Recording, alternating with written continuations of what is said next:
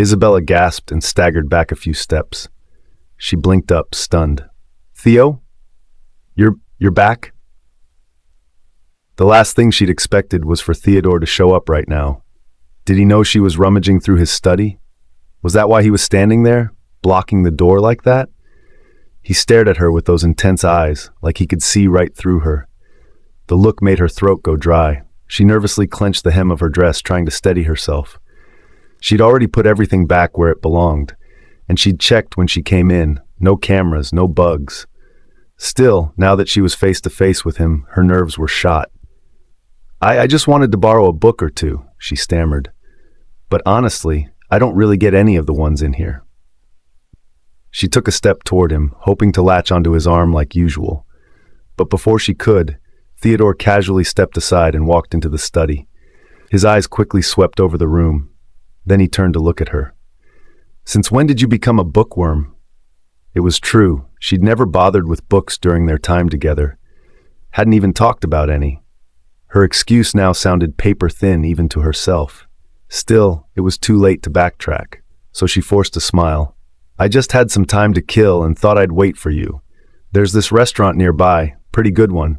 Want to go together?" Her suggestion was more than dinner. She was eager to push things forward between them. Now that Theodore was officially divorced from Victoria and with his grandmother gone, the last obstacle had been removed. He delayed things out of concern for his grandmother's health, but that reason no longer applied. And Isabella couldn't let her chance slip by.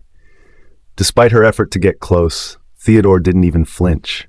If anything, his brow twitched ever so slightly, as if annoyed. Of course, he knew exactly what she was hinting at. "I'm tired. Gonna rest a bit. The driver will take you home," he said flatly, already turning to leave. His cold shoulder caught Isabella off guard. She hesitated, then followed him. "Theo, what's going on? You can talk to me, if there's anything I can help with." Before she could finish, Theodore cut her off, brows deeply furrowed. His voice held a clear edge of impatience. "Just go home, Isabella." His sudden shift in tone stunned her. She froze, staring at him as he walked off. Was he acting like this because of Victoria, or because he'd caught her snooping around his study? Right when she was debating whether to try coaxing more out of him, her phone buzzed with a message from Julian. She glanced at the screen and quickly deleted it without batting an eye. Keeping her cool, she walked to the door of his room, like nothing happened. Her voice softened. "Theo, I'll head out then. But if anything's bothering you, don't bottle it up, okay? I'll always be here for you." Silence. Not a single sound came from inside. Isabella's hand curled into a fist. Without another word, she turned and left for the car. After the driver dropped her off, Isabella didn't head straight in, but stood quietly until the car drove away. Only then did she step out. At the gate leading to her villa's backyard, a sleek black sedan was parked. She hadn't even noticed when it pulled up. Climbing into the car, she was caught off guard to see Julian sitting inside. Usually, someone else was sent in his place, so what brought him here himself today? "What, a few days apart, and you've already forgotten what I look like?"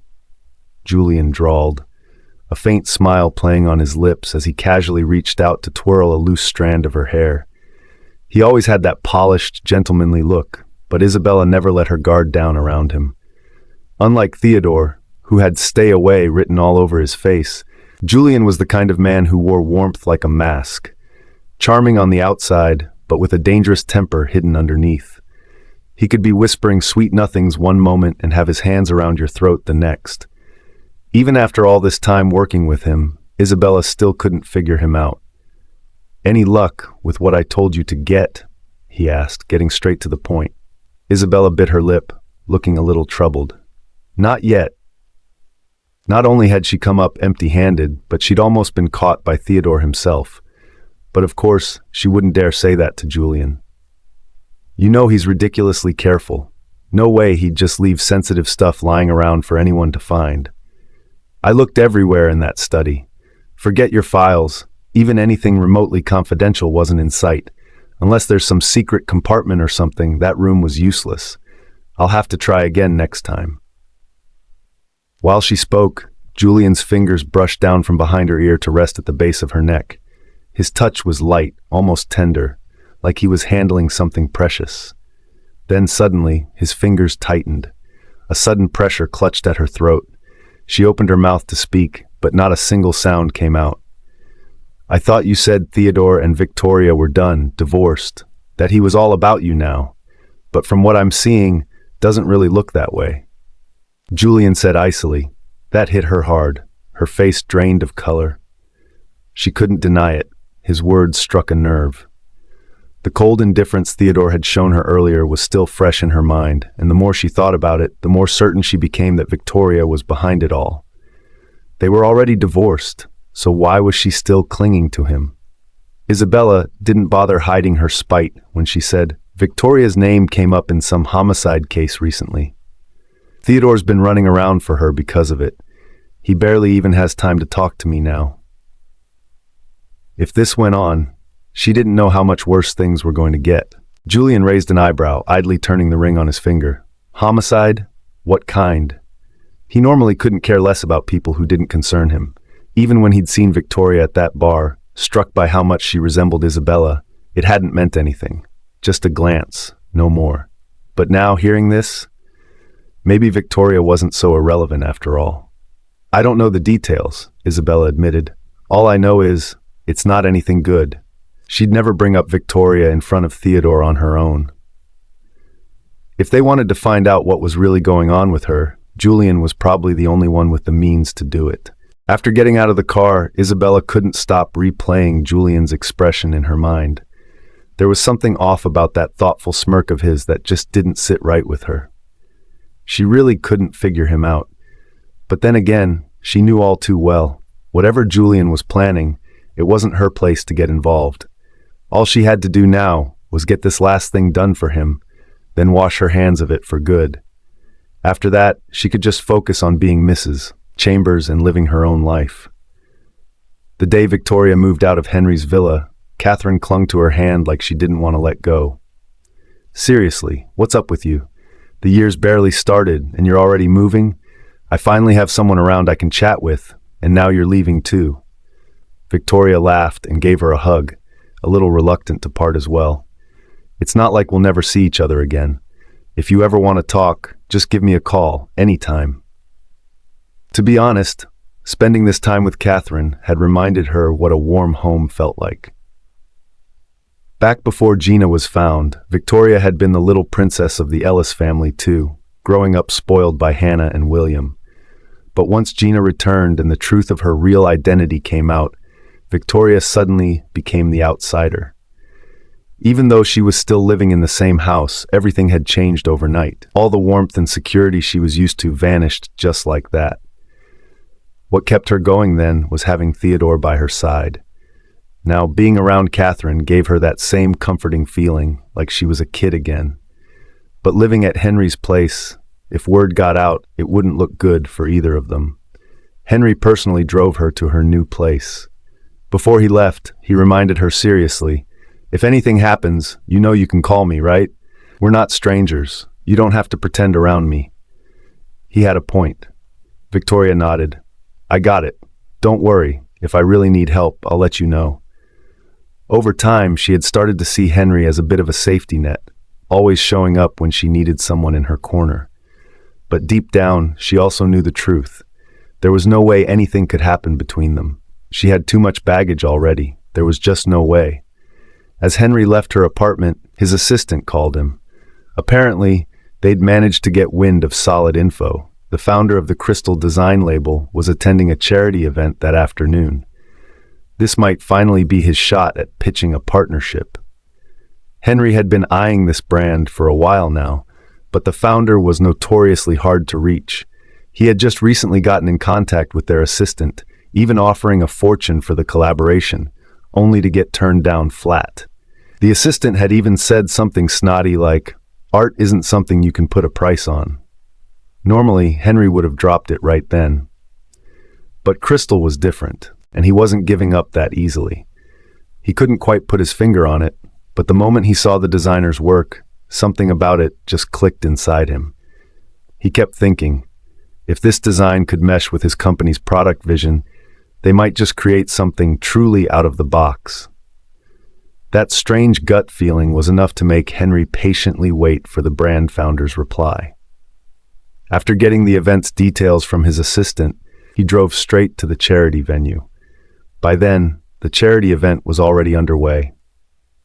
Grace only showed up to make an appearance for the Chambers family. Holding a glass of champagne, she sat off to the side, clearly bored, casually letting her gaze drift over the passing guests.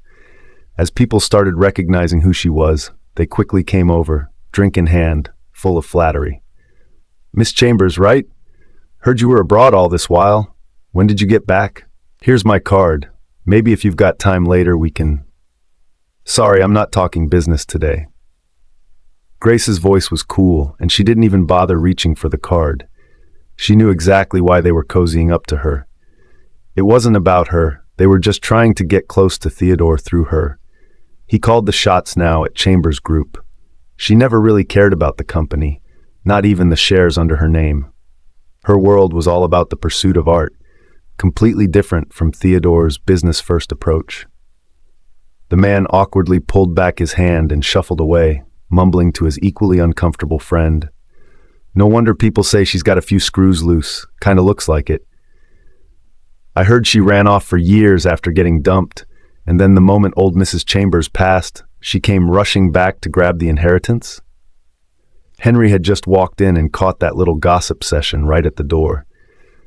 Didn't take a genius to figure out who they were talking about. His brow furrowed, eyes cold as he stepped forward. "Is trash-talking someone behind their back your idea of fun?" He wasn't shouting, but his voice was loud enough to get people looking. Even Grace turned her head, drawn by the sudden tension. "Who the hell are you? Think you get to tell us what to do?" The guy looked Henry up and down, sneering a bit when he noticed the casual outfit. "What, now any random guy off the street can crash a high-end charity event?" Most of Henry's work was overseas, and he kept a pretty low profile in the country, so it wasn't shocking they didn't recognize him. But if they knew his actual background, they'd shut up real quick. Neither of them combined could match his weight. "Where's security? Someone get this guy out of here." "Let me see who dares." Grace finally stepped in, her voice hard and icy as she took a step forward. Her sharp gaze swept over the two men. "Seems to me you two are the ones who forgot your place. Starting drama at an event like this." The moment Grace spoke, the whole room seemed to freeze. "This is my date. You looking down on him means you've got a problem with the Chambers family too, huh?" Her tone sounded casual, but the weight behind her words was undeniable. The two arrogant men who had been mouthing off just seconds ago were now completely silenced. No one could have predicted this. Grace knew Henry. Security arrived fairly quickly, and when they saw what was happening, they immediately picked up on the tension and escorted the two men out. Turns out, those guys hadn't been invited to the charity gala at all. No one knew how they'd even managed to get in. Now with their bluff exposed, the guards didn't bother listening to their excuses and straight up dragged them out. Henry finally looked over at Grace, who was just a few steps away. Honestly, he wasn't used to being protected by a woman. In his world, women should be the ones being shielded, not the other way around. Sure, Grace had just been pretty badass, but that didn't change much for him. Still, he hadn't forgotten why he'd come tonight in the first place, to find the mysterious artist behind Crystal. Problem was, he didn't even know her name. All he knew was, it's a woman. That's it. He glanced around the ballroom, scanning the guests until his line of sight was blocked. Grace had walked up to him, eyeing him with a curious expression. "What are you looking for?" Honestly, she could have just kept her distance after that whole scene. It wasn't exactly her business to handle. And yet somehow, she couldn't stand watching those guys act all high and mighty. Like, who did they think they were? But now Henry just stood there like nothing happened. Not even a simple thank you. Brushing off her impatience, she stepped right in front of him, locking eyes with a piercing stare. "Nothing. And thanks for earlier." Henry seemed distracted, barely focused on her. His eyes were scanning the room again, still nothing. Plenty of well-dressed women filled the space, but how was he supposed to know which one was the artist he was after? "She's not here. Victoria, I mean. You can stop looking," Grace said nonchalantly, swirling her champagne before downing it all in one go. That caught Henry off guard. She totally misunderstood his intentions, but he didn't bother clearing things up. He watched her with narrowed eyes, his gaze following every deliberate movement. "You should take it easy on the drinks. Booze isn't exactly great for your health." "What's it to you?" Back came Grace's sharp tongue, right on cue. Henry didn't reply. He was just about to walk away when something on her sleeve caught his eye. His eyes narrowed. That tattoo, it looked familiar. He'd seen that exact symbol before at the Crystal Art Show. Someone there had told him it was the artist's personal signature. His face shifted as the realization hit. He turned to Grace, voice low and disbelieving. "You're Crystal?" Grace hadn't expected anyone to recognize her tonight either. The two of them stood there, locking eyes under the curious gazes around them. It was Henry who broke the silence first. The man cut straight to the point. "Your assistant probably mentioned a company wanting to collaborate with you a few days ago.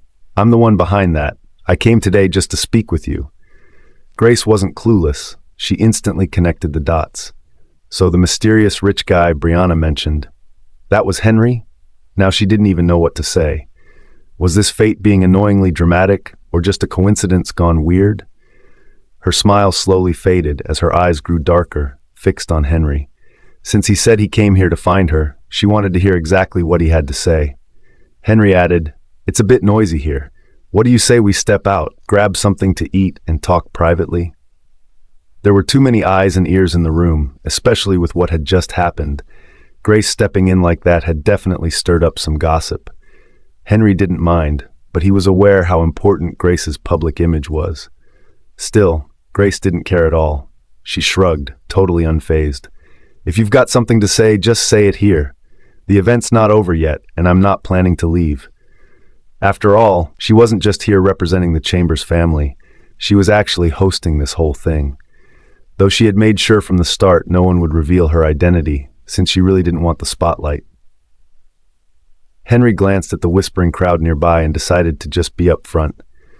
"The year's almost done. I'm here representing the company to talk cooperation. Of course, just as a potential partner, you're entirely free to say no." "Great, then I say no." His next words got stuck in his throat. He was caught completely off guard by how blunt her rejection was. And just like that, Grace turned to leave. Panic edged into Henry's voice. "I know you're not someone who easily works with others, but I was hoping," she cut him off, eyes narrowing. "Well, since you already know that, why show up anyway? Don't tell me you think sharing one meal makes us something special." Those eyes, so much like Elijah, they really threw her off, even if her tone remained casual. While Henry was standing there processing everything, Grace had already walked away. Not because she wanted to deliberately act mysterious, but she honestly wasn't in the mood to talk business lately. If she had a choice, she'd rather not deal with Henry at all. That face, it pulled her memories back to places she'd rather leave buried. But she underestimated his persistence.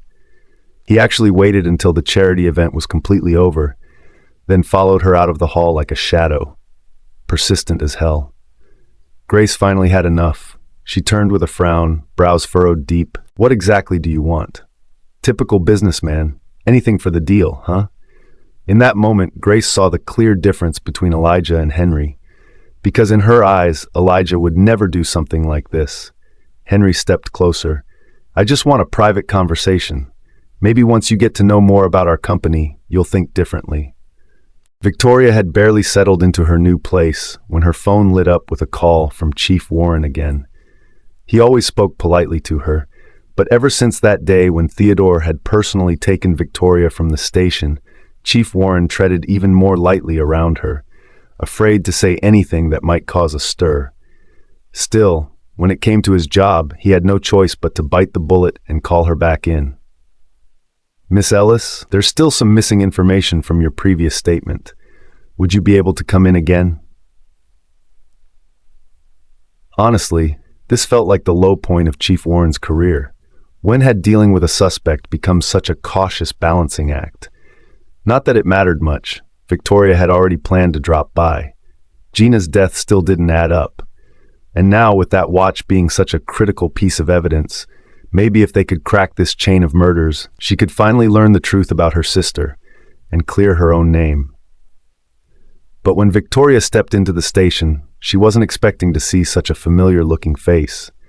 She stared at the man for a long second, feeling like she'd met him before, but nothing came to mind.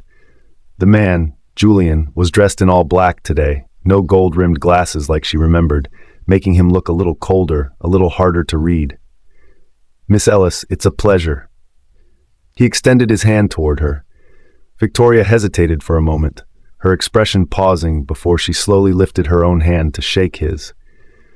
Julian didn't seem fazed by her delay, just left his hand hanging there patiently. She looked at him, eyes filling with confusion. There were things she wanted to ask, but come on, they were at a police station, not the place to start throwing questions around. She let it go and followed Chief Warren into the interrogation room once more. Over the past couple of days, Victoria had done a lot of thinking. Some things, it was just better to get them out early. Maybe working with the police would finally help her unravel the mystery behind Gina's death. Actually, that watch, I lost it back in college. As expected, the investigators pushed for someone who could confirm that. This place ran strictly on evidence. Her saying it's lost wasn't enough to dismiss it. There was a tense silence in the room. Victoria gripped her hands tighter on her lap, trying to find the right words. Because the only person who could back her up was Theodore. But would he really step in for her? She wasn't sure. After all, he had just gone out of his way to get her out of police custody not long ago. And here she was again. Knowing Theodore, he might already be done with her at this point. Victoria bit her lower lip. After an internal battle that felt like forever, she finally forced herself to say his name. Theodore. Meanwhile, Theodore was in the middle of dinner, well, more like being dragged out by Isabella. She had gone out of her way to get him to meet her tonight. Isabella knew exactly where she stood with him. Their relationship was complicated, and it could tip either way at any moment. So tonight, she was planning to push the envelope. She'd asked him out to dinner, picked the place, and even had paparazzi set up. Ever since she publicly announced her hiatus before the new year, Isabella had mostly vanished from the public eye. She had been betting everything on their relationship going public to pin down Theodore under public pressure. But unexpected things always blew up faster than you'd think.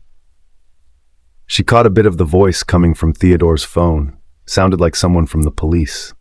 Why would Theodore get involved with the police? It didn't take long for Isabella to put two and two together. Probably something to do with Victoria again. Her hand, resting under the table, clenched slowly. Why did that woman keep popping up everywhere? Theo, it's been ages since we've had a quiet meal together. Can't whatever that is wait until we finish dinner? She clung gently to his arm, her voice soft, watery eyes blinking with just the right amount of vulnerability. Honestly, she looked like she might cry any second. Theodore paused for a beat, but eventually pulled her hand off slowly. "Hey, I'll be back soon, okay?" "Then let me come with you," Isabella offered quickly. "Whatever it is, it's your business, so it's mine too, right? Maybe I can help somehow." No matter what Theodore said now, Isabella clearly planned on tagging along. Time was tight, and he didn't argue much. All right. Once in the car, Isabella's mind was already racing. The more Victoria didn't want to see her, the more determined Isabella was to show up right in front of her. This time, she was going to make sure Victoria saw crystal clear who really belonged by Theodore's side, now and in the future. Meanwhile, back in the interrogation room, Victoria sat with her eyes shut, but her nerves were anything but calm. It was like a gamble with herself. Would Theodore actually come? And if he did, what would he say? "Victoria, so you and Mr. Hart know each other?" Chief Warren walked up casually, trying to gauge something from her. After all, he saw how polite Julian was. Seemed like there was some kind of connection between them. Victoria blinked and turned to him. "Mr. Hart? Who? You two greeted each other earlier, didn't you?" "I thought you knew each other pretty well," Chief Warren said. That's when she remembered the chilly, refined man she bumped into earlier. His last name was Hart. He did seem familiar, but that was it. Victoria didn't answer directly, her eyes drifting to a corner of the table, zoning out. Seeing her like this, Chief Warren didn't push further. Soon after, a cop stepped in to report that Theodore had arrived. Victoria's heart skipped a beat, and she instinctively turned toward the door. Originally, Theodore hadn't meant for Isabella to follow.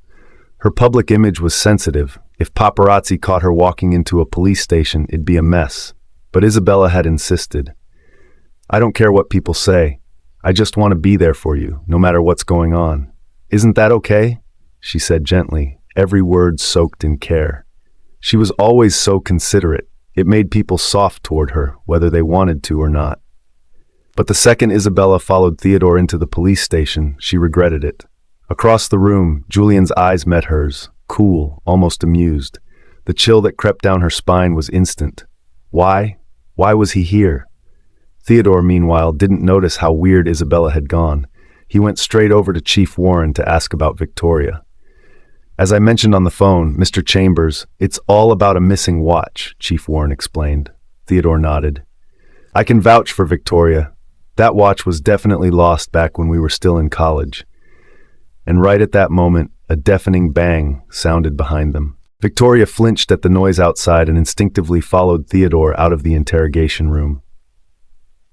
"Theo," Isabella was on the ground, looking totally flustered as she peeked up with a pitiful expression like a kicked puppy. "Falling like that out of nowhere? Seriously?" The truth was, Isabella had freaked out. The second she locked eyes with Julian and caught his half-smirk, she immediately lost it. He might look all gentle and polite on the surface, but underneath, she got so rattled she basically stumbled backward in a panic and ended up on the floor. Victoria didn't rush over. She just stood by the door, watching. "What happened?" Theodore frowned slightly, about to step forward, when Julian, being the closest, moved first. He held out a hand to help her up. Isabella's face went pale in that split second. She sat there frozen, like she couldn't figure out if she should take his hand or pretend nothing happened. No way could she let Theodore catch on to anything between her and Julian. But right now, even though she quickly forced her expression back to normal, that flicker of oddness didn't escape Theodore's sharp eyes. He stopped in his tracks, gaze shifting to Julian. They'd met once before, nothing serious since they didn't have much to do with each other. Still, the vibe was off. Isabella finally reached out and let Julian help her up. Unfortunately, she happened to be in heels, and as she stood, her balance gave out. She practically fell straight into Julian's arms. He caught her smoothly, eyebrows lifting just a little, clearly surprised. Throwing herself at him like that, right in front of Theodore? Not her intention at all. She jumped back quickly. "Sorry about that, and thanks." Her hands trembled a little as she leaned on the table to steady herself, repeating her apologies. She didn't even dare look Julian in the face, just turned and hurried over to Theodore's side. "Theo." Grabbing his sleeve, she looked like someone who'd just been through a trauma. Victoria's gaze drifted toward Julian again, now filled with suspicion. Something was definitely up between those two. There was a weird tension, maybe even a dangerous secret. From the corner of her eye, Isabella caught Victoria watching and grew even more uneasy. Victoria was that kind of person, didn't always speak up, but saw straight through everything. Right then, Chief Warren stepped out, cutting the awkwardness. "Mr. Chambers, if we could get through the rest of this, it'd really help with the next phase of the investigation. This case was already dragging too long." Theodore gave a short nod and headed back inside. Surprisingly, Isabella followed him in. "You should wait out here. I'll be quick." This whole thing was about Victoria, and he wanted as few people involved as possible. At that, Isabella paused in surprise, glancing at him with uncertainty. When Theodore said that, did it mean he never really saw her as one of his own? That thought hit Isabella like a punch in the gut. A twist of unease slid quietly into her chest. As the door to the interrogation room clicked shut, she slowly clenched her hands at her sides.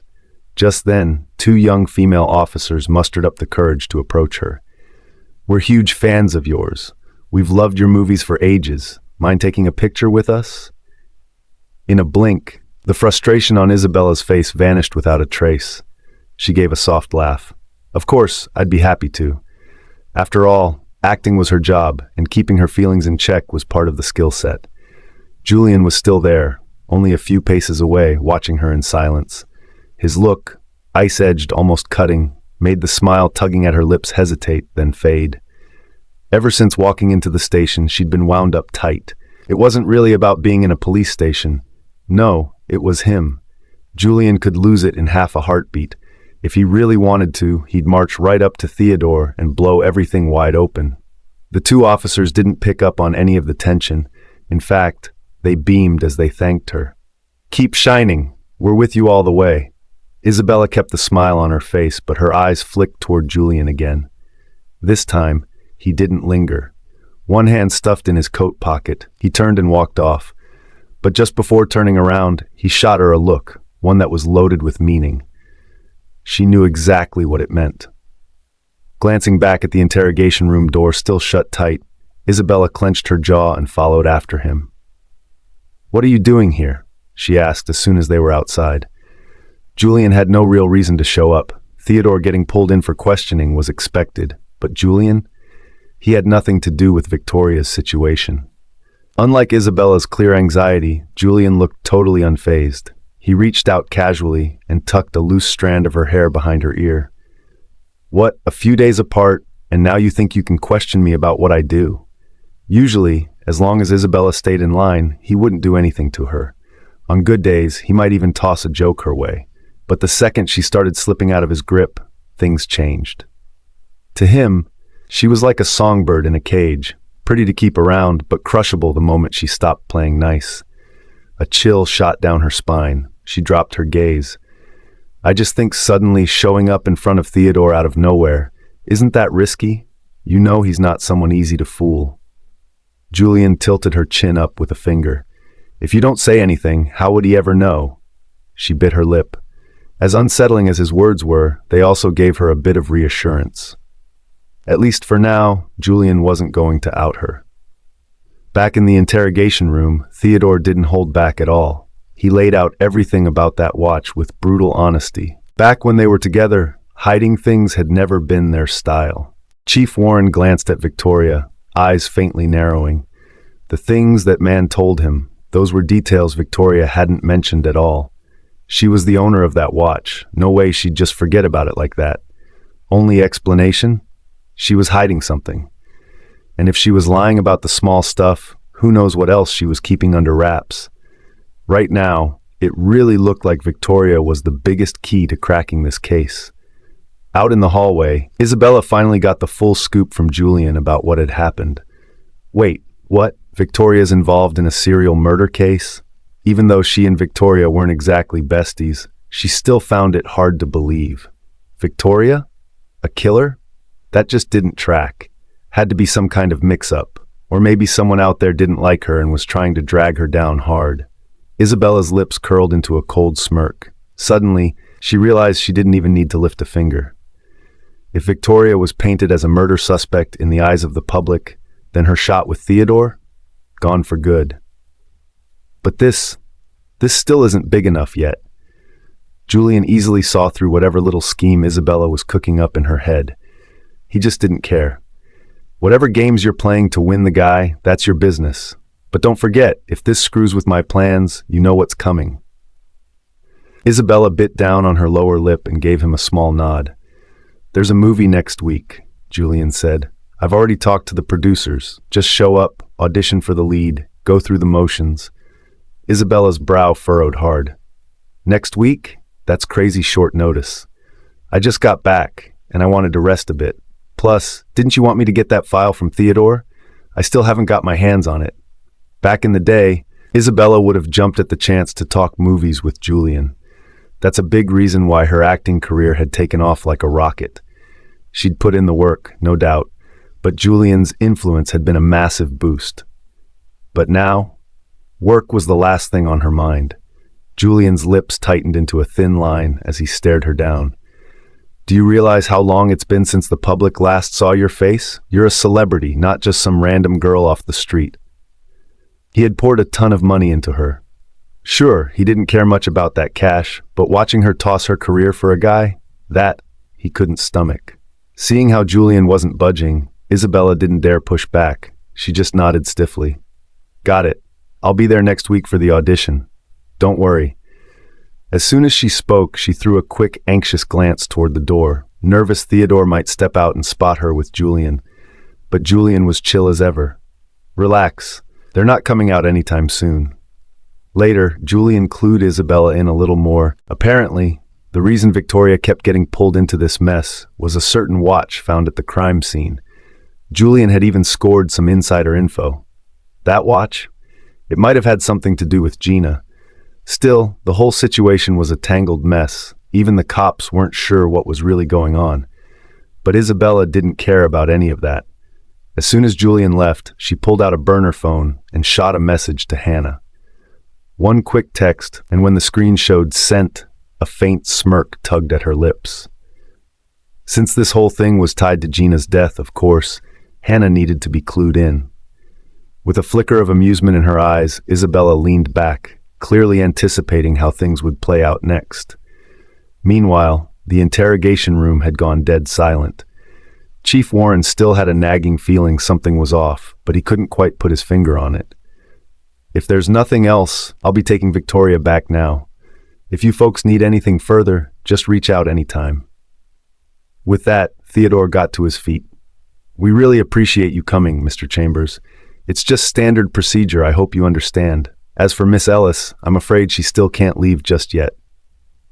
Raising an eyebrow, Theodore glanced at Victoria and asked, "Is there anything else about the watch you need me to clarify?" He was clearly dodging the question, and it didn't take much for Chief Warren to pick up on what he really meant. From how Theodore was acting, it was obvious he had no intention of leaving without taking Victoria with him. Honestly, when Theodore first showed up, the fact that they were exes came right out of his mouth. What surprised Chief Warren was how protective he still was, even after they'd broken up. There was something strange going on between those two. Except Victoria hadn't said a word the entire time, like she didn't care or didn't want the help. Clearing his throat, Chief Warren spoke up again. "Here's the thing. Miss Ellis still needs to cooperate with our investigation. Until we get some fresh leads, she really can't leave." "I'm pretty sure that's not how the law works," Theodore shot back, cool as ever. "Unless the investigation's over, maybe I should just get a lawyer." No matter what others said, Theodore believed deep down that Victoria couldn't be a killer. Whatever was really going on behind the scenes, that was another story. Chief Warren frowned hard. Theodore wasn't budging, and pushing back now wouldn't do any good. In the end, he had no choice but to give in and let Victoria leave for now. Right before leaving, Victoria gave the watch one last look on the table. "If any new info comes up, I hope you'll contact me right away," she said. "And also, about what I mentioned earlier with Gina, I'd really appreciate it if you could keep an eye out." Victoria couldn't shake the feeling that the cases were somehow connected. Maybe once they nailed the serial killer, the truth behind Gina's death would finally come out too. Chief Warren nodded repeatedly. "We'll definitely follow up, Miss Ellis. It's our job, after all." As they stepped out of the precinct, Victoria saw Isabella striding over in heels. She wrapped her arms around Theodore's and gave him a soft, almost sugary look. "Chambers," she said, voice light, "everything sorted out?" From the way they talked, coupled with how Isabella showed up even at the station, it wasn't hard to guess. They were probably a thing now. Victoria's chest tightened. It was an odd, heavy feeling she couldn't quite name. She didn't stick around to watch them, just turned to leave. But as soon as she took a step, everything went black. And then, nothing. Theodore was the first to notice when Victoria suddenly collapsed. His brows furrowed hard as he rushed forward, catching her in his arms. "Victoria!" he called out, holding her tightly, his eyes dark as they locked onto her pale, lifeless face. Just a while ago in the interrogation room, he hadn't even realized how awful she looked. What's wrong with her? Isabella had just been plotting how to send Victoria a message, but before she could act, Victoria pulled this stunt. Seriously? What a move. Did she really think fainting would win back Theodore's concern? It's already over between them. There's no use, no matter how hard she tries. At the hospital, Theodore was triple-checking with the doctors about Victoria's condition, not wanting to miss anything, clearly worried that something worse might happen. Maybe it really was Isabella's earlier actions that freaked her out this badly. And weirdly enough, even Theodore didn't notice how tense and anxious his voice sounded. Meanwhile, Isabella stood nearby, expression sour. She knew exactly what was going on. Theodore still cared about Victoria. Otherwise, why would he be this nervous? But why? Weren't they already done? Watching him still talking to the doctor about Victoria's health, Isabella turned and walked out of the office. Fully composed, she marched straight into Victoria's room. Seeing the woman lying in bed, face sickly and worn out, Isabella felt not a hint of sympathy. In fact, she thought the whole thing was just for show. Did Victoria figure out that she'd once pretended to be sick for Theodore's attention, and now decided to try the same trick? While Isabella was letting her thoughts spiral, Victoria slowly opened her eyes. She frowned deeply, her head pounding, a heavy fog in her brain like waking from a long, strange dream. But as her vision cleared and she saw who was standing beside her bed, she froze. Isabella. What was she doing here? Victoria blinked, her mind catching up slowly. She remembered being at the police station. How was she suddenly in a hospital? You did this on purpose, didn't you, Victoria? Isabella didn't even bother pretending to be concerned. She folded her arms, coldly staring down at her. If not for Victoria, she might have been having a candle-lit dinner with Theodore right now. What are you talking about? Victoria struggled to sit up in bed, arms pushing against the mattress, her expression frosty. She hadn't done anything. But her body was still weak, and even though she tried a few times, she couldn't manage to sit upright. Defeated, she lay back and looked toward Isabella. That feeling of being looked down on from above didn't sit well with her. You and Theodore are divorced. Do you really think pulling tricks like this will make him start caring about you again? Is this your idea of holding on to a man who doesn't love you anymore, huh? Isabella's words cut like blades, slicing straight through Victoria's chest, making her feel short of breath. And the worst part? She wasn't entirely wrong. But Victoria never planned on clinging to Theodore. I want to rest. Could you please leave? She shut her eyes, turning her head toward the window, refusing to give Isabella another glance. Just then, Theodore walked in, and the first thing he heard was Victoria saying those words. Isabella was just about to say more when she caught a glimpse of someone standing at the door. Her face froze instantly. Victoria, I'm saying this for your own good. No matter how important work is, you can't ignore your health. Victoria's brows twitched slightly. Was Isabella actually showing concern? Did the sun rise from the west today? Seriously, even she knew how to care about others now? But before Victoria could respond, a familiar voice chimed in. Isabella. Theodore walked in, placing Victoria's medical chart on the nightstand.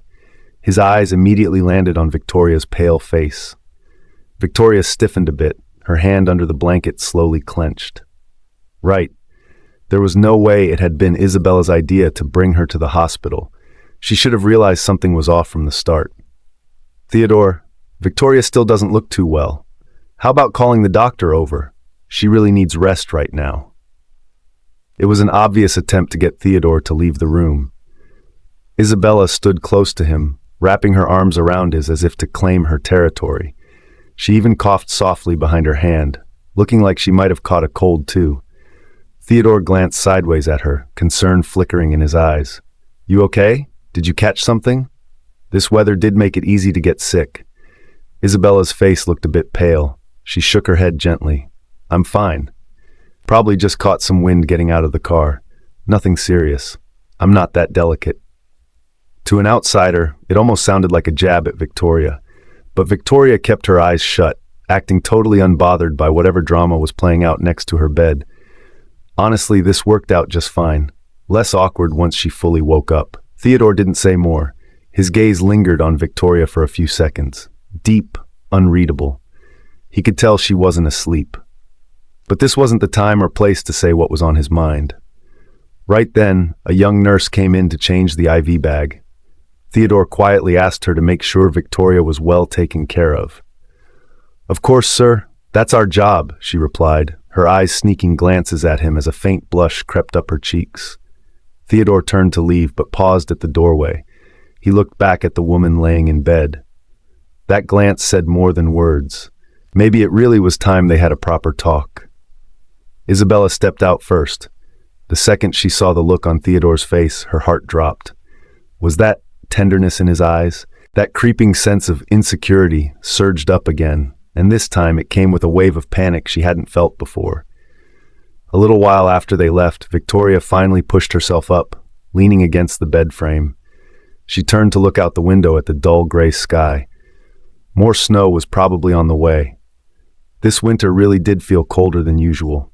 Her mind, without warning, drifted back to that New Year's when Gina had just come back to the family.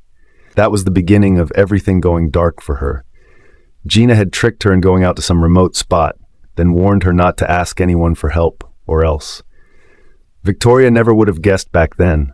The Ellis family's real daughter was actually a monster in disguise. She could still recall every detail. The freezing wind, being dumped by the roadside in the middle of nowhere, alone. It was New Year's Eve. Everyone else was enjoying a warm dinner with their families, and she had no one. It felt like Gina had been warning Victoria in her own twisted way. She was nothing but an outsider, someone who didn't deserve even a shred of warmth from this so-called family. In the end, it was Theodore who came to get her. She wasn't hurt, thankfully, but that incident left a deep scar in her heart. Caught up in the memories, Victoria dozed off without realizing it. When she came to, it was because someone had slapped her hard awake. How can you still be sleeping at a time like this? Hannah's shrill voice pierced through the air, and for a split second, her face overlapped with Gina's in Victoria's mind. That moment of confusion left her stunned. She struggled to process what was going on. Whatever had happened, Hannah wasn't holding back. She came at her like she wanted to beat her within an inch of her life. The police found your stuff at the scene. Don't even try to weasel your way out now. The evidence is there. What else is there to say? And to think you had the nerve to act all innocent, claiming you had nothing to do with Gina's death. You even said you wanted to help us find the killer. Who gave you the guts to say that? Victoria's mind blanked out for a moment before it clicked. How did Hannah even know about that? The cops weren't supposed to leak anything, and barely anyone even knew. Before she could think any further, Hannah came back at her, yanking her hair without a second thought. I should have never picked you up that day. I let my sympathy get the best of me, and all that talk, they'll come back for you someday. What a joke! Your parents clearly didn't want you. Hannah was so mad that she wasn't even filtering her words anymore. That last line hit Victoria like a ton of bricks. Her brows furrowed as she looked up at Hannah. What did you just say? Victoria had always known she was the kid Hannah picked up off the streets, the one who took the spot that should have belonged to Gina. But she had no idea Hannah had actually met her birth parents. They said they'd come back for her? Right then, Victoria couldn't even put her feelings into words. She'd always believed her parents had dumped her and never looked back. Never cared. But now, Hannah's slip might have just blown open a door she'd never dared to peek behind. Realizing what she'd said, a flicker of panic flashed across Hannah's face. But soon she covered it up with cold indifference and unleashed another wave of cruel words. No wonder they left you. You bring bad luck wherever you go. You're a walking disaster. I can't wait for the truth to come out and for the cops to lock you up. Let's see you talk your way out of that one. Hannah was shouting so loudly that people outside the room started peeking in. And in that moment, Victoria finally saw the truth. There really was no one by her side. No one had truly ever been there. Not then and not now. Her gaze dropped to the floor, a shadow passing over her face. She didn't even know when Hannah left. Not that it mattered anymore.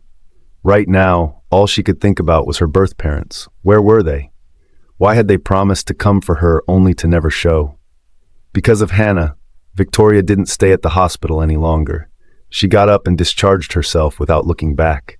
Her mind was a total mess. She had no idea where she was even going. Hannah's words were like hurling a rock into still water, throwing all of Victoria's already fragile path into chaos. Gina's death, the mystery of her birth parents, why she was abandoned back then, every single thought tangled into one giant knot.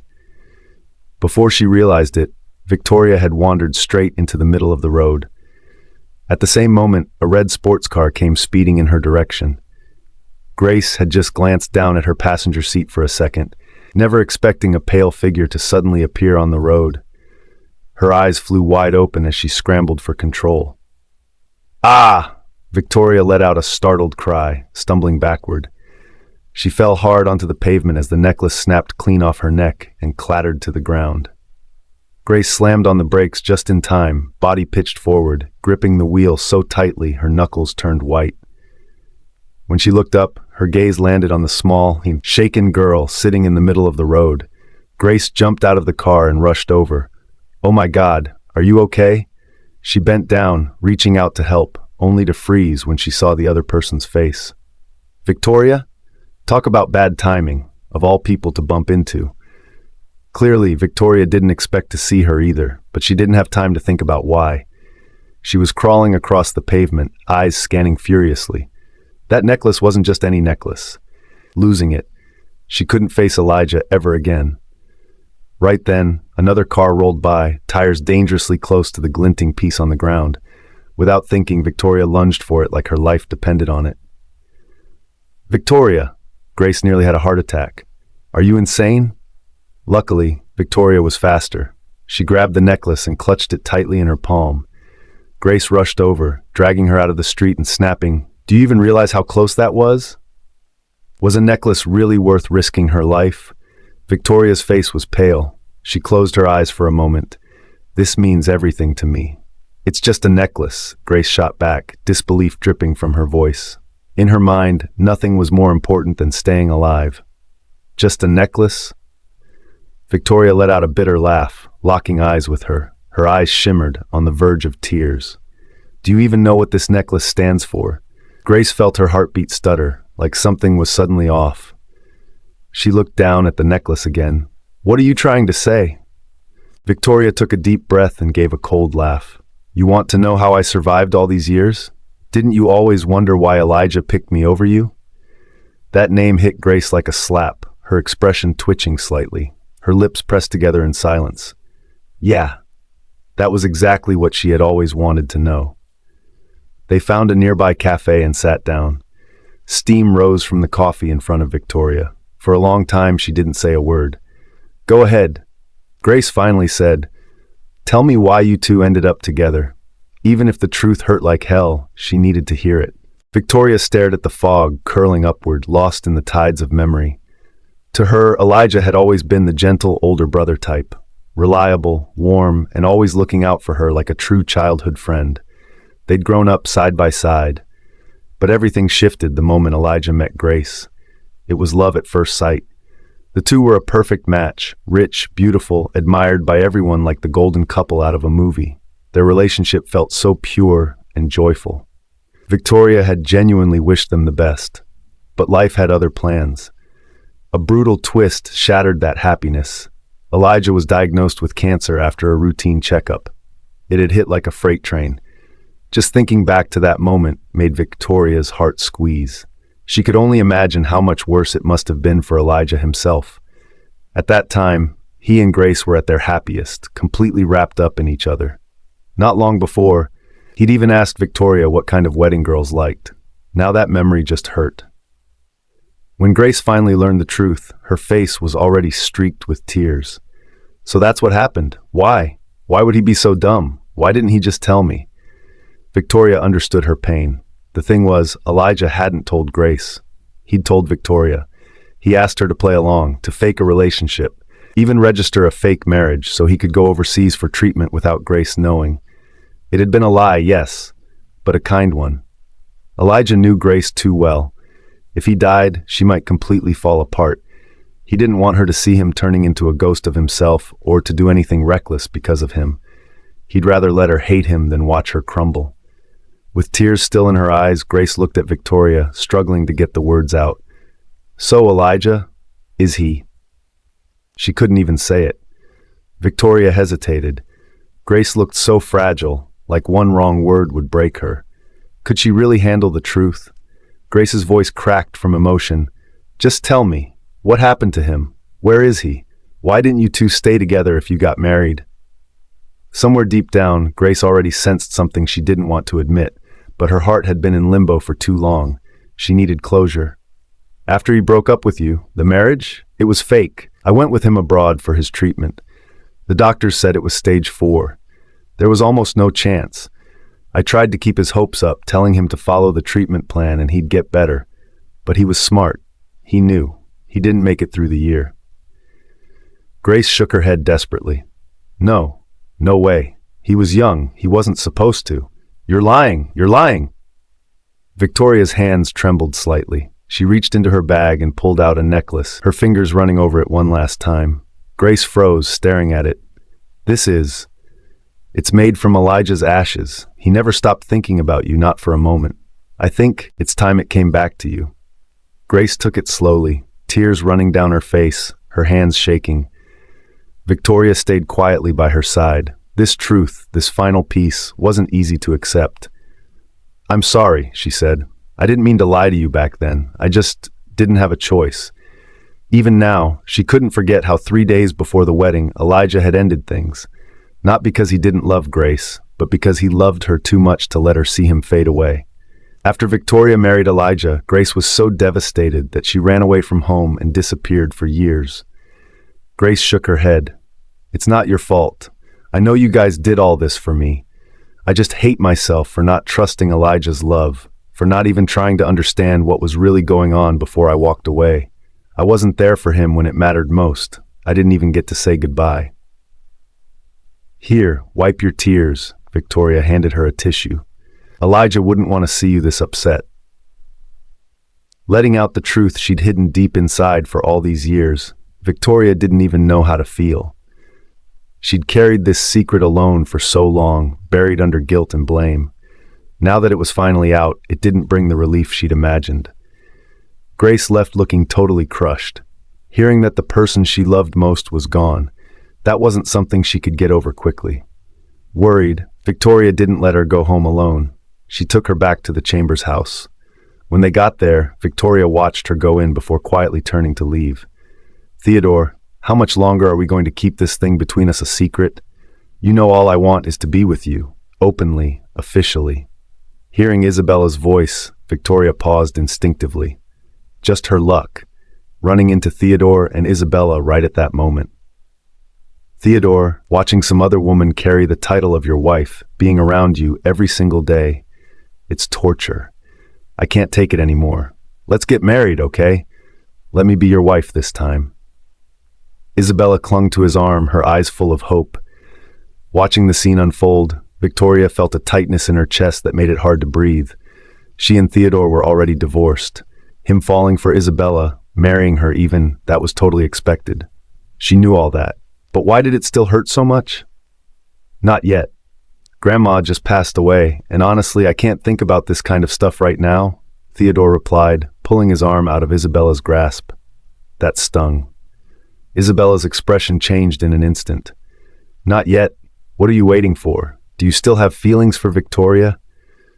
Women have a sixth sense about these things.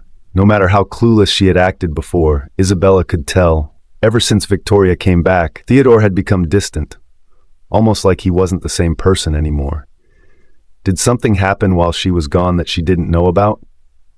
Faced with Isabella's accusations, Theodore frowned. Isabella, this isn't like you. You never used to be this confrontational.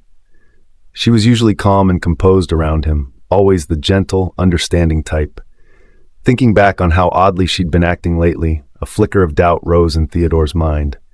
Realizing she'd gone too far, Isabella's heart skipped a beat. She knew Theodore liked it when she was sweet and agreeable. She always kept her emotions in check. Now that she was finally so close to getting everything she wanted, she couldn't afford to blow it now, not when she'd waited this long. She reached for his hand, but he subtly avoided her touch. Holding back the frustration rising in her chest, Isabella tried to sound soft. You misunderstood me, Theodore. I didn't mean to push. I just feel really insecure.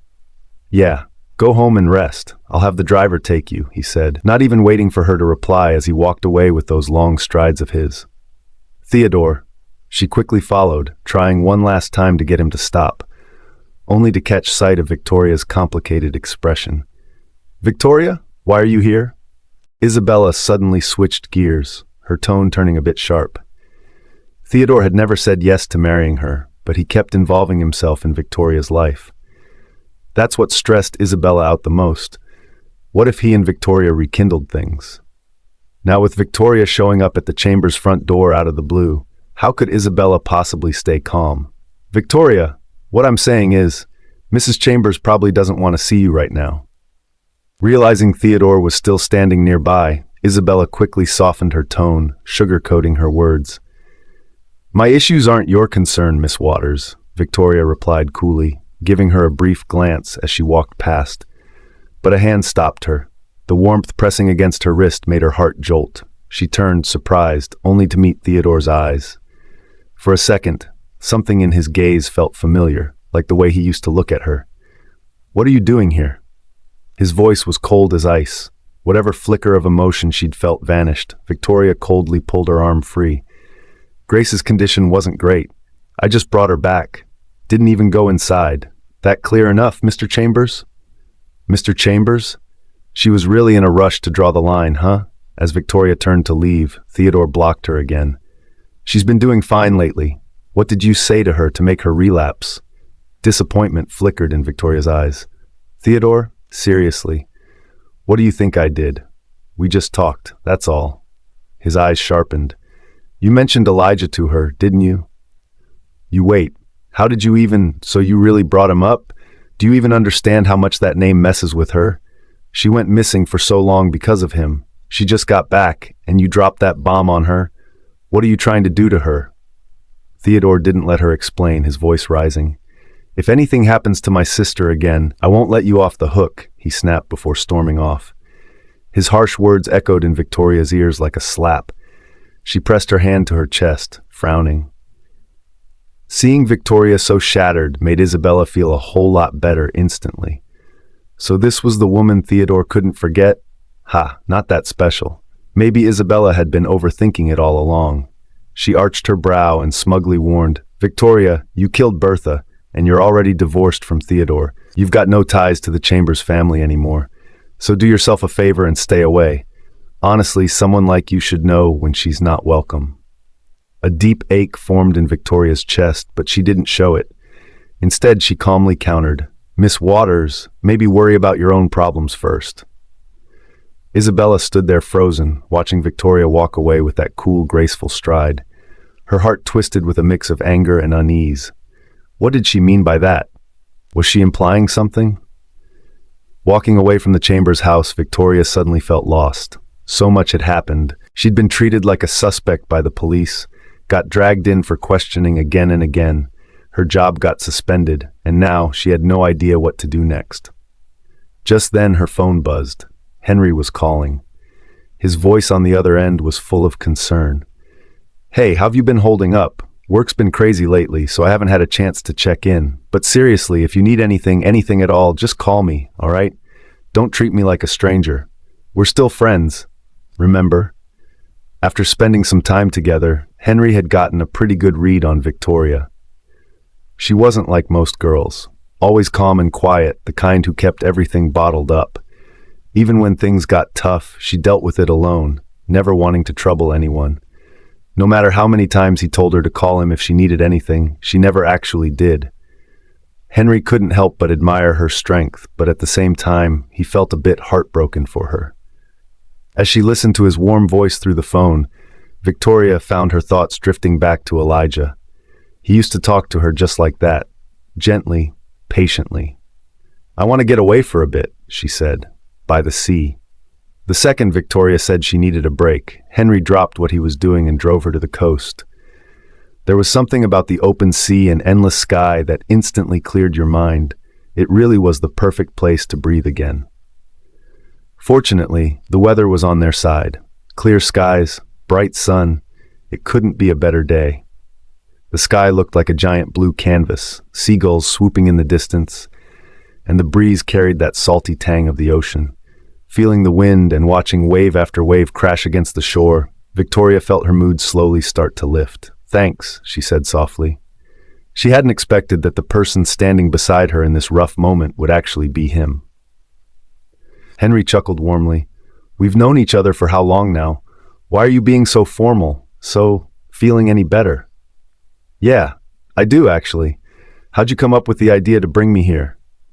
Now that she was more relaxed, curiosity crept into her voice. Turning to look at him, she saw him spreading his arms wide, eyes closed, just soaking in the ocean air. Ever since I was a kid, every time I felt down, I'd come to the beach. When you look out at all this and realize how huge the world is, all the stuff stressing you out suddenly feels tiny. Then he opened his eyes and smiled at her. Have you ever tried catching crabs? Catching crabs? Victoria blinked, shaking her head. This was probably only her second or third time ever seeing the ocean. It's actually super fun. Want to try? Henry asked playfully, a bit of mischief in his tone. Before she could even respond, he popped the trunk and pulled out a bucket, a couple of tiny fishing nets, and even a little shovel. Victoria looked at all the gear with wide eyes. You really came prepared, huh? Obviously. What's the point of coming all the way here if you're just going to stare at the water? Henry raised an eyebrow, looking rather pleased with himself. Anyone who knew the usual calm, composed Henry would probably be shocked at how goofy he was acting right now. He led Victoria over to some rocks along the shore, a mix of big and small ones scattered everywhere.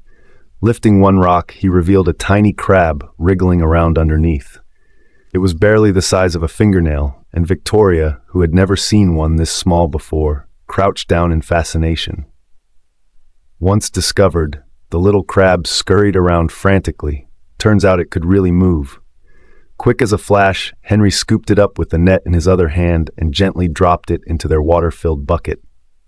They actually hide under the rocks. Victoria watched excitedly as the little guy crawled all over the bucket. Told ya? Just wait, I'll find you a bigger one.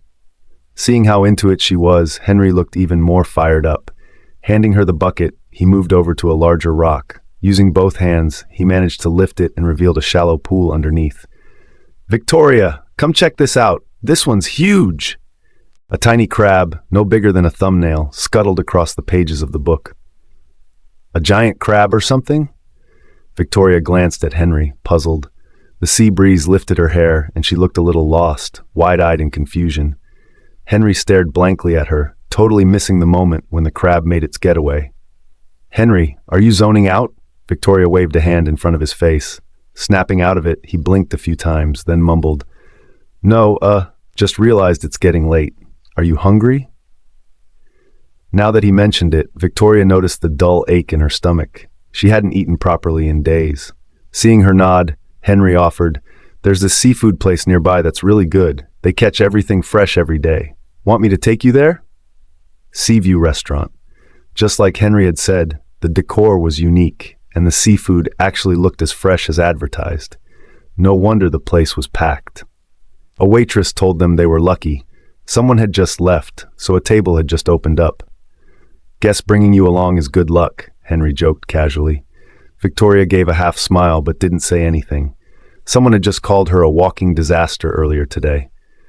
Noticing her low mood, Henry hesitated for a second, then gently asked, Did something happen today? His voice was soft, genuinely concerned. Maybe it was the alcohol, or maybe she just needed to vent. Victoria finally opened up. I ran into Grace today. I told her everything about Elijah and gave her the necklace he left behind.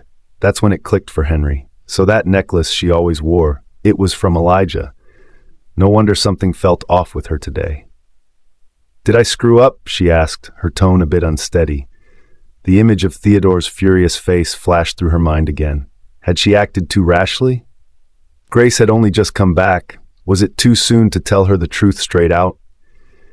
You didn't do anything wrong. You've kept this to yourself for so long, taken all that hurt and blame. It's about time you said it out loud. Grace had every right to know, and she's not someone who's that easy to break. Thinking of Grace made Henry drift off a little himself. She was bold, loud, and lit up every room, a complete contrast to Victoria's cool, quiet presence. Grace was tough and clear-headed, a little intense even, but after a few drinks, she'd show cracks too. Was she somewhere drowning her feelings in alcohol now? Thanks, Henry. I feel better now. Victoria looked at him, seeing something in his expression that reminded her of Elijah. Elijah wouldn't have blamed her either. Her vision blurred slightly, just as she noticed a woman approaching with something in her hand. With a loud splash, a cup of coffee hit her, the hot liquid soaking through her shirt in seconds, leaving her skin red and stinging. The whole restaurant seemed to freeze. Then came the woman's shrill yelling, "Bitch, you trying to take my man? I swear I'll mess you up!" She lunged for Victoria's hair. Henry jumped forward just in time, blocking her. The woman tripped and landed awkwardly on the floor. "Oh, please, you think you're some kind of hero now?" she shouted, glaring at Henry. "What, she's using my husband's money to keep you as her boy toy or something?" Without even trying to make sense, she threw insults left and right. The moment people realized it looked like a mistress drama, no one stepped in. As the woman sat on the floor bawling her eyes out, a chubby man huffed his way inside and rushed to help her up. With backup arriving, the woman immediately switched her tone. "Bro, mess her up! And that other bastard too! He's the one who shoved me!" The man looked a bit embarrassed. "I think you've got the wrong person. This isn't." "What? That can't be! You said it was here!" she snapped, the tears stopping instantly. Her smudged makeup made her look like a circus clown. "It was this table earlier, but they're gone now. Probably checked into a room already," the man explained anxiously. Hearing that, the woman tried to storm off and catch someone in the act, only to be stopped by Henry. "Hold up. After all that yelling and cursing, you think you can just leave?" Victoria noticed how dark his eyes were and how tense his whole body looked. He was clearly pissed off. "What, you want to make a big deal out of this? Just so you know, my husband's the general manager of Orimax Group. Mess with me, and you'll regret it," the woman said arrogantly. "Apologize now, or I'll call the cops," Henry said, clenching his fists, barely restraining himself. Just as the woman was about to shoot her mouth off again, her brother stopped her. Noticing that Henry and Victoria didn't look like average folks, he tried to calm his sister down and apologized politely to the two of them. Henry, worried that Victoria might have been burned, decided not to keep pushing the issue. They found a nearby hotel to rest. Victoria went to the room to shower and check her skin. To avoid more awkwardness, Henry ran to a pharmacy to buy her new clothes and a burn ointment. Thankfully, the coffee hadn't been too hot, so there wasn't an actual burn. Victoria's fair skin just looked really red, which made it seem worse than it was. But the coffee stains couldn't be washed off her clothes, so she had to change into the hotel's provided bathrobe. "Hello, room service," came a voice from outside. Victoria checked the peephole carefully and only opened the door when she confirmed it was hotel staff. "This was arranged by the gentleman who checked in with you," said the staff, pushing in a cart with various snacks and a fruit platter. Knowing this was Henry's way of making sure she got something to eat, warmth bubbled up in Victoria's chest. "Victoria, what are you doing here?" A low male voice called out, ice cold and clearly annoyed. She turned around and saw Theodore standing at the door of the room next to hers, caught entirely off guard. He was also in a hotel bathrobe, his expression sharp and his dark eyes brimming with irritation at the sight of her. So even just seeing her could ruin his mood now? Victoria gave a bitter smile and turned back toward her room. "I asked what you're doing here. Are you deaf now?" Theodore snapped, stepping in front of her before he even registered what he was doing. "Theodore, we're already divorced. Where I go and what I do is none of your business," she said, keeping her voice cool as she tried to mask her emotions. Theodore glanced into her room, probably looking for someone, but didn't see anyone else. Even so, her words stung more than he wanted to admit, because they were true. "Vicky, I picked up a few types of ointment. Let's see which one works best," came Henry's voice as he returned, instantly cutting through the tension. Henry walked in just in time to break the strange tension between the two. "Theodore, what are you doing here?" Henry moved quickly, stepping in front of Victoria without hesitation. "Vicky, did he mess with you?" His voice was filled with concern. When Victoria silently shook her head, Henry's face finally relaxed. "Vicky?" Theodore's face darkened instantly at the sound of that nickname. Both men were tall and striking, and now they stood there like two roosters ready to fight at any second. "Henry, it's getting late. We should head back soon," Victoria said as the tension escalated. Not wanting things to blow up, she tugged lightly at Henry's sleeve. Henry gave Theodore a slight smirk, almost as if daring him, and glanced knowingly between the three of them.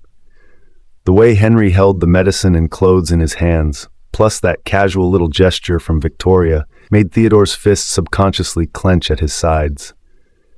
"Theo, what's going on?" Isabella walked out, her damp hair hanging around her shoulders, dressed in a fluffy hotel robe. "Oh wow, Victoria and Mr. Carter? You're here too?" Her voice was a bit too loud and definitely didn't match her wide-eyed, innocent look. Victoria instinctively turned her head to glance at Theodore, and for a second, her heart ached. She and Henry had only come here because they needed to. What were the chances Theodore and Isabella just happened to be here too? Why was she even letting this get to her? She already knew they were together. Nothing new. The whole thing just felt ridiculous now. Theodore had just been giving her that superior "how could you act" like she'd done something terrible, yet he's the one showing up at a hotel with another woman. Now he was trying to flip the script? Yeah, right. Without saying a word, Victoria stepped forward and pulled Henry closer to her, shutting the door and leaving Theodore and Isabella standing outside, looking dumb. "Theo, do you still mean what you said earlier?" Isabella looked up at him with red-rimmed eyes, her expression soft and pitiful. Theodore's gaze wavered, looking more conflicted than ever. Tonight, he'd received word that Isabella had talked about ending her life. Without hesitation, he dropped everything and rushed to the beach, just in time to see her walking into the sea. He hadn't thought twice. He'd gone straight in to pull her out. To keep her from doing anything reckless again, he'd promised. He'd marry her. Their clothes soaked through, they had no choice but to crash here and get changed. "Go dry your hair first. You'll catch a cold like this," Theodore said, looking everywhere but her eyes. Isabella bit her lip, clearly disappointed by his distant tone.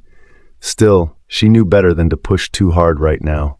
If she pressed him, everything she'd worked for might fall apart. Anyway, the night's goal was already achieved. Earlier, she'd sent someone to track Victoria, and when she learned Victoria and Henry were here, she'd staged the perfect plan. Lure Theodore over and let him walk right into the cozy scene. She'd gone all in tonight, pretending to be desperate enough to walk into the ocean, and it worked. The moment Theodore rushed into the water to pull her out, she knew for sure he still cared. Thinking about how he didn't hesitate to save her, Isabella felt her heart flutter a little. What a win! She got him to promise marriage and practically blew up whatever was still left between him and Victoria, all in one night. Isabella whined in a soft voice, "Theo, I think I hurt my hand. It hurts a lot. Can you help me dry my hair?" She tugged Theodore back into the room. As they reached the bed, she feigned a stumble and pulled him down with her onto the mattress. "Ah, Theo!" she shrieked, her voice piercing. Next door. Victoria had just changed in the bathroom. The walls had zero soundproofing, and Isabella didn't even bother keeping her voice down. Each word came through loud and clear, buzzing in her ears like an unwanted alarm. Her head throbbed. It felt like something was squeezing her chest tight. She bit her lip to hold back the tears threatening to spill out. She couldn't listen anymore. Stepping out of the bathroom, she saw Henry, awkward and clearly uncomfortable. He must have heard it too. "Let's go." The air here was suffocating. Henry glanced at her pale face, his expression darkening further with frustration toward Theodore. Meanwhile, Isabella subtly shifted her body, brushing her fingers teasingly over the man beside her. But Theodore pushed himself up without reacting at all, like he hadn't noticed her at all. "Theo," Isabella called, a hint of disbelief in her voice. For someone so confident in her charm, being ignored like this was a first. "It's late. I'll have my assistant take you home," he said blandly, his tone leaving zero room for argument. Reluctantly, Isabella kept her annoyance to herself and nodded. Once she was taken away by the assistant, Theodore stood at the door of the next room, battling with himself before finally knocking. No one answered. He frowned, just about to force the door open, when a passing hotel staff member kindly let him know that the guests in that room had already checked out. "They left together?" he asked, clinging to a last bit of hope. The staff, puzzled but polite, nodded. Theodore's hands clenched, then came a loud bang as his fist smashed into the door, startling the staffer, who quickly scurried off. Elsewhere, Victoria had originally planned to have Henry take her home, but halfway there, her phone lit up with a call from William. Just seeing his name on the screen, she hesitated for a moment before answering. Victoria, your mom's not doing well. We're at Avondale First Hospital. Can you come? What happened to her? Victoria immediately picked up on the urgency in his voice, her stomach nodding. William sighed. Don't worry, she's stable for now, but her mental state's worsened. The doctor says she's starting to get confused and can't remember things properly. Hearing her mom wasn't in immediate danger, Victoria let out a breath of relief. Dad, if she's safe for now, maybe I shouldn't go. I'm scared it'll just upset her more if she sees me, she said with a tired voice. After all, Hannah blamed her for Gina's death. There was no way she'd want to see her, not unless she wanted to start a full-blown meltdown. Victoria, she's been through a lot. Sometimes she's clear-headed, sometimes not. But when she's lucid, she still remembers you. She even said she wants to see you. Only then did Victoria understand why her dad had called. How did things get this bad? She knew this wasn't a good sign. Dad, just keep her calm. I'll be there soon. She hung up and turned to Henry. Let's head to Avondale First Hospital. Avondale First Hospital. When Victoria and Henry arrived, Hannah had just dozed off. William never left her side, clearly exhausted. This middle-aged couple had only just reunited with their biological daughter, only to lose her again. They'd been through more than enough heartbreak. This was just too much for them. On the way, Henry had asked Victoria, "Why did you agree to come? After how they treated you? Aren't you even a little mad?" Of course she was. No way was she completely fine. The doubt and mistrust from her adoptive parents had really cut deep. But still, she got it. She could understand why they'd reacted the way they did. And seeing them now, looking so broken and drained, she just couldn't bring herself to blame them anymore. Dad, what happened? Mom was doing better. Why did her condition suddenly get worse? She asked, confusion creeping into her voice. William sighed. I had already put away everything related to Gina, just so your mom wouldn't get reminded and upset. I don't know how, but she still found one of Gina's photos somewhere. That's what triggered this. What he didn't mention was that after Hannah saw that photo, she had a full-blown breakdown, yelling that Victoria had to die to make up for Gina. He'd done everything he could to calm her down. She'd fainted from the emotional crash, and when she came to, it was like the whole thing was wiped from her memory. All she kept asking was why Victoria wasn't there, how much she missed her, and begged to see her. That's when William gave her a call. Around Victoria, he still felt awkward. It hadn't just been Hannah's harsh words or multiple attempts to hurt her. He himself hadn't fully trusted Victoria either. Victoria could tell. She always noticed these things. It had only been a few days, and yet William and Hannah looked like they had aged more than 10 years. How could she possibly stay angry? She looked at William's tired face and said gently, Dad, you've been taking care of Mom all this time. You must be worn out. Let me take over for a bit. You should get some rest. But William shook his head. You've got your own life. How could I let you stay here to take care of her? And the way she is now, there's no way I can just walk away. He looked between Victoria and Henry. This must be your friend, right? I'm really sorry it's so late. Your mom got really worked up and there was no calming her down earlier. She's sleeping now, so why don't you two head back and come by again tomorrow? Dad, I'm already here.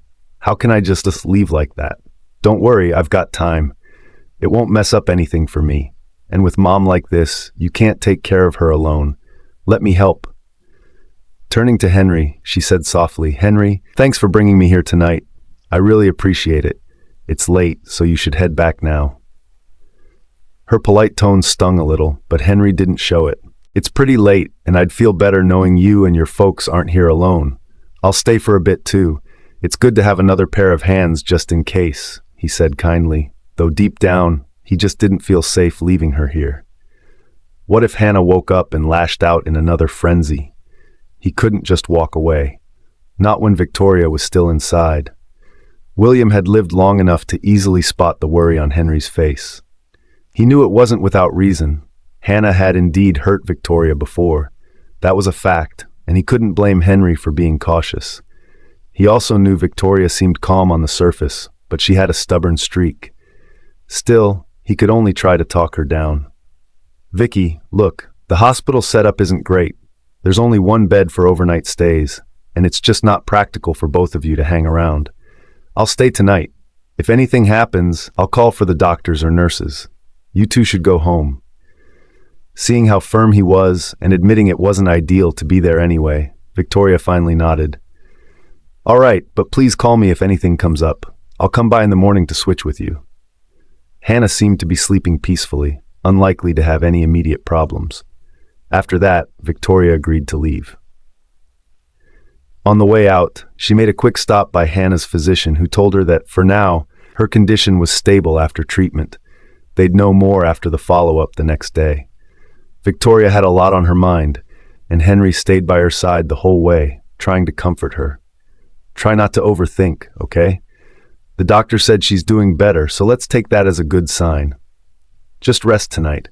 I'll come pick you up tomorrow morning," Henry said as they arrived downstairs. Victoria was about to politely turn him down when she looked up and froze in place. Tall and imposing, a man in a sharp black suit, long-legged, exuding that unmistakable dominance, it could only be Theodore. Without caring about their stunned faces, Theodore strode straight over, wrapped his arm around Victoria's shoulders, and pulled her close, deliberately putting distance between her and Henry. Standing a bit taller than Henry, he looked down with a cold edge in his eyes. "She's my wife. I don't need anyone else sticking their nose where it doesn't belong." Right now, Theodore was like a predator guarding its territory, ready to snap at the slightest move. But Henry wasn't backing down. The air between them crackled as their eyes locked, tension rising by the second. "Mr. Chambers," Henry countered, voice crisp, "if I remember correctly, the two of you are already divorced, which means you've got no say here. I'm just a friend looking out for her. If anyone's overstepping, it's you." Things were clearly escalating, and it looked like they were seconds away from throwing punches. Victoria shoved Theodore away and cut in sharply. "Both of you, stop. My head's a mess right now. Please, just leave. I need some space." She stepped inside and shut the door, locking them both out. Outside, Theodore and Henry stood stiffly, clearly fed up with each other. "All right, Vicky, have a good rest. I'll see you first thing tomorrow," Henry called out toward the door, then shot Theodore a smug look. Theodore scoffed.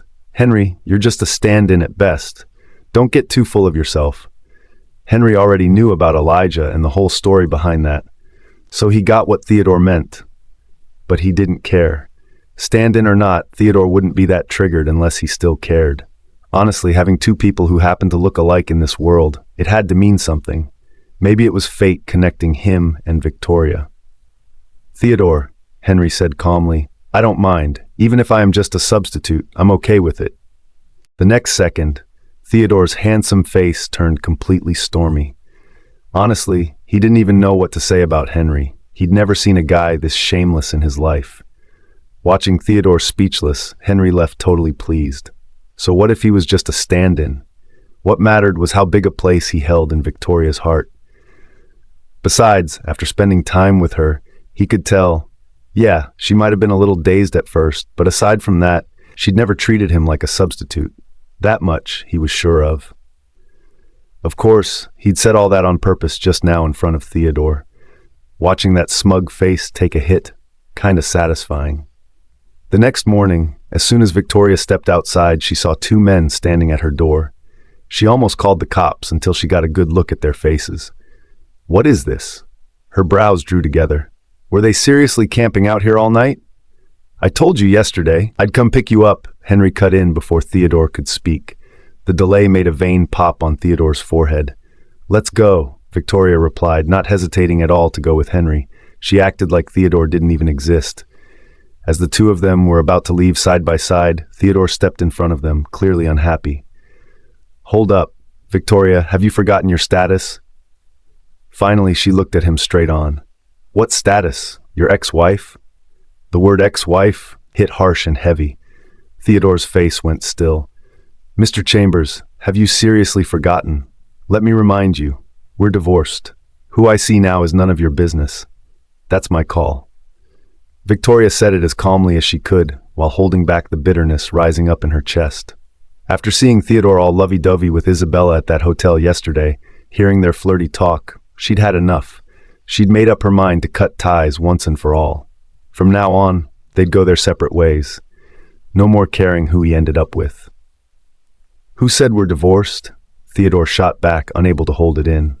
Victoria frowned. "What's that supposed to mean?" "It means," Theodore said, leaning in and locking eyes with her, "I never signed the divorce papers, and we never filed anything with the court. So legally, we're still married." He paused, his voice dropping just enough to make her breath catch. "So do me a favor, Mrs. Chambers. Stay away from other men." Her eyes widened, lips parting slightly. "What?" She couldn't believe it. He hadn't signed? Wasn't it him who wanted the divorce?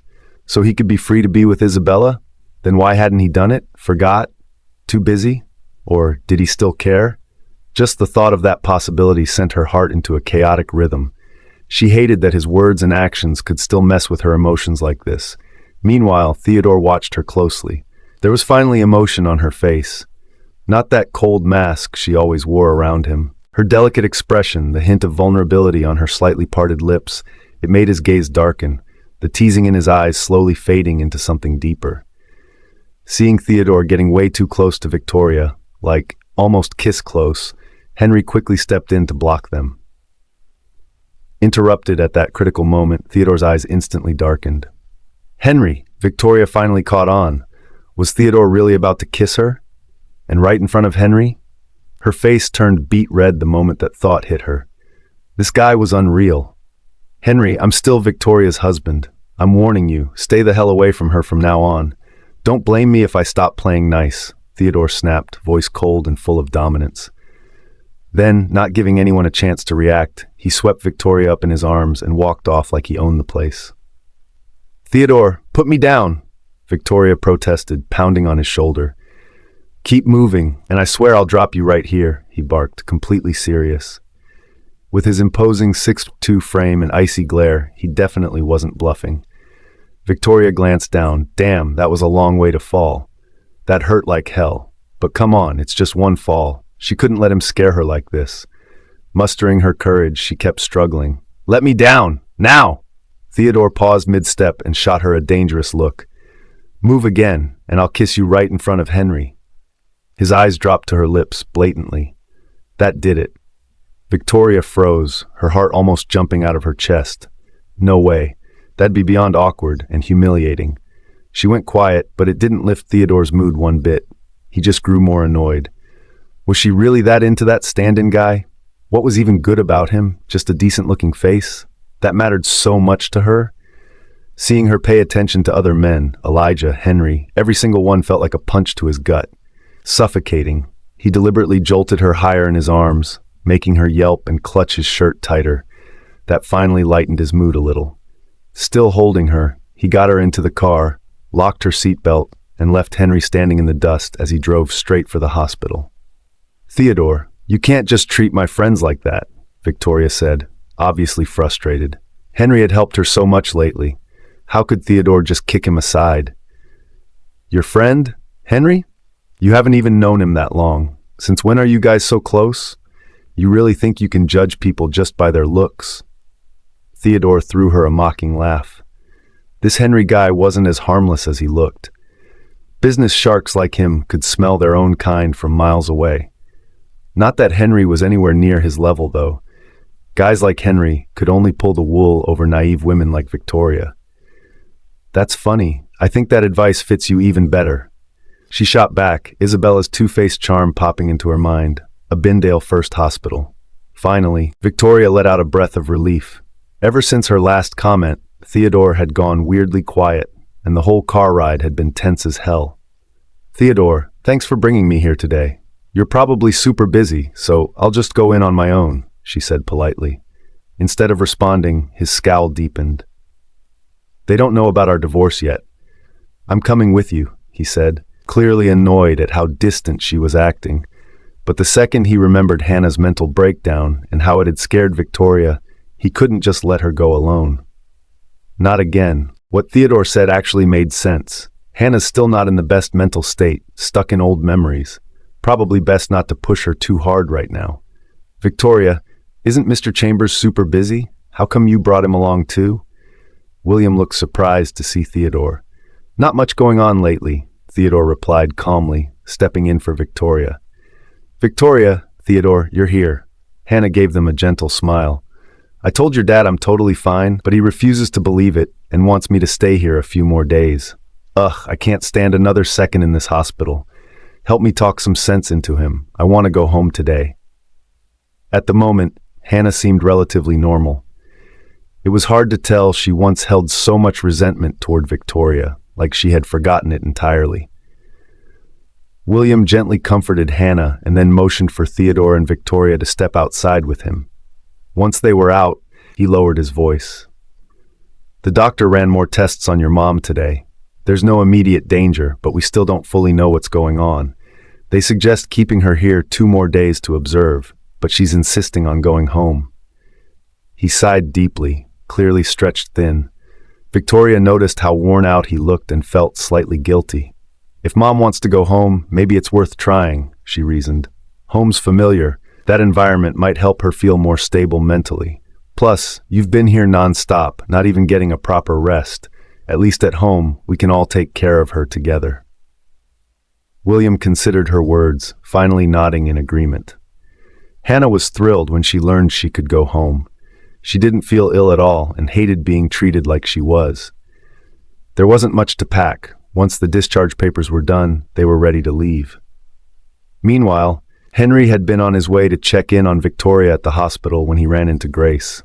She was wearing a striking red dress, walking alone toward a bar, followed closely by 2 sketchy-looking men. Worried, Henry pulled over and went in after her. Grace had just found out the truth about Elijah's death. It shattered her. She'd been locked up in her room ever since. Overwhelmed by grief, she came out hoping a drink or 2 would dull the pain. Though it was still daylight outside, stepping into the bar felt like entering a whole different world. Dim lights, loud music, the air thick with alcohol and smoke. After just 1 drink, her head was spinning. Pain and sorrow welled up and turned into silent tears streaming down her cheeks. No one noticed or cared. Bars like this were filled with people drowning their own heartbreak. Hey, gorgeous, drinking all by yourself? One of the men smirked as he slid onto the stool beside her. His friend mirrored him on the other side. Why not let us keep you company?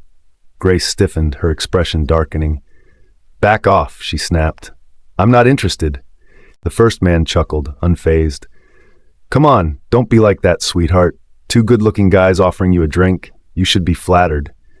Grace shot him a look that could cut glass. I said, get lost. The second man, who had remained silent until now, suddenly slammed a hand on the counter. You bitch, he growled. We were trying to be nice. Don't push it, or we'll show you what happens when someone gets on our bad side. Before he could finish, a bottle smashed right into his forehead, blood instantly dripping down. He didn't even get a moment to react before another bottle landed squarely on him. 2 strikes in a row, and down he went like a falling log. Grace stood there gripping the bottle, eyes locked on the guy who'd been messing with her. Everything had happened so fast, the other guy was completely stunned, frozen in place. When Grace turned her gaze on him, he started trembling and pointed at her. You killed him. Grace sneered. Seriously? You've got nerves to harass girls, but not enough balls to face consequences? Take your buddy and get lost. She'd been overseas long enough to deal with jerks like these. Grace wasn't some pushover damsel. Her strikes were controlled, firm enough to shut someone down, not enough to kill. That loser was just out cold for now. The guy realized quickly she wasn't someone he could mess with. After checking his friend was still breathing, he dragged him away and bolted. Well, looks like you didn't need my help, Henry said, walking over, clearly impressed. He'd met a lot of women before, but none quite like Grace. Last time it was her saving his ass. This time, he'd thought he could return the favor. Turned out she didn't need that either. Elijah?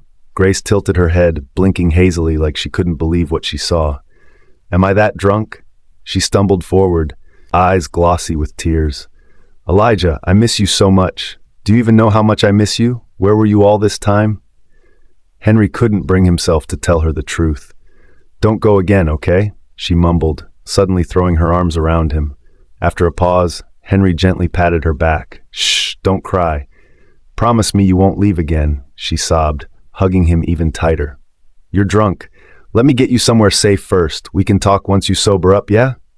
Henry said softly without thinking. "What? I can't hear you," she shouted. Only then did Henry remember they were still in a noisy bar. No wonder she couldn't hear a word.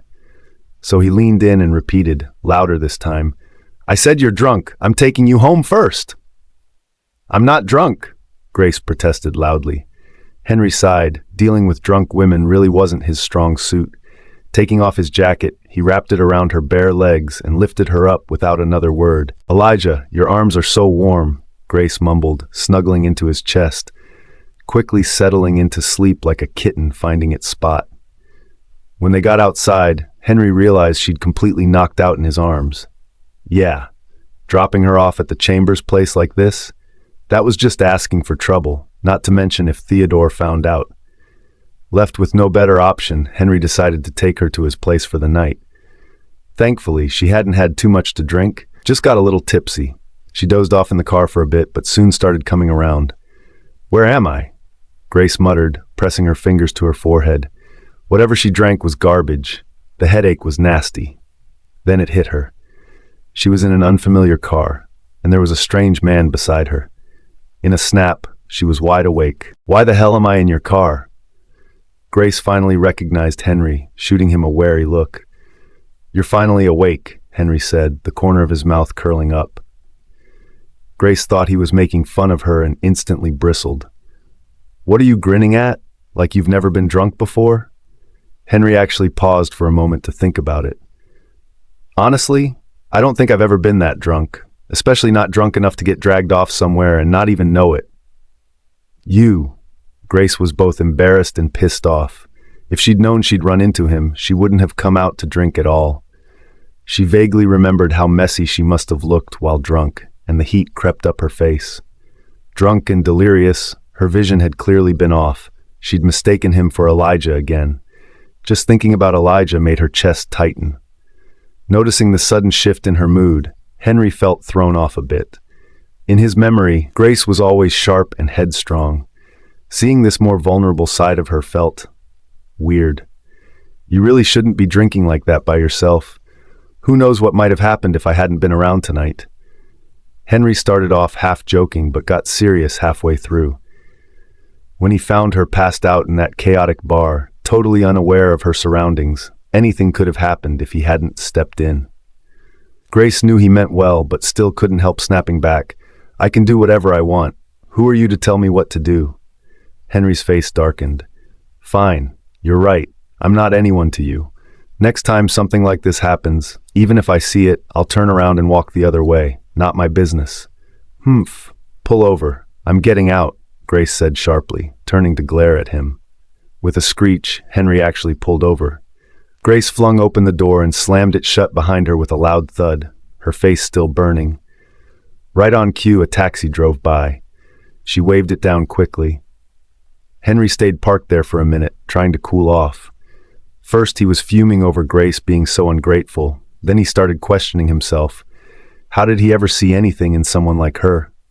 And most of all, how was this woman the same one behind those brilliant designs? Maybe she wasn't Crystal at all.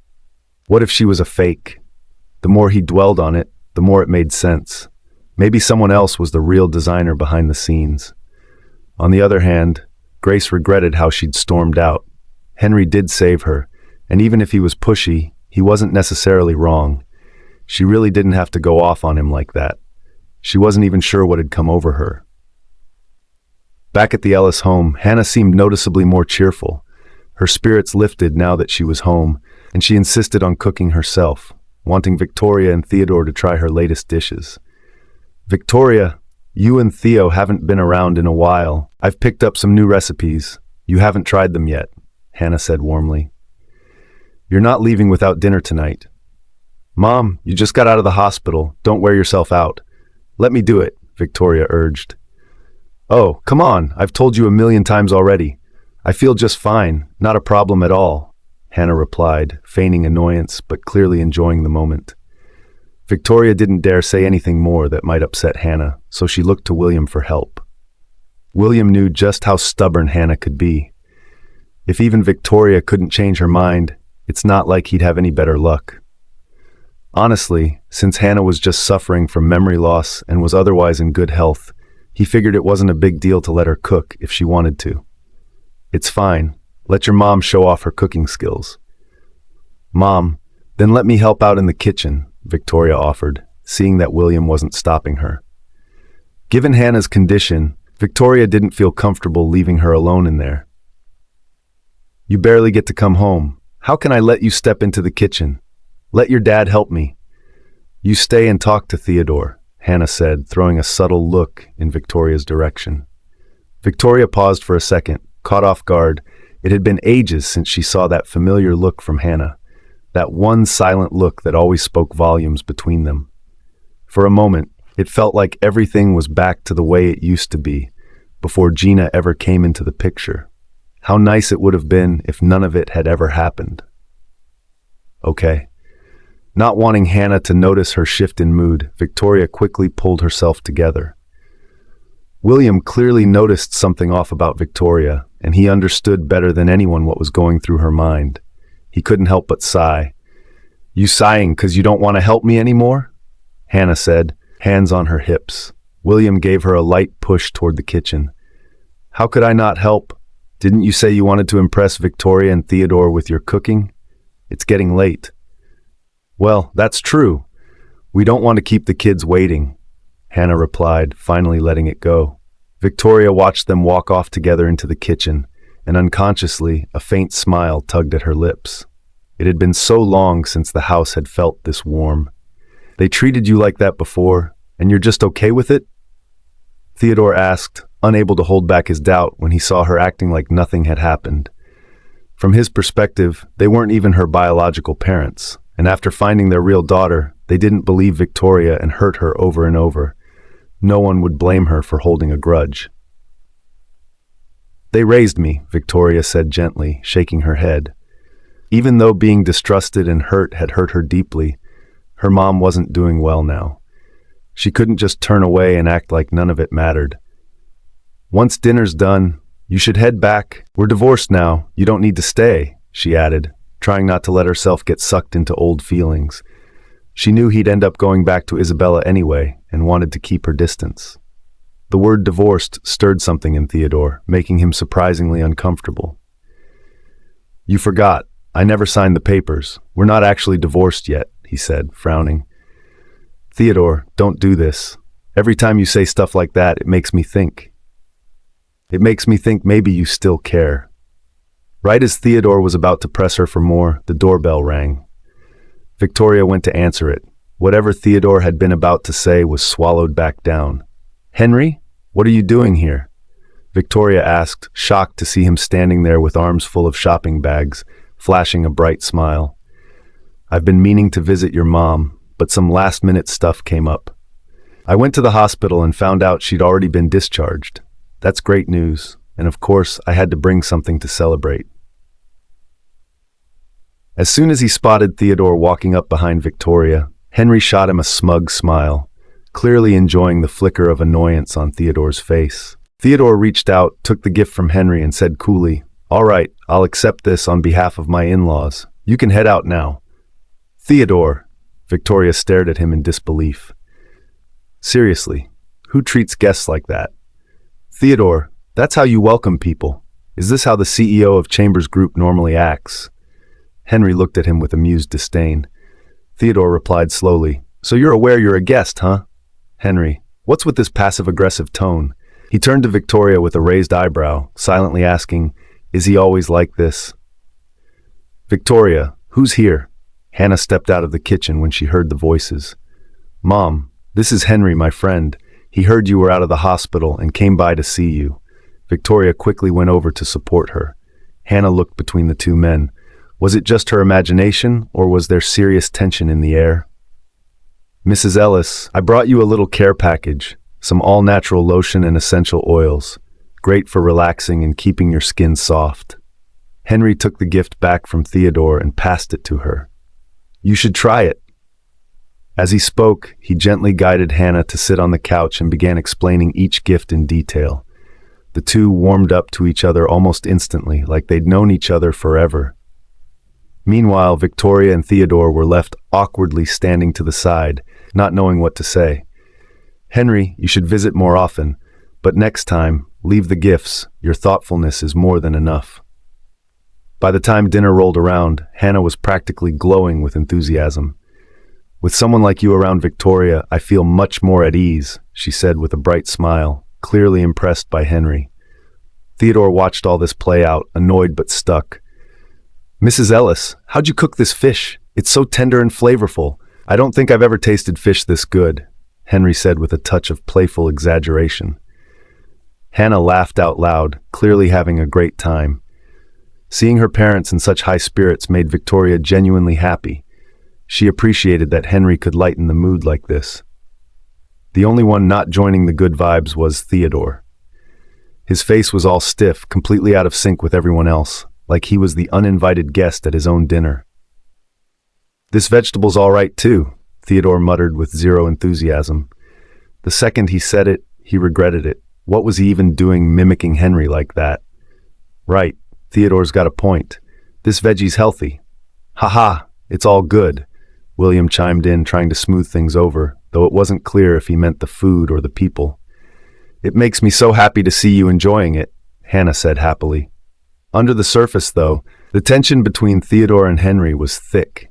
The air sparked with silent rivalry, and Victoria was totally clueless as to why these two guys were being so weird. But Hannah and William had lived long enough to catch on fast. One glance between them said it all. They saw through the little showdown. Both men were outstanding in their own way, and both matched Victoria well. If she weren't already married, either of them wouldn't be a bad choice. William actually felt Theodore was a pretty decent match for Victoria. Came from a good family, super capable, and most importantly, Victoria liked him. But Hannah had a different take. She thought, sure, Theodore was great on paper, but he was way too distant and overbearing. That kind of man would only end up hurting Victoria. It'd be impossible for her not to feel wronged in that kind of relationship. Henry, though, total opposite. Someone who got people, who actually knew how to take care of someone. If Victoria had ended up with him, she probably would have been a lot happier and wouldn't have to swallow her pride so much. Still, what's done is done. Victoria was already married to Theodore, and even if there was some regret, there wasn't much anyone could do at this point. After dinner, Theodore definitely picked up on the strong sense of threat. Henry clearly had zero plans of hiding his interest. "Victoria, could you stay here tonight?" William asked, sounding a little unsure. Seeing Hannah in such good spirits was rare these days, and he figured it was because Victoria had come by. So, he'd really like her to stay a while, but with how rocky things had been in the past, he wasn't sure if she'd even want to. "I'm gonna stay for a few days and take care of Mom. Once she's better, I'll move out again," Victoria answered without hesitation. What she didn't expect was for Theodore to suddenly insist on staying too. "You really don't need to do this. I can stay on my own. You don't have to insert yourself like this." Victoria frowned, totally confused by his logic. He was the one who brought up divorce, and now he kept pulling her back, giving her just enough hope to make it painful again. She'd rather rip off the bandage for good than drag it out. "Your mom's not well. It's only right I help. But that Henry guy, yeah, he shouldn't come over again," Theodore said, clearly still bothered by Henry's presence. Lucky for him, as just a friend, Henry didn't have a reason to stay the night. No matter how pissy it made him to see Theodore get to stay while he had to leave, there was nothing he could do about it. Thinking about Henry's sour face when he left actually lightened Theodore's mood a bit. He'd looked like he'd just lost a bet. Victoria, on the other hand, felt a little awkward about Theodore sticking around. William and Hannah didn't know they were planning to divorce, so they'd arranged for them to share a room. Theodore didn't seem to care one bit. He just went straight to the bathroom like everything was totally normal. The sound of running water made Victoria feel nervous for no real reason. She finally got up, rummaged around until she found a spare blanket, and threw it on the floor to make herself a bed. So when Theodore walked out, there she was, fully dressed and asleep on the ground, eyes shut tight in the most fake sleep way possible. He clearly wasn't thrilled. "Seriously? You think I'm gonna pull something?" Victoria didn't answer, pretending to be asleep, even if it was obvious she was trying way too hard. "Come on, don't fake it. I can see your eyes twitching," Theodore said, leaning in with that casual smugness of his.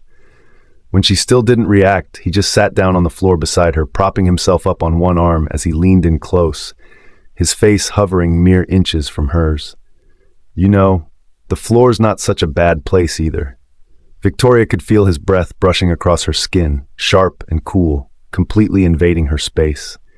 As he moved closer, she finally reached her breaking point and snapped her eyes open. The two of them were so close, their noses almost touched. Their breaths tangled in the air between them, the tension thick enough to cut through. That heavy kind of closeness made Victoria's head spin. This whole situation was driving her mad. The two locked eyes for a moment before Victoria instinctively glanced away. But Theodore wasn't about to let her off that easily. His gaze dropped lower, eyes fixed on her lips as he said, "Want to give it a try?" His voice carried that kind of quiet temptation that made people's hearts skip. Victoria backed off carefully. "Theodore, stop messing with me." She wasn't entirely buying it. She assumed he was just teasing her again. After all, she knew exactly where his heart really was, still stuck with Isabella. Theodore hadn't planned on taking it seriously, but when her soft lips let out that polite rejection, something flipped in his head, and before he could check himself, he kissed her. "Mmph." Victoria's eyes widened and she pushed at his chest in surprise. But instead of stopping, Theodore drove the kiss deeper, pulling her into his rhythm. Bit by bit, Victoria's resistance weakened. She got caught up in the moment, too dazed to pull away. That was until a sudden chill brushed across her skin, snapping her straight out of it. She shoved him away with all her might. Theodore's irritation was about to explode, until he noticed she was crying. "Seriously? You're that disgusted by me touching you? Saving yourself for someone else? Elijah? Or maybe that Henry guy," he sneered, eyes going cold. Thinking about her laughing with Henry yesterday only added fuel to the fire that had barely died down. Victoria's temper flared up too. "Get out, Theodore! Why should I? Don't forget, we're still legally married, and unless I sign those papers, forget leaving me to chase after some other guy." His voice was sharp as he hoisted her back onto the bed and pinned her down. One hand locked her wrists, and his leg held hers down. Victoria struggled, but it was useless. Then, seeing the hurt in her eyes, Theodore finally stopped. "Go to sleep. I won't touch you." He shifted to the side and closed his eyes. Victoria let out a quiet sigh of relief and made a move to return to the floor, only to be stopped again. "Just sleep here. I'm not gonna bite." Not wanting to trigger another outburst, Victoria gave up resisting. She'd been struggling with insomnia these last few days and thought tonight would be no different. But lying beside Theodore like this, sleep came surprisingly fast. Once he heard her steady breathing, Theodore opened his eyes and turned to face her silently. Tear tracks still marked her cheeks from earlier, making her look fragile and oddly endearing, like someone who'd just been wronged. He almost reached out to wipe them dry but hesitated, scared to wake her, and pulled back. Even knowing her heart wasn't with him, maybe with someone else entirely, he still didn't want to let her go. Just imagining her being with another man after they divorced had him burning with jealousy. That night, Victoria slept peacefully for once. Theodore didn't sleep a wink. The next morning, Victoria woke up feeling surprisingly well-rested, only to be greeted by Theodore's deadpan face and heavy dark circles under his eyes. Startled, she thought, "Damn, did he stay up the entire night?" After getting ready, they headed downstairs and saw William and Hannah already up with breakfast spread out. Victoria felt a bit awkward. She'd come to take care of them, yet here she was, being taken care of instead. "Victoria, Theodore, perfect timing. Breakfast's hot and ready," Hannah called out, waving them over warmly. After they finished eating, no matter how much they tried to help, Hannah insisted they go on with their own day. "See? Nothing's wrong with me at all. I told you I'm totally fine, but you guys just love to overthink everything." To prove her point, Hannah even stood up and spun around a couple of times. "All right, you young people are all busy with your own lives. Don't keep hanging around me. I've got your dad here. That's enough," Hannah insisted. William nodded in agreement. Your mom's right. You both have your own stuff to deal with. I'm here with her. You two just go take care of your things." With both parents saying that and seeing how normal Hannah seemed, Victoria didn't argue. She hadn't been to the restoration center in days. It was time to check in. Just as they stepped outside, they bumped into Henry. "Victoria, is Auntie feeling better today?" Henry asked, walking right past Theodore without even a glance. "Yeah, she seems to be doing really well." Victoria knew Henry didn't like her being too formal with him, so she skipped the thank yous. Henry walked up beside her. "Heading back to the center? I'll give you a ride." Before she could say a word, Theodore stepped forward, positioning himself between them. "I can take my own wife to work. No need to trouble Mr. Carter." Though his tone sounded polite, the vibe was anything but. The two locked eyes, another silent standoff brewing. Then Theodore's phone buzzed. He pulled it out. It was Isabella calling. The ringtone had been going off for a while already. Just as he hesitated to answer, the call ended. He let out a small breath of relief, only for the phone to ring again. Victoria glanced at the screen from the corner of her eye and saw Isabella's name. Her heart dipped slightly. Answer it. Might be something urgent. To be honest, she doubted anything urgent was going on. More likely, Isabella was just cooking up some excuse to pull Theodore away. They couldn't go on avoiding this mess. The tangled relationship between the three of them was draining. Maybe ending it sooner would be better for everyone. Theodore's brows tightened as he picked up. "Theodore, something happened. I'm home alone right now. Can you come help me?" Isabella's voice trembled. "Where's your agent? Your assistant?" Theodore asked, clearly not pleased. "They're busy with other things. And anyway, none of them are you. Are you not willing to help me anymore?" She sniffled, her voice quivering. "I hurt my foot and I can't move. I'm really scared." Theodore hesitated. "All right, hold on, I'll be there soon." He just couldn't bring himself to ignore her while she said she was hurt. Victoria's chest ached. So it was true. Whatever moments of tenderness she thought she saw in Theodore, they were just her false hope. When it came down to it, Isabella was still the one he cared about most. The second she shed some tears, he jumped to her side. Maybe it was for the best. It helped her see things clearly. Time to stop hoping for more. "Henry, then I'll trouble you for the ride," Victoria said, already walking ahead without looking back. Henry threw a sharp glare at Theodore, then matched Victoria's pace as they left together. On the phone, Isabella was still going on with her soft, pitiful voice, but something about it started to grate on Theodore's nerves. "I got it." He cut her off and ended the call. He stepped outside, but the car was long gone. Henry didn't give him a chance. Theodore showed up at Isabella's place looking a little irritated. Since she'd already set up facial recognition for him, he just walked in without a hitch. The moment she heard the door open, Isabella lit up. Sure enough, he came. "That's got to mean he still cares, right?" Theodore walked in and was immediately met by her beaming face. "Theodore, you came!" "I was so scared you'd ignore me," she said in a fragile tone, eyes filled with anticipation. She knew this man too well. After all those years, Isabella had figured him out. Tough and decisive at work, but emotionally clueless. He didn't respond to force, but a little softness. That worked like a charm. So she put on her usual act, looking all helpless and delicate.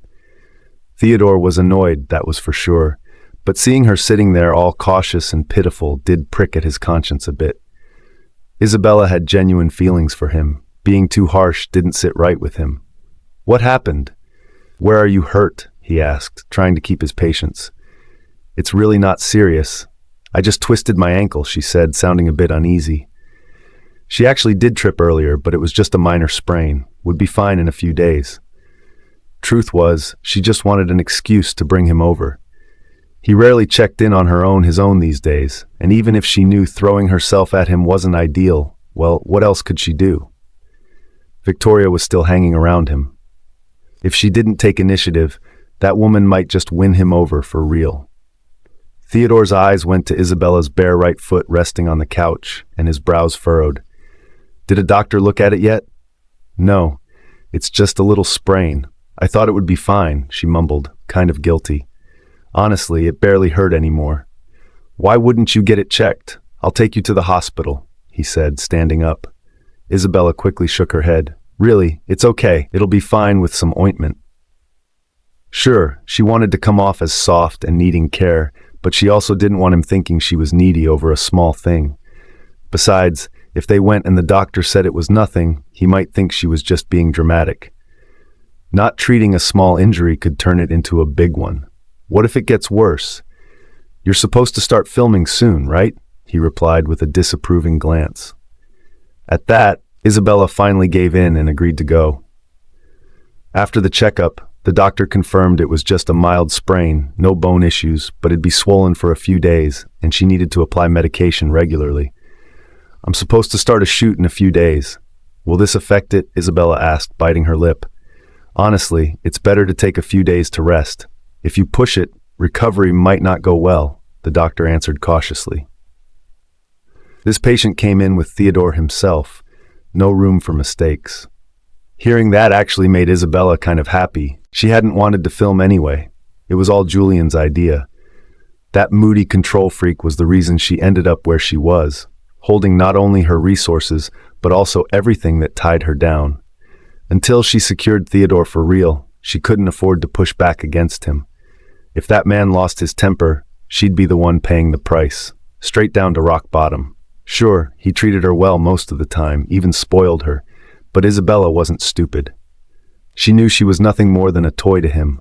Once he got tired, he'd toss her away like trash. That's partly why she clung so hard to the idea of marrying Theodore. It wasn't just about love. Becoming Mrs. Chambers meant finally breaking free from Julian's control. Once she made it into the Chambers family, there's no way she'd still be out there hustling on film sets. Theo, can you stay with me for a few days? I really can't manage things alone with this injury. Isabella said sweetly from the passenger seat. Plus, I'm heading into filming soon, so we won't get to see each other for a while. All right, Theodore replied. Thinking about how Victoria would probably bring up that divorce nonsense again when he got home, he nodded. I knew it, Isabella said, the corners of her mouth turning up with pride. You still care about me. Whatever Victoria was trying to do to hold on to Theo, it wouldn't work. In the end, he'd still choose her. Back at the restoration center, as soon as Victoria returned, she sensed something was off. The office vibe was weird. Some co-workers visibly avoided her, while others clustered in whispers, falling silent the second she came near. She figured they'd been gossiping about her being away for too long, probably made up a bunch of crazy stuff. But she paid them no mind.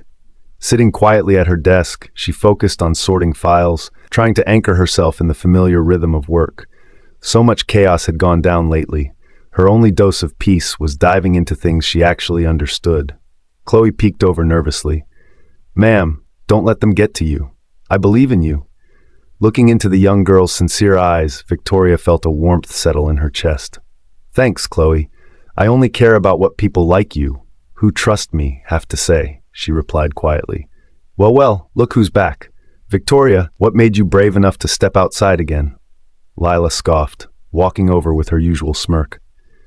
Victoria didn't bother responding. Same old Lila, always looking for trouble. Every time she saw her, she had to get a dig in. She hadn't been at the studio for a few days. Leela probably hadn't wasted a second tearing her down behind her back.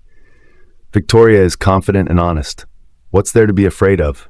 Chloe said, stepping up defiantly on Victoria's behalf. Please, you're just a newbie intern. Know your place. Sucking up to Victoria won't get you anywhere. She's cold as ice, and flattering her won't change that, Lila shot back, her tone full of contempt. I wasn't trying to suck up. Chloe's face flushed as she fumbled. She genuinely admired her mentor. She just couldn't stand people bullying her like this. Victoria stood up, walking over to Leela with slow, steady steps, placing herself directly between her and Chloe, shielding the tearful girl behind her. What do you think you're doing? Leela instinctively stepped back.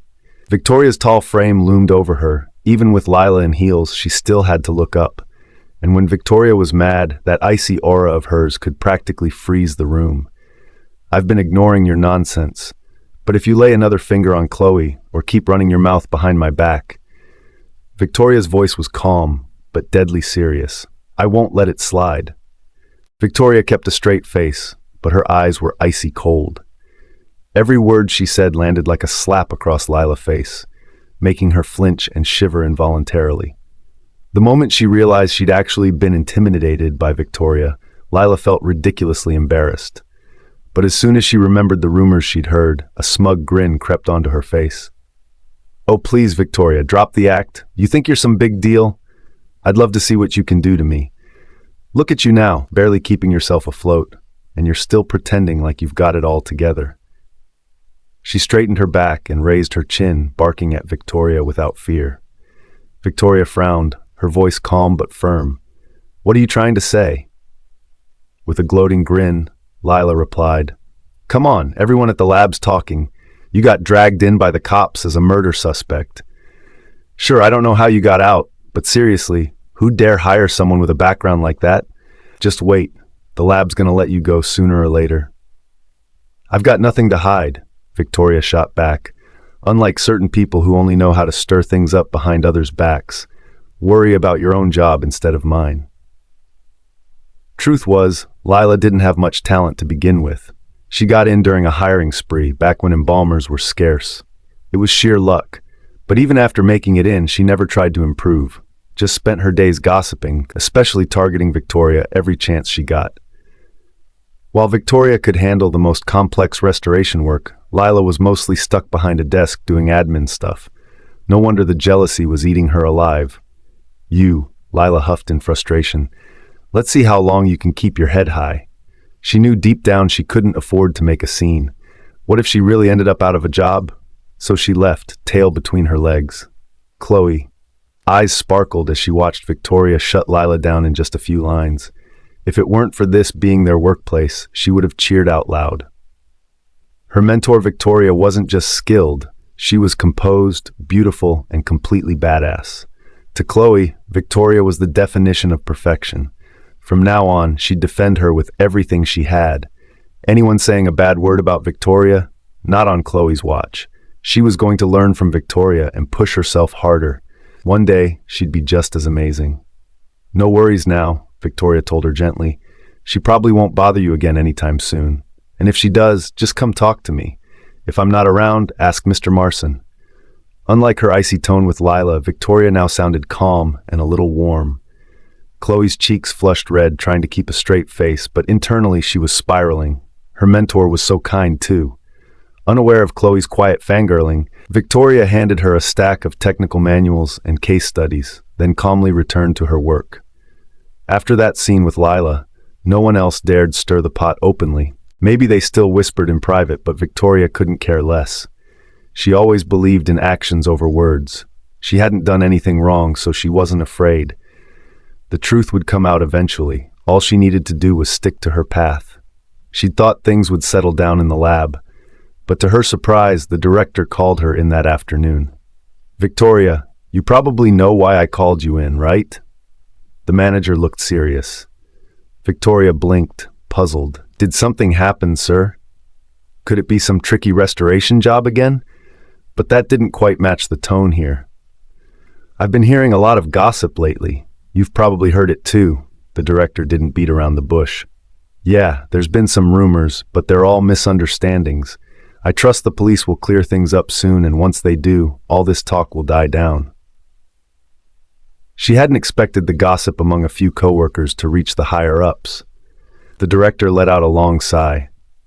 "Victoria, I do trust you, but the team's been on edge lately. No one can really focus. And since we don't have anything super urgent coming up, the other restorers can handle things. Maybe you should take a short break, step away from all this.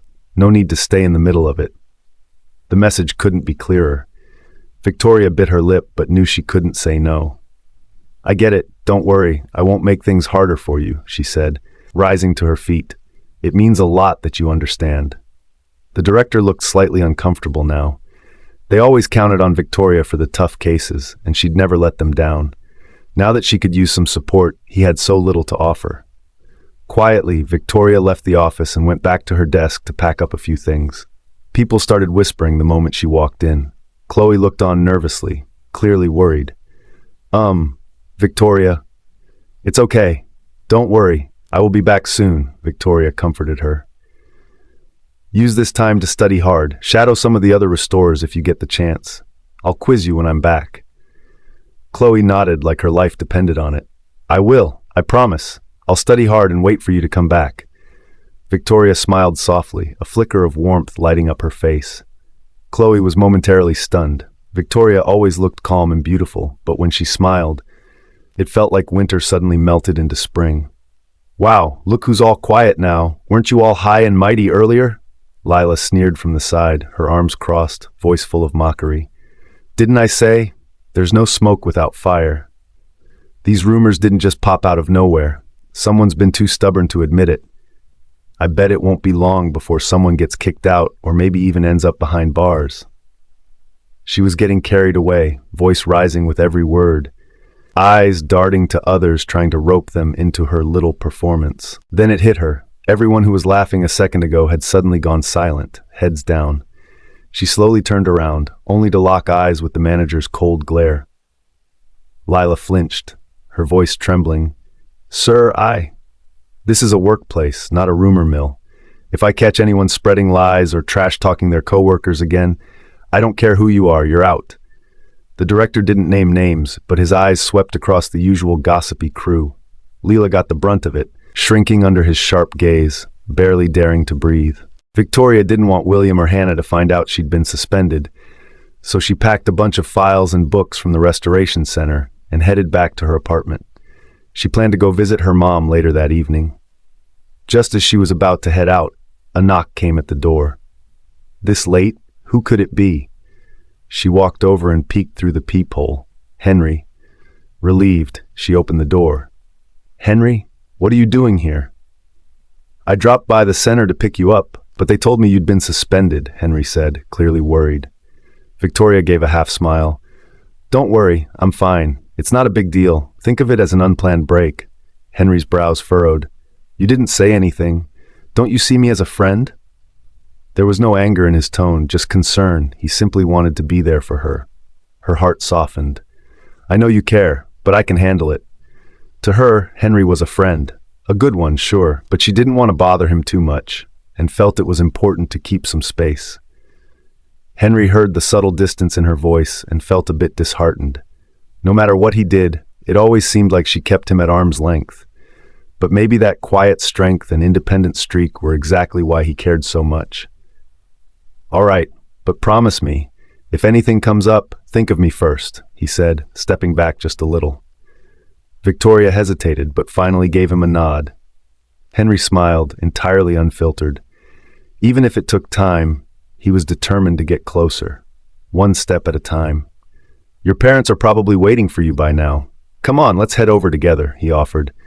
He figured she was on her way to see them anyway, and this was a good chance to spend more time with her. Victoria almost told him he didn't have to come every time, but remembered how much Hannah enjoyed Henry's company. She always seemed to be in better spirits when he was around. So Victoria let it go. She quietly took note of his kindness, already planning to repay him when she could. They drove to the Ellis family home together. During the ride, Henry kept the conversation light, making Victoria feel a little more relaxed. At the Ellis house, Hannah lit up when she saw the two arrive together. "Just in time! I made Victoria's favorite, beef bourguignon and creamy mashed potatoes. Come sit, Henry." She took Victoria's hand with a warm smile.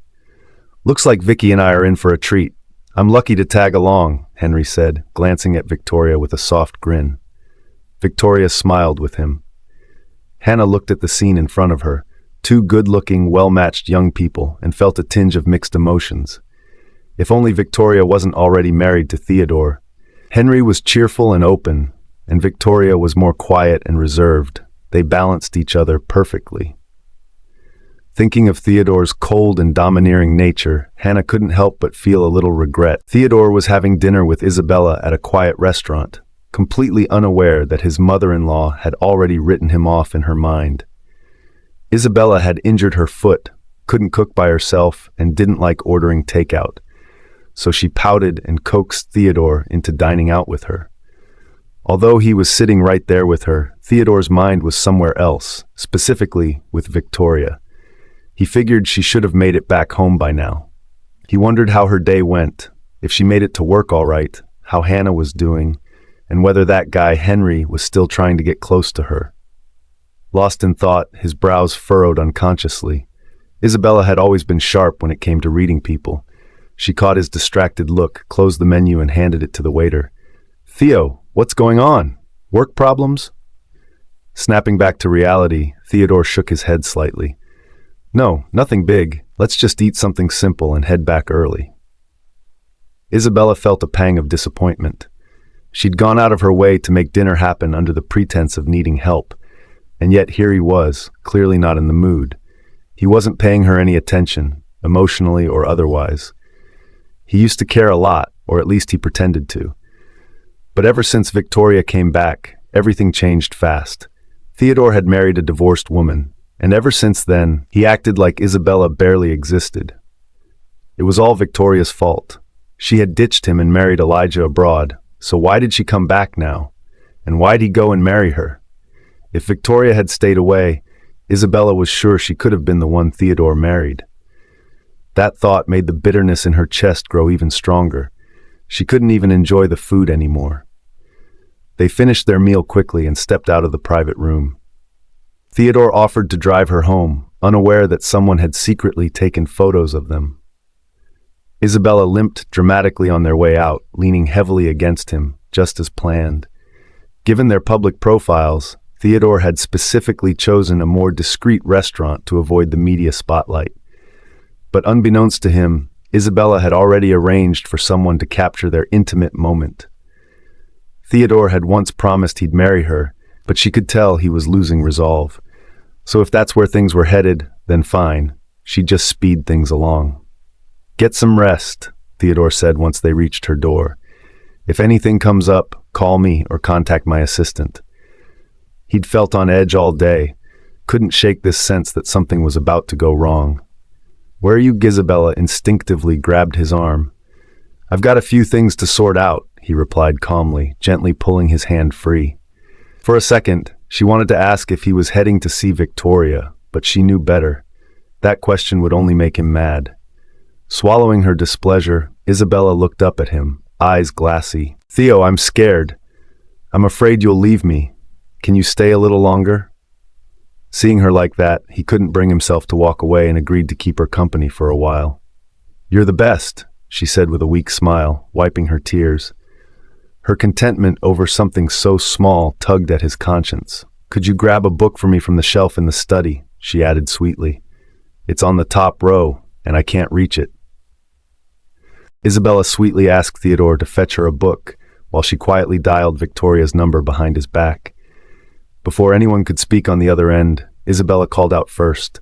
"Theo, did you find it? Want me to give you a hand?" "No need," Theodore's voice answered from the study. Then, out of nowhere, Isabella let out a loud, "Oops," and pretended to trip. Worried, Theodore quickly rushed out. "What happened? Are you okay?" Afraid he'd catch on, Isabella hurriedly ended the call.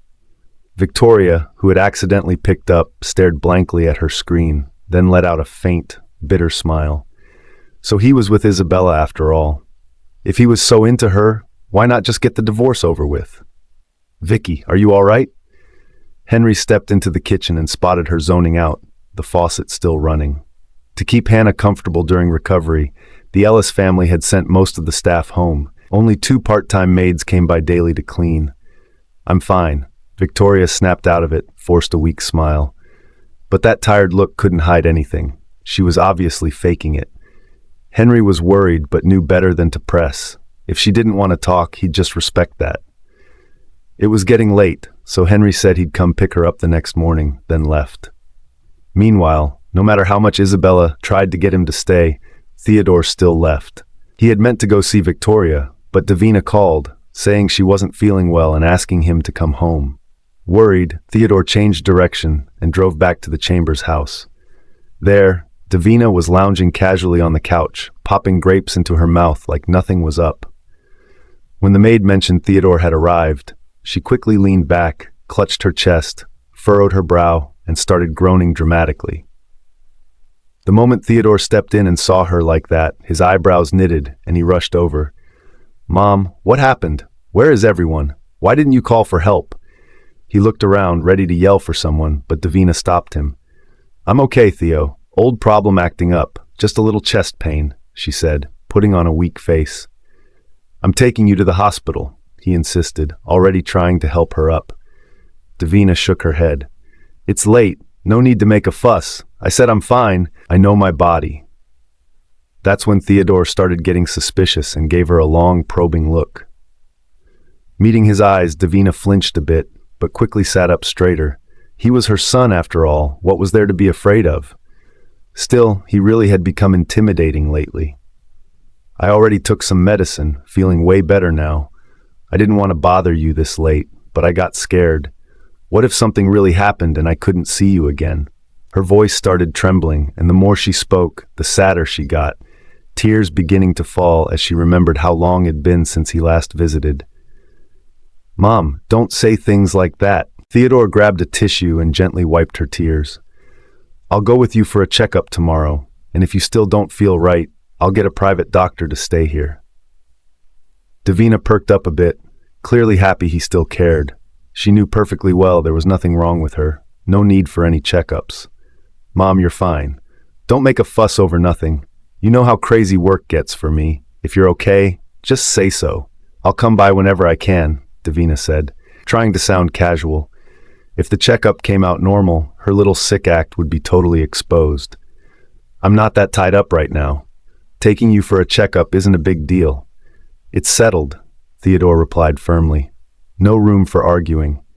His grandmother didn't get checked early on when she was ill, always thinking it wasn't serious. By the time they figured it out, it was too late. It wasn't something Theodore could just brush off. Until he had solid confirmation that Davina was in the clear, he wasn't going to let it go. Davina realized there wasn't a chance of talking him out of it, so she gave in. Her son showing concern wasn't a bad thing after all. She couldn't just keep pushing him away. And once they got to the Chambers Hospital, the doctors there were all quick on the uptake. They'd know how to play along. Early the next morning, at Avondale First Hospital. "Theodore, why didn't we go to Chambers Memorial?" Davina frowned, suspicious. "The tests are a bit more thorough here." Theodore's tone was vague. Truth was, he knew Hannah was due for a follow-up today, and there was a good chance Victoria might be with her. With that in mind, he chose this hospital, hoping to run into her. That last encounter had ended badly, and they hadn't spoken since. The disconnect had been bothering him more than he wanted to admit. While Davina was inside for her tests, he waited outside in the corridor. Then he spotted a familiar figure, no mistaking her, Victoria. He was about to approach when he saw another man stroll up next to her with a grin. Henry? So that's where she'd been lately, spending time with Henry? Watching them chat side by side, laughing and looking close, something inside Theodore snapped. He marched over, anger written all over his face. "Victoria, what are you doing?" His voice was ice cold, grabbing her arm and yanking her away from Henry. "What? Why are you here?" Victoria looked up, totally caught off guard. Wasn't he supposed to be with Isabella? Why was he here at the hospital? Then it clicked. That call the other day, Isabella faking an injury, Theodore probably came with her. "This is what I should be asking. Why is he here with you? Have you forgotten your place, Victoria? You're still my wife. Who gave you permission to cozy up to another guy?" His voice rose with each word. Victoria's hands clenched, then she flung his off. "Are you crazy, Theodore?" Henry immediately stepped in front of her, shielding her from Theodore's glare. "Move, Henry." Theodore's eyes narrowed. Anyone who knew him could tell he was seconds away from losing it. But Henry didn't budge, didn't even flinch. He held Theodore's stare, firm as ever. "Victoria's my friend. I won't let anyone hurt her, especially not you." Henry knew full well Victoria had already brought up divorce. Whatever was left of their marriage was in name only. Plus, there was Isabella, the so-called secret lover. Divorce was inevitable. Theodore had no standing to claim anything. Even if Victoria never chose him, Henry wasn't about to let Theodore keep suffocating her like this. Theodore's fists clenched at his sides, voice low and threatening. "And who exactly are you, thinking you can butt into my marriage?"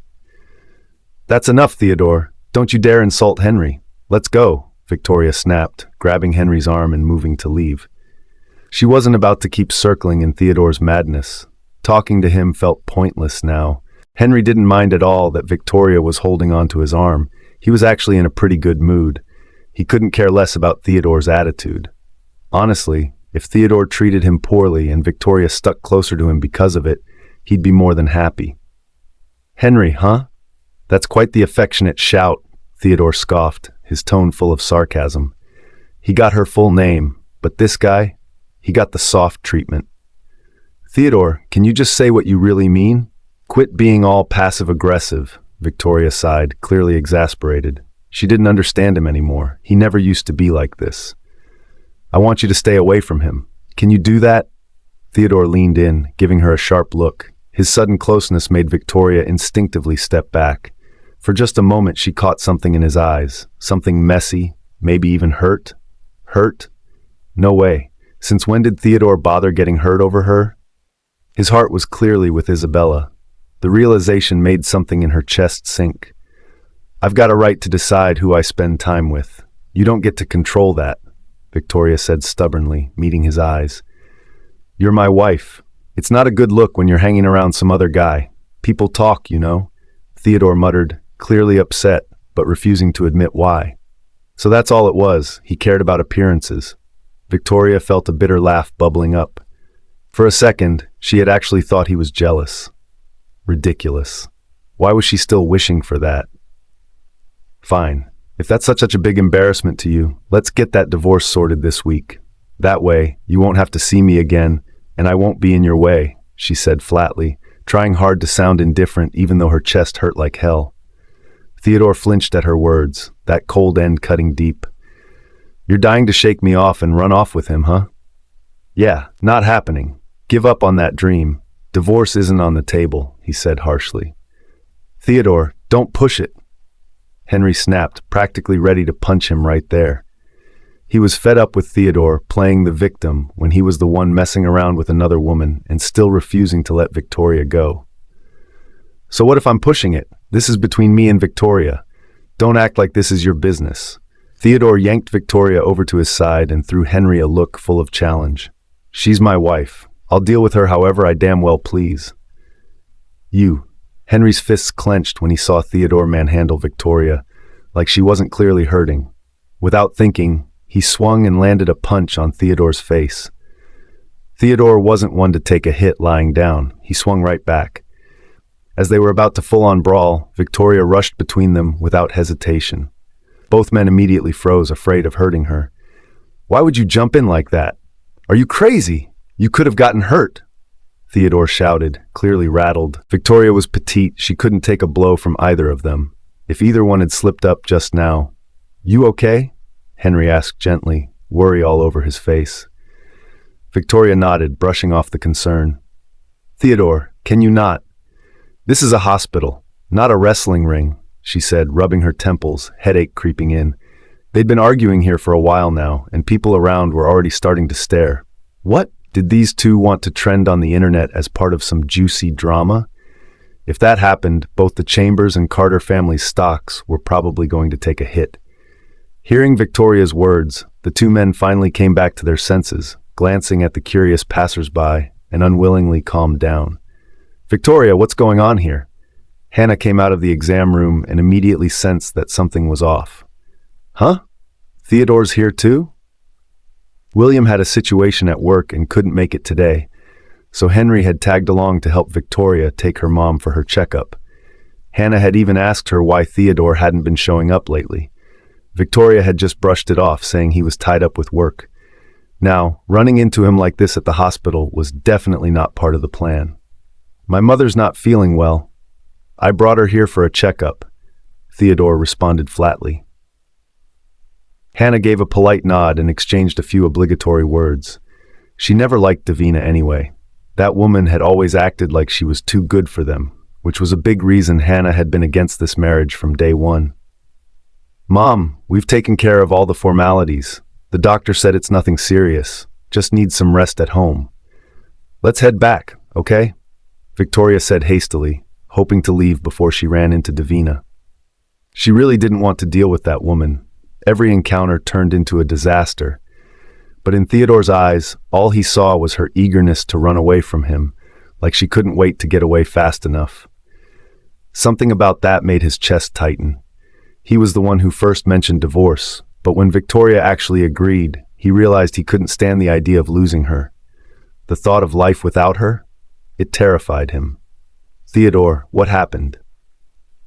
Davina came out just then and walked quickly over. But the second she saw who he was standing across from, her face soured instantly. "Victoria, what are you doing here?" Davina looked her up and down like she was something stuck to her shoe. "I told you we should have gone to the Chambers Hospital. Then we wouldn't have to bump into people we'd rather not see." "Can we not do this here?" Hannah's tone wasn't harsh, but clearly on edge after hearing Davina's words. Davina rolled her eyes and gave a smug smile. Like mother, like daughter, with a mom like you, no wonder Victoria turned out the way she did. "Mom, that's enough," Theodore cut in quickly before she really lost control in public. "What? I'm just saying what everyone's thinking," Davina shot back without missing a beat. Then, throwing a sarcastic glance at the way Victoria was holding Hannah's hand so tightly, she sneered, "Didn't you sever ties with the Ellis family? And now you're back on good terms again? Gotta say, you really know how to play your cards." Victoria froze when she heard that, immediately trying to pull her mom away before Davina said anything worse. Theodore, noticing the shift, didn't hesitate to grab his mother and practically drag her off with him, still muttering an apology. "Victoria, what did that woman mean just now?" "I couldn't make sense of it," Hannah asked, still unsettled by the bitter words. "She's just rambling, Mom. You know how she is. She can't stand seeing me doing okay." Victoria tried to laugh it off, brushing it under the rug as Davina being Davina. Right on cue, Henry jumped in to help change the topic. "Don't worry about any of that, Annie. Let me drive you home, all right?" Thanks to Victoria and Henry's combined efforts, Hannah finally let go of what Davina had said earlier. "I'm bored out of my mind, stuck at home every day. I'm not going back," Hannah protested, sounding like a grumpy kid. Victoria gave Henry a helpless glance. She really had no clue how to handle this. "Mrs. Ellis, if you don't want to go home, how about we grab a meal together first? Then we can take a little stroll through the mall afterwards," Henry offered smoothly. Right now, he was trying to score some brownie points with William and Hannah. Good opportunity to play the good guy card. "Now that's thoughtful, Henry. Let's do that," Hannah nodded, clearly pleased. Especially after comparing him with Theodore and Davina earlier, she found Henry even more likable. Victoria, though, hesitated. Hannah's mood had been unstable lately, and she was genuinely worried something might go wrong. Running into Davina again would just make things worse. Outside wasn't like home, way too many unpredictable variables. "Mom, it's kind of chaotic out there, and I'm worried something might upset you. Home is quieter. How about we wait a few days until you're feeling better, then head out?" Victoria tried to reason with her. Hannah frowned at Victoria's reluctance. "I'm going to go crazy if I stay at home any longer. Didn't the doctor say I'm fine? You all keep acting like I'm sick or something, but I don't feel anything wrong with me." When Hannah's in a good state, she does seem perfectly normal. The issue was, during an episode, she wasn't aware of what she was doing, and once she came back to herself, she had no memory of it. So to her, everything felt fine. It was everyone else who seemed off. "You all hiding something from me?" Earlier, Davina said something. Hannah trailed off, looking suspiciously at Victoria. To keep her calm, Victoria had no choice but to go along and agree to accompany her out. She just hoped they wouldn't run into anyone problematic. Around noon, Victoria and Henry took Hannah to a restaurant. Victoria had deliberately chosen a place that she knew Davina and Theodore weren't fans of, to lessen the chances of any awkward run-ins. "The food here is all right, nothing special. Let's skip this place next time," Hannah commented after trying a bite. "Let's be real, nothing compares to your cooking, Mrs. Ellis. Even those fancy Michelin places don't stand a chance," Henry said seriously, and somehow managed to sound completely sincere. Unsurprisingly, Hannah was thrilled, laughing non-stop at his compliments. Victoria had to admit, she was seeing a different side of Henry lately. She never realized he was this good at charming people. "Henry, with the way you talk, you must already have a girlfriend, right?" Hannah asked, curious. She really did think highly of this young man. Watching him run around the last few days looking after Victoria and making her smile, anyone with eyes could see his intentions weren't that simple. "Mrs. Ellis, I don't have a girlfriend yet," Henry replied a bit sheepishly. "Oh, come on. Someone like you? Still single? Must be because your standards are too high, huh?" Hannah teased. Henry's gaze drifted toward Victoria. "Actually, there is someone I like. Just haven't had the chance to tell her properly yet." Victoria, distracted, completely missed the look he gave her. Henry tried to play it cool, but the disappointment in his eyes was hard to miss. Hannah saw it crystal clear. Henry definitely had a thing for Victoria. Too bad Victoria was already married to Theodore. What a waste. She felt a bit regretful about it. If only Henry had shown up earlier, maybe she wouldn't have had to deal with someone like Davina as in-laws. Just the thought of this morning's unpleasant run-in with Davina put her in a worse mood. Honestly, if it wasn't for how unethical it sounded, she might have already tried to talk Victoria into getting a divorce and giving Henry a real shot. But that was just a daydream. She knew it wasn't really possible. Lunch went by without any drama, which had Victoria letting out a relieved sigh. She figured Theodore and Davina had probably gone home by now. No way they'd bump into each other again in one day, right? With that thought, her nerves finally eased. They strolled around the mall in the afternoon, Hannah checking out a few jewelry shops, trying on a couple outfits, then quickly getting tired. "There's a coffee shop ahead. Let's sit for a bit," Hannah said, clearly worn out. Getting old really hits different. I used to shop all day without batting an eye. Now I'm ready to call it after a couple stores. Henry, carrying all their shopping bags like a champ, quickly chimed in. "Come on, Mrs. Ellis. You still look young to me." Hannah grinned at the flattery. "You sure know how to talk. Now I don't even feel tired anymore." Just as the three of them settled into the cafe, Hannah looked across to a clothing store and squinted. "Wait, don't those people look familiar?" Victoria and Henry followed her gaze and froze. Yup, it was Theodore and Davina again, and this time, Isabella was with them. Seriously? Could they be more unlucky?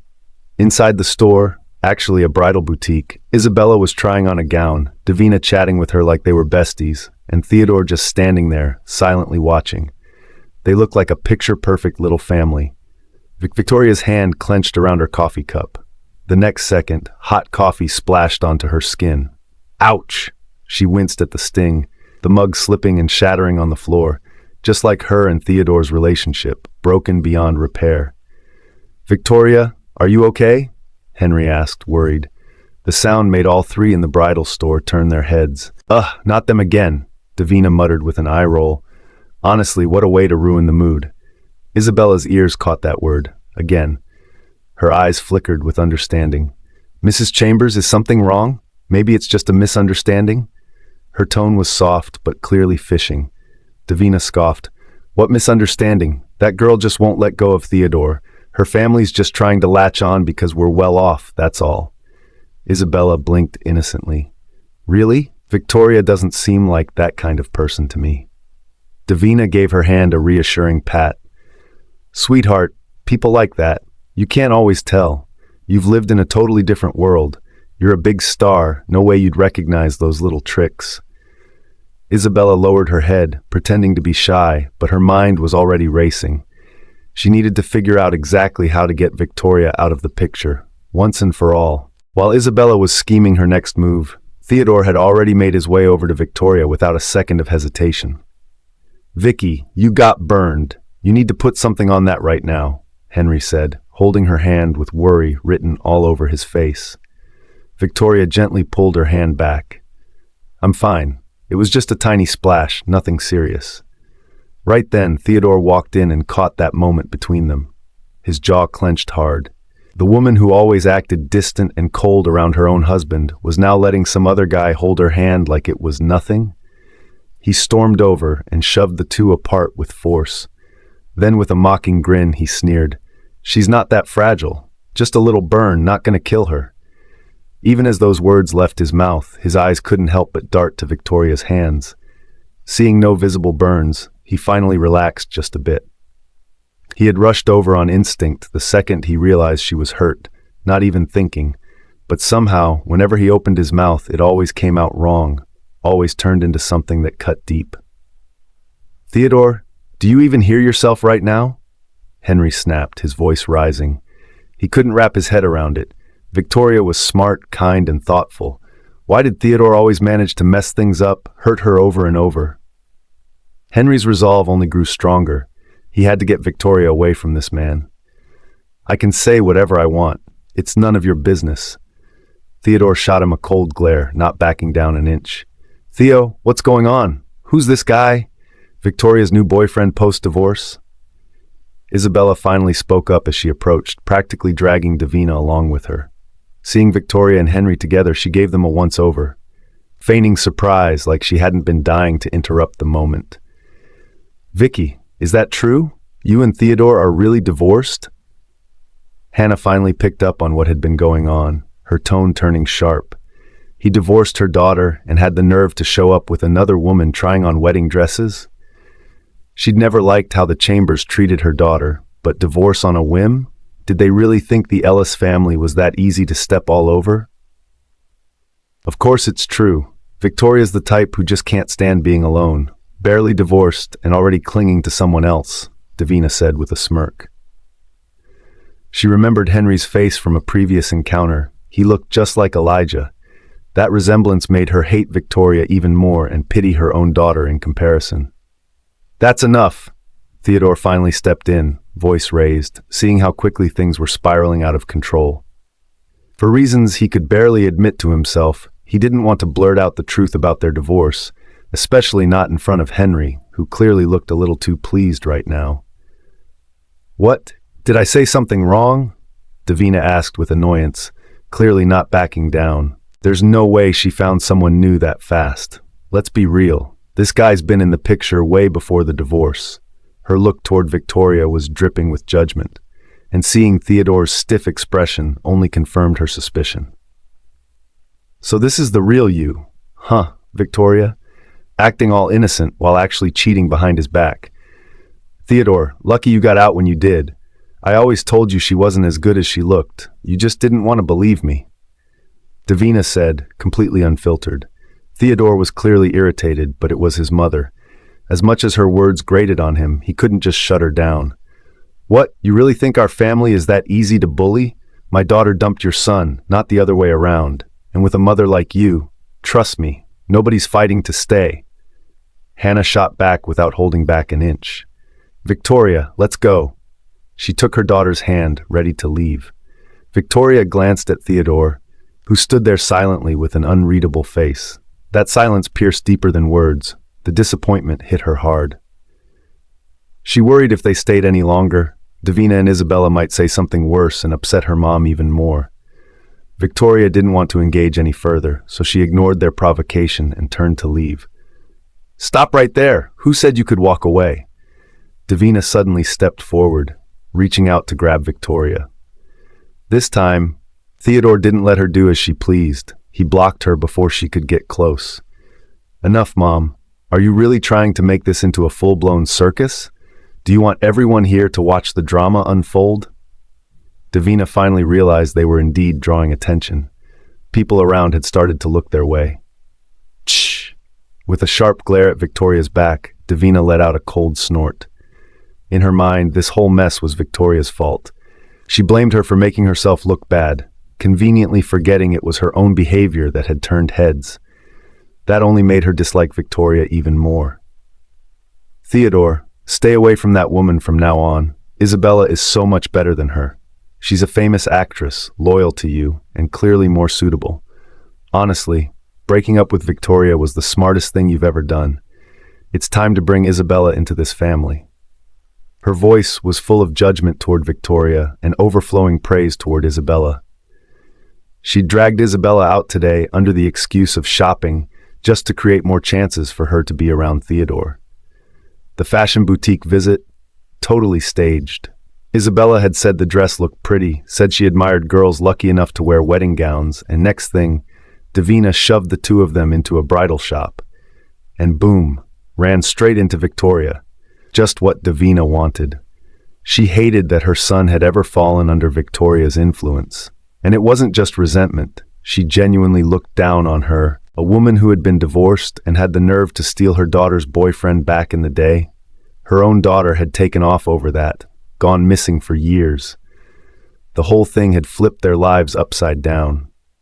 Compared to that, Isabella, totally well-mannered, with star power to boot. Someone you'd be proud to take anywhere. Meanwhile, Victoria's job was just bad vibes, always surrounded by the dead. It gave her the creeps. "Mom, I've got it. I know what I'm doing," Theodore said, his voice laced with impatience. "Do you?" Davina squinted suspiciously.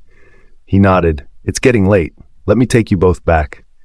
Thinking he agreed, Davina seemed pleased and didn't push further. But Isabella caught the tone. That wasn't commitment, it was brushing her off. She'd seen how worried Theodore looked when he noticed Victoria's burn earlier. He still cared, no doubt about it. But time wasn't on Isabella's side. He wouldn't let her wait forever. Not him. She had to marry into the Chambers family, fast. That was her only escape from whoever was breathing down her neck lately. "Theodore, did I say something wrong back there?" Isabella looked at him with teary eyes, like she blamed herself. Before he could say anything, Davina cut in. "Of course not. That Victoria is the one fooling around with some guy. Our family doesn't need a woman like that bringing us down." Isabella flinched a little hearing that, her expression tightening just a bit. "But maybe Victoria and that guy are just friends," she said softly, acting hesitant, but knowing exactly what seed she was planting. "What kind of just friends are that close? Freaking out over a minor burn? Being all cozy and touchy?" Davina scoffed, clearly unimpressed. "You're way too naive. Some people just love hiding behind a friends label while doing all sorts of shady stuff." Her words hit just the right note for Isabella. It wasn't something she could say herself. She had to protect her perfect image in Theodore's eyes. But with Davina speaking up for her, so much more convincing. Isabella stole a glance at Theodore's expression. Sure enough, his face had darkened. He definitely took in what Davina said. Well, this little outing turned out better than expected. Running into Victoria with another guy? Absolute gold, like the universe was handing her a chance on a silver platter. "I'm just hoping Theo marries you soon so I can finally have a grandchild to spoil," Davina laughed, her tone light but full of meaning. "Auntie?" Isabella shyly lowered her eyes, playing the part perfectly. Worried that things between Theodore and Victoria might still reignite, Isabella had some carefully curated photos of her with Theodore leaked online. After all, barely anyone knew he had ever been married to Victoria. The headlines exploded. Movie queen Isabella Waters dating Chambers Corp CEO, wedding bells coming soon. The topic shot to the top of every platform, sparking endless online chatter. Victoria didn't usually follow online gossip, but she found out when Olivia called her. "Vicky, have you seen what's going on online? They're claiming Isabella's Theo's fiancé." "What the hell? He's married." Olivia's voice was full of outrage. Victoria froze. It took her a few seconds to respond. Realizing something was off, Olivia toned it down. "Wait, no way. You didn't know, did you?" She groaned. "I shouldn't have told you. Now you're upset." Victoria finally spoke. "Don't blame yourself. It would have come out eventually. Better I hear it from you." But her resolve wavered when she pulled up social media and saw those headlines and pictures. Her heart clenched painfully. Was Theodore really that eager? Letting those rumors fly without correcting them. Was he trying to push her into filing for divorce? Her voice was calm, but heavy. "Theo and I already agreed to separate, just haven't finalized it yet." "But that's the thing. You're still married, and Isabella's rushing in like this? Weren't there rumors she had cancer? Why would Theo still want to marry her?" Olivia was confused and pissed. "Maybe he really loves her," Victoria muttered, almost to herself. Olivia heard the hurt in her voice. "Vicky, hang tight. I'm coming over right now." A friend in pain wasn't going to be alone, not on her watch. When Olivia arrived at Victoria's place, she was breathless from rushing over. "Vicky, what's really going on here?" she blurted out, not even catching her breath. Feeling a flicker of warmth, Victoria handed her a glass of water. "Slow down. Take a break first." "How am I supposed to calm down?" Olivia nearly snapped. "That jerk Theodore and that phony Isabella. How dare they treat you like this? We are so not letting them get away with it." Good thing William and Hannah had gone out for a walk. Otherwise, they'd definitely be startled by what just happened. Victoria had already pulled herself together. She shook her head. Forget it. I don't want to get dragged into this mess anymore. Ever since she married into the Chambers family, the only one who ever treated her well was old Mrs. Chambers. Now that even she was gone, what was the point of staying? She still had feelings for Theodore, but the more she cared, the harder it was to accept that he had feelings for another woman. So you're just going to let this slide? If it were me, no way. I'd make them pay, Olivia said fiercely. Victoria had no doubt. If Theodore and Isabella showed up right now, Olivia would tear into them without mercy. Having a bestie like this, Victoria felt lucky. Does Theodore even know what really happened back then? Olivia suddenly asked. Victoria knew exactly what she meant. She gave a slight shake of her head. I never told him. Why not? CEO of Chambers or not, Theodore is a complete idiot. He probably still thinks it was Isabella who took care of him back then, when it was you the whole time. How can he get that wrong? Olivia looked like she was ready to pry open his skull and check if he had any brain cells at all. Talking about it brought all those college memories flooding back. Back then, Theodore had lost his sight in an accident. Every day, Victoria would walk him to class and stay by his side. But somehow he thought the girl helping him was Isabella. Victoria just kept that to herself. Only Olivia knew the truth. I promised Elijah I'd help him hide his illness. I'd already decided to leave Theodore and go abroad with Elijah for treatment. I broke up with Theodore, so I let him believe it wasn't me, Victoria explained quietly. But now that Elijah's gone and you're back here, why not tell Theodore the truth? Olivia asked, confused. Victoria smiled bitterly. What difference would it make? He's in love with Isabella. I've seen it with my own eyes. Maybe he was mistaken at first, but feelings can't be faked. Helping someone out doesn't just make you fall for them. If Theodore didn't care about Isabella, he would have found another way to thank her, not date her. So you're really just going to sit back and watch him marry Isabella? Olivia asked. What else can I do? Olivia, you can't control who someone loves. Even if I forced him to be with me, it wouldn't change how he feels. Victoria knew deep down she never really let him go. Olivia couldn't take it anymore. Sure, the love story's a little burnt at the edges, but it's not inedible. If you still want that man, I'll help you heat things back up. Just say the word. Victoria couldn't help laughing. What's so funny?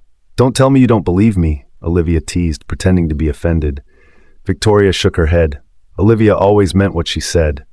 But worried Olivia might actually do something wild, Victoria quickly said, Please don't cause any trouble. I don't want to get caught up in that again. So much has happened lately. I'm exhausted. What's in the past should stay there. Fine by me. Honestly, I don't think Theodore's all that great anyway. I'll help you find someone way better. The buzz online about Theodore and Isabella was insane for a while, but just as quickly as it blew up, the whole scandal vanished, like it had never happened. Instead, news broke that Isabella was about to start filming for her new movie. A lot of people started speculating. Was it the Chambers family who pulled the strings to keep things quiet? Some netizens sighed, guessing Isabella's plan to marry into the elite must have hit a snag. After all, the Chambers family probably wanted a proper heiress, not a spotlight-stealing actress. Of course, that kind of talk didn't go unchallenged. Isabella's fans were quick to fire back. Just as Isabella was wondering if all this was Theodore's doing, a message from Julian popped up on her phone. A warning, plain and simple, know your place and don't step out of line again. Or else. Thinking of that man's way of doing things, Isabella couldn't stop herself from shivering. She didn't doubt for a second that he meant every word. She knew her own worth in his eyes, nothing more than a disposable plaything. If he wanted to ruin her, he totally could. So yeah, she didn't dare openly go against Julian anymore. But that didn't mean she was willing to let him have that grip on her forever. It was obvious. Julian's control over her was getting worse. She had to marry Theodore, and soon. Only he had the power to counter Julian. That growing sense of danger in her chest had her ready to rush over to the Chambers house. Out this late? Where are you headed? Julian's voice had a casual sharpness as he blocked her way at the door, those eyes behind his gold-rimmed glasses fixed right on her. The moment she saw that all-too-familiar face, Isabella's heart dropped. Crap. Just her luck to bump into him right now. Julian had told her to go get a document from Theodore, but he hated how close she was getting to him. Said she should grab it and get out, fast. If he found out she was planning to visit Theodore directly, she'd be in serious trouble. "Julian, what are you doing here?" Her guilty tone was hard to hide. "What? Not happy to see me?" he asked, studying her with a sharp look. His eyes weren't giving away a thing.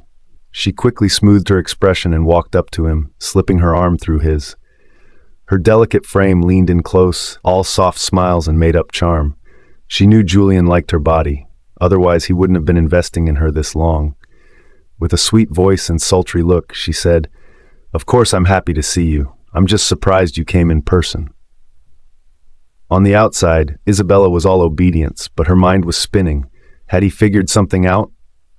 "Missed you. Thought I'd drop by," he said, lifting her chin like he owned her, eyes drinking in her not-so-innocent expression. She might be hard to handle, but she sure knew how to hook a man.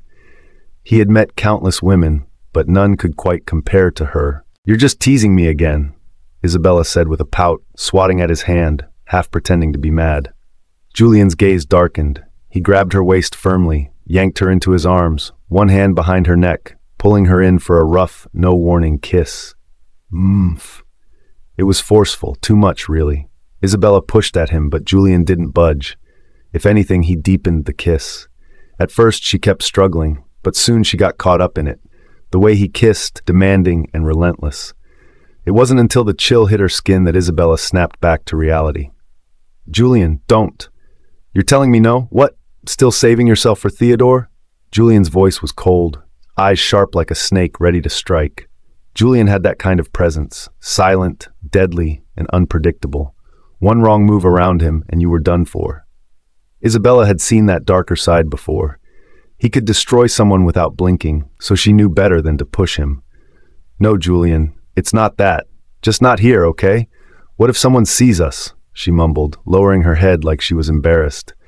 They were right outside the building, where security cameras were basically everywhere. At this point, her clothes were a mess. Skirt hiked up, blouse half unbuttoned, bearing too much pale skin and heaving breaths. "So what? Just have someone wipe the footage," Julian said casually. That's just how he rolled, did whatever he wanted, never cared what people thought. "But what if someone comes by? Julian, let's at least go inside. I'll take care of you properly," Isabella coaxed, trying to reason with him. As famous as she was, getting caught in that kind of situation would end her, and worse, if Theodore ever found out, game over. "Wouldn't that just make it more fun?" Julian smirked, clearly enjoying her panic. Then, seeing her face tighten with unease, he added with a half laugh, "You're just worried he'll walk in, aren't you? Relax. He's not coming." Before she could press further, he picked her up and carried her inside. After everything, Isabella was completely drained. All she wanted was rest. But Julian's words kept looping in her head. "Julian, what did you mean when you said Theodore isn't coming?" "Oh, exactly what you're thinking. He's off playing the hero with Victoria right now," he said flatly. "What?" Isabella bolted upright, suddenly wide awake. She wanted to storm out and drag Theodore back herself. What the hell was he doing with Victoria this late? Still not satisfied, huh? Julian stared at her, annoyed she was still thinking about another man. Frustrated, he shoved her back down, wanting to make sure she remembered exactly who had the upper hand. Whatever will she had left was no match. She could only grit her teeth and endure it. Meanwhile, outside the Ellis residence, Theodore stood soaking wet at the door. Victoria had made it loud and clear she didn't want to see him. Hannah wasn't happy either and let him stand out there with no intention of intervening. Davina's cruel words that afternoon still echoed in his head. Guilt gnawed at him so hard that no matter how tired or humiliated he felt, he had to see Victoria. Lately, watching Victoria and Henry getting closer had been eating at him. He finally had to admit he wasn't over her, not even close. He couldn't stand the thought of her with someone else. But Victoria had shut him out completely. No one knew how long he'd been standing out there when it started raining. "It's raining," William commented from inside, glancing over at his daughter. Victoria pressed her lips together, then said firmly, Dad, just tell him I'm not coming out. He should go. William sighed but stepped outside anyway to do as she asked. Theodore wasn't just anybody. He was the CEO of the Chambers Group. If anything happened to him on their watch, it'd be trouble. You won't change my mind, Mr. Ellis. I'm not leaving unless I see her, Theodore said, his tone resolute. William knew there was no talking him out of it. Defeated, he went back inside with a sigh.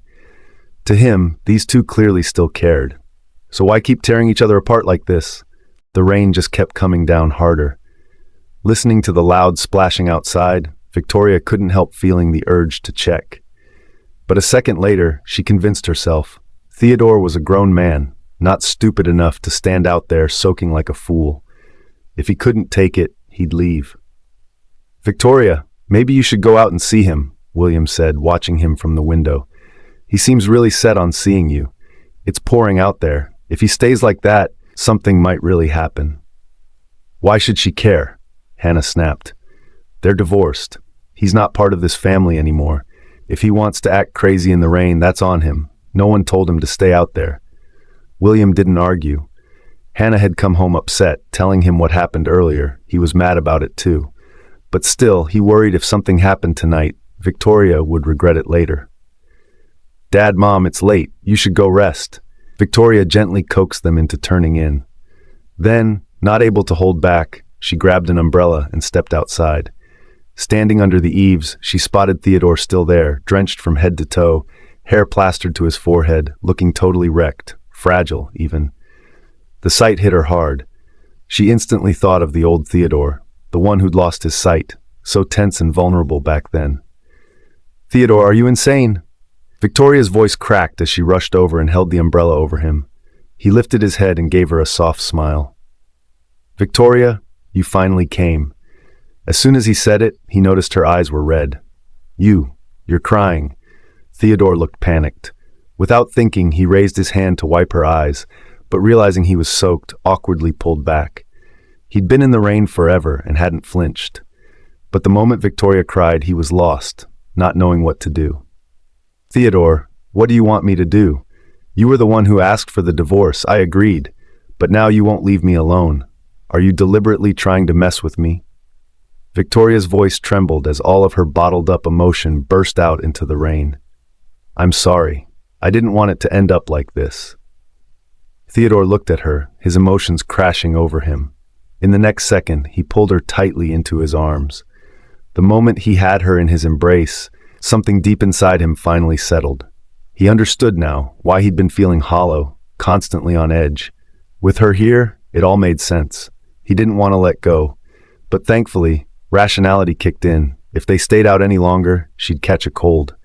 Still, he didn't loosen his grip. One arm still around her, he guided her back into the house. They were both soaked.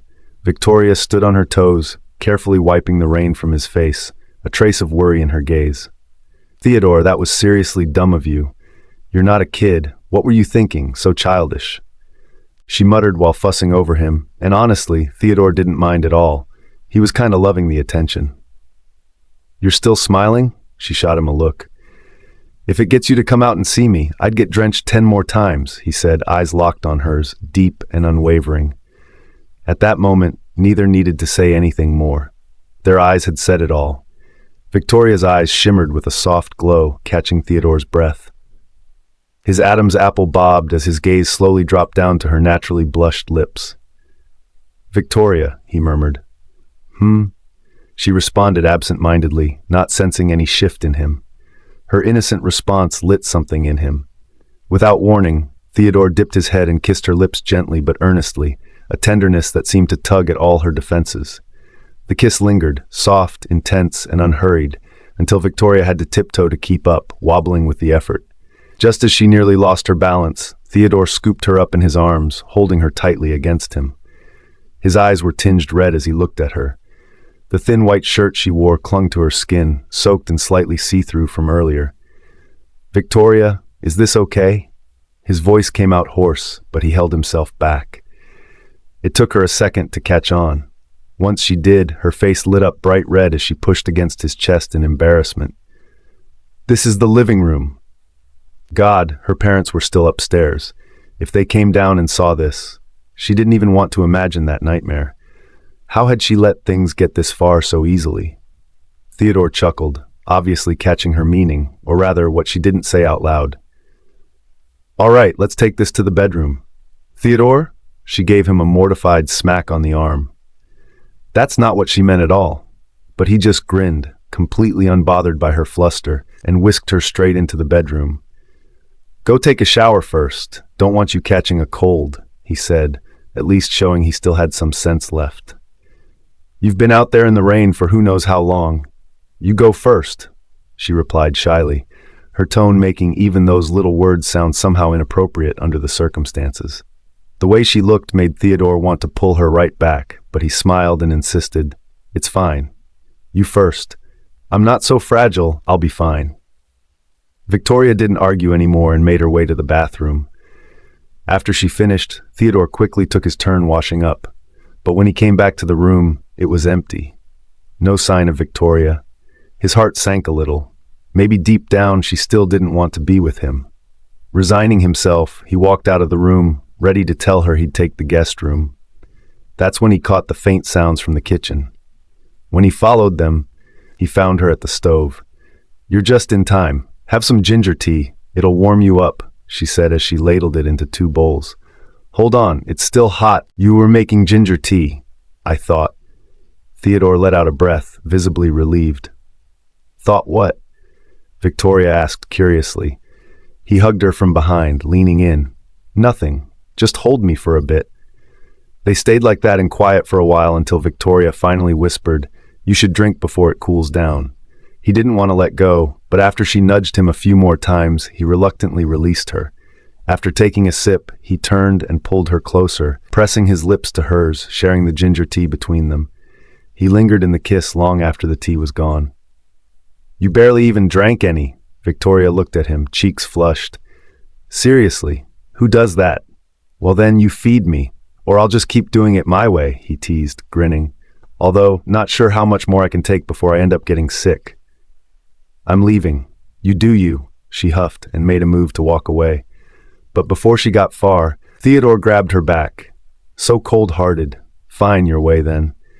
And just like that, in the middle of her mock protests, they finished the remaining ginger tea together. The next morning, sunlight filtered through the windows, casting a soft glow over the comforter. Victoria slowly opened her eyes, gaze settling on the man beside her. His eyes were closed, so the usual obsidian glint in them was hidden. All she could see were his long, dark lashes, casting delicate shadows beneath his eyes. With that high nose bridge and naturally pink lips, Theodore looked absurdly good, even in sleep.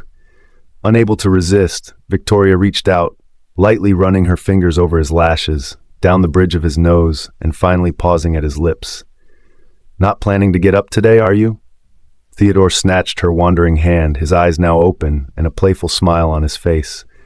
Truth be told, he'd woken up the moment she touched him, but he'd been curious, wondering what she was up to, only to find her hand becoming increasingly daring.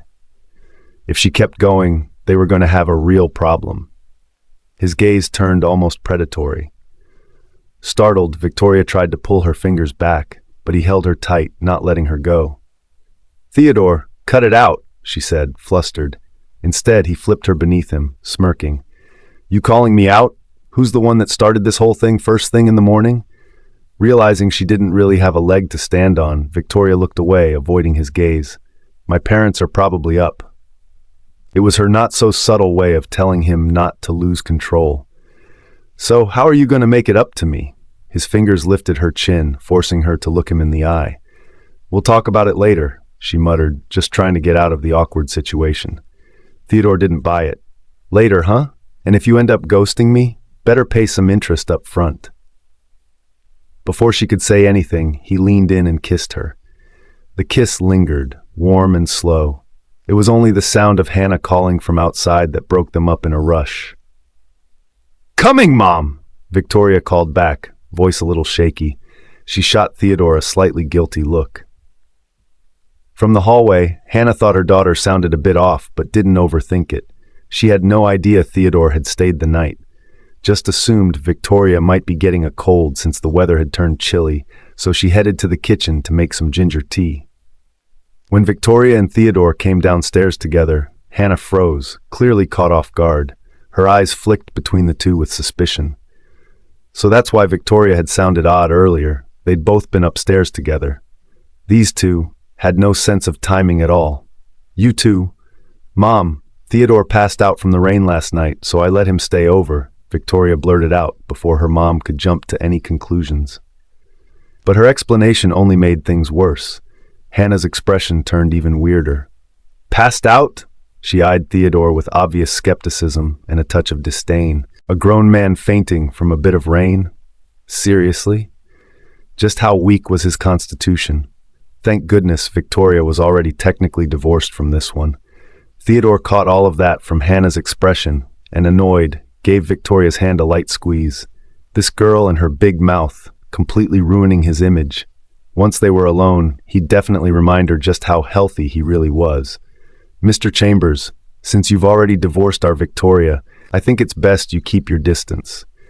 Staying over like that after getting caught in the rain, maybe that's fine for you as a grown man, and the CEO of Chambers Group no less. But Victoria's a young woman.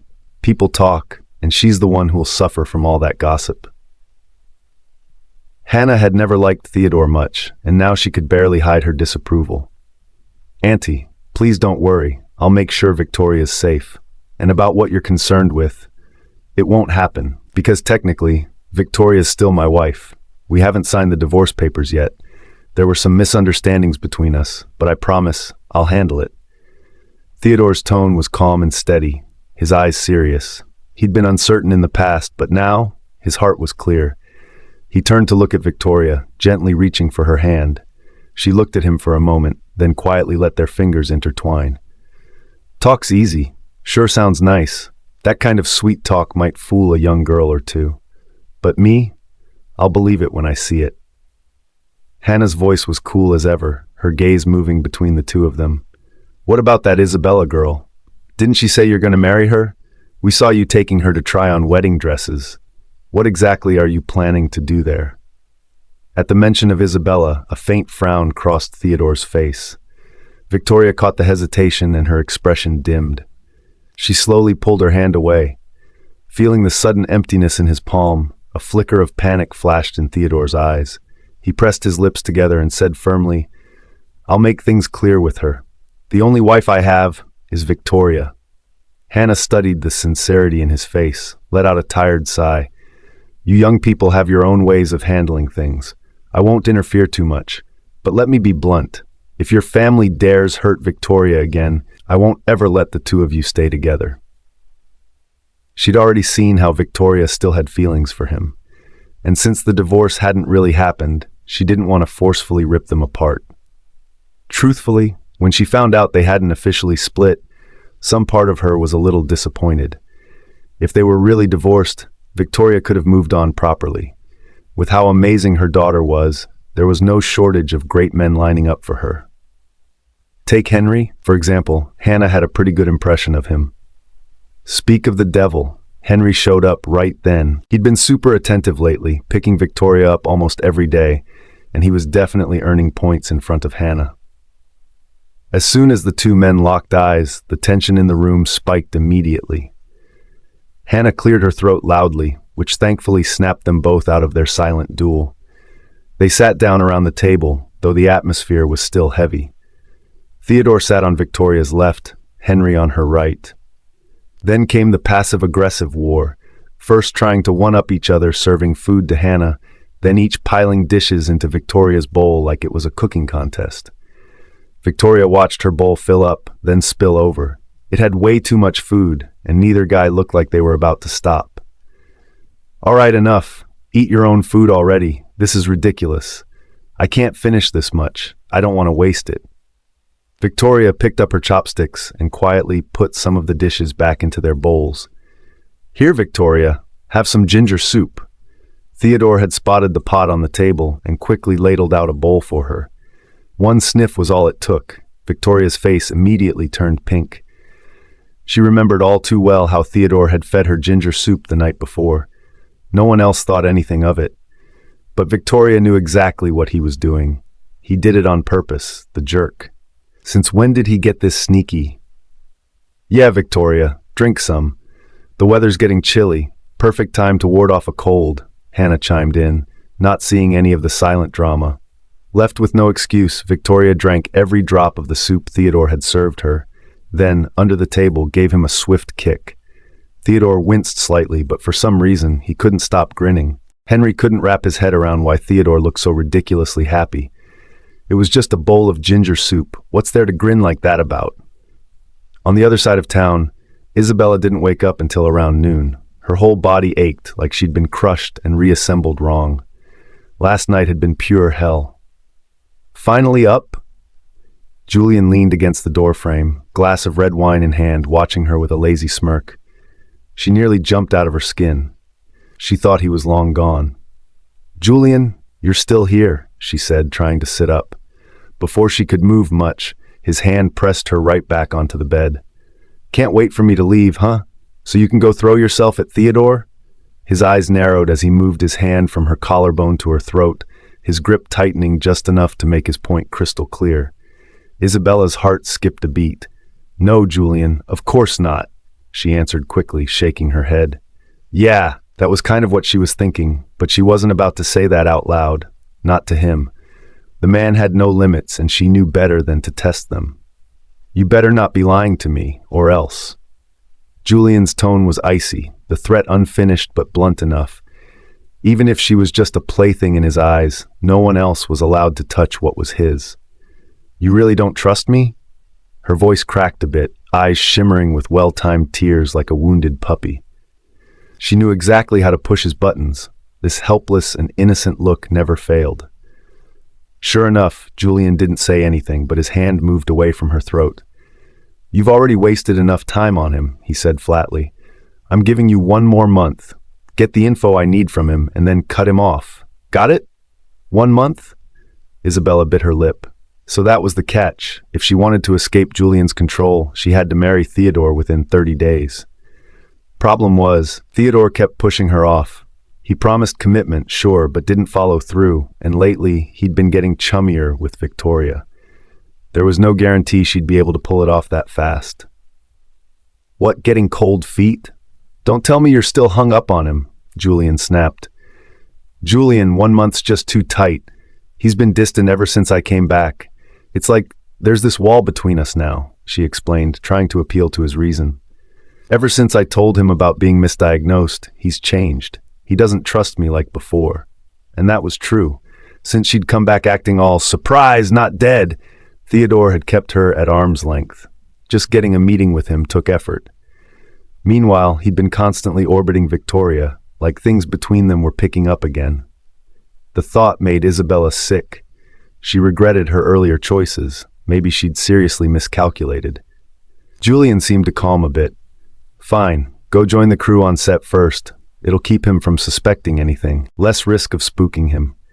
He wasn't in a rush now that his plan involved moving parts.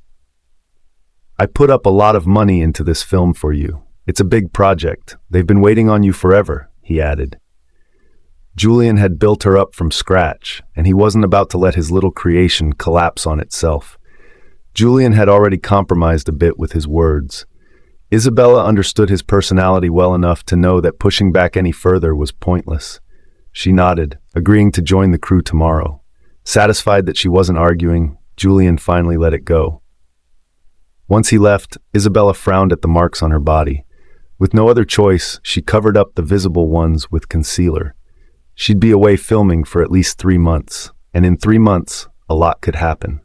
She had just come back and barely had a chance to win Theodore over. Now she was leaving again? By the time she returned, it might already be too late. No way. She couldn't just sit around waiting. She had to act. At the mortuary, the supervisor called Victoria back in. There was a new case, and the family had specifically asked for her to handle the restoration. Once she arrived and got briefed, she prepped everything and started working with Chloe at her side. Victoria had dealt with all kinds of tough cases and handled them flawlessly. Even though this body was in bad shape, it wasn't anything she hadn't handled before. Chloe quietly assisted, watching closely and soaking everything in. Seeing Victoria work with such precision and grace, admiration overflowed in her eyes. One day she was going to be just like her mentor, a top-tier posthumous restoration expert. Given the extent of the damage, Victoria only managed to finish half of it that day. The rest would have to wait until tomorrow. By the time she wrapped up, it was already late. Exhausted, she changed her clothes. Stepping outside, she was surprised to see Theodore waiting for her. "When did you get here? How long have you been waiting? Why didn't you say anything?" Her tone was soft with a hint of worry. Theodore probably didn't know she was working overtime. He must have arrived early and waited silently all this while. "Not long. I didn't want to interrupt your work," he said, gently taking her cold hands. "Why are you still working this late? If there's too much, just finish it tomorrow. Don't overdo it." His concern warmed her heart, but she still shook her head. The sooner the body is ready, the sooner the family can find peace. Letting them wait even a day longer feels cruel. "You always put others first. Can't you take a moment to think about yourself?" Theodore teased, giving her nose a light pinch. The next morning, Victoria rushed back early to continue her work. But the moment she reached the building, she saw the front door had been tampered with. Something had gone wrong. Her heart skipped a beat. "Victoria, thank God you're here. Something happened. Someone broke in last night, messed up a bunch of stuff and messed with that body you were working on too," the supervisor said, practically yanking at his thinning hair in frustration. The second she heard about the body, Victoria didn't even wait for the rest. She darted inside to see for herself. It was worse than before, way worse. Damn it, what now? Can this even be fixed again? What kind of sicko would do this? Who even comes after a corpse? The supervisor was completely frantic. "Did you check the security footage?" Victoria's voice was calm but tight. She was furious too, but anger wouldn't fix anything. What mattered now was staying focused. The cameras were smashed. "There's nothing we can check," the supervisor sighed. At this point, no one else had arrived for the day. It was just the two of them. "Seal everything off. We need to wait for the cops to investigate," Victoria said decisively. By now, the rest of the staff had trickled into the restoration center. When they found out what had happened, everyone was clearly shaken. Some were just straight up confused. I mean, what's even worth stealing here? It's all just tools, equipment, documents, and, well, the bodies. Nothing really valuable in the usual sense. Then word got around that one of the bodies had actually been damaged. Some people guessed that maybe the thief realized they hit the wrong place and then wrecked the body out of frustration. Seriously? Who even does that? That's just messed up. Doesn't even respect the dead, someone muttered in disgust.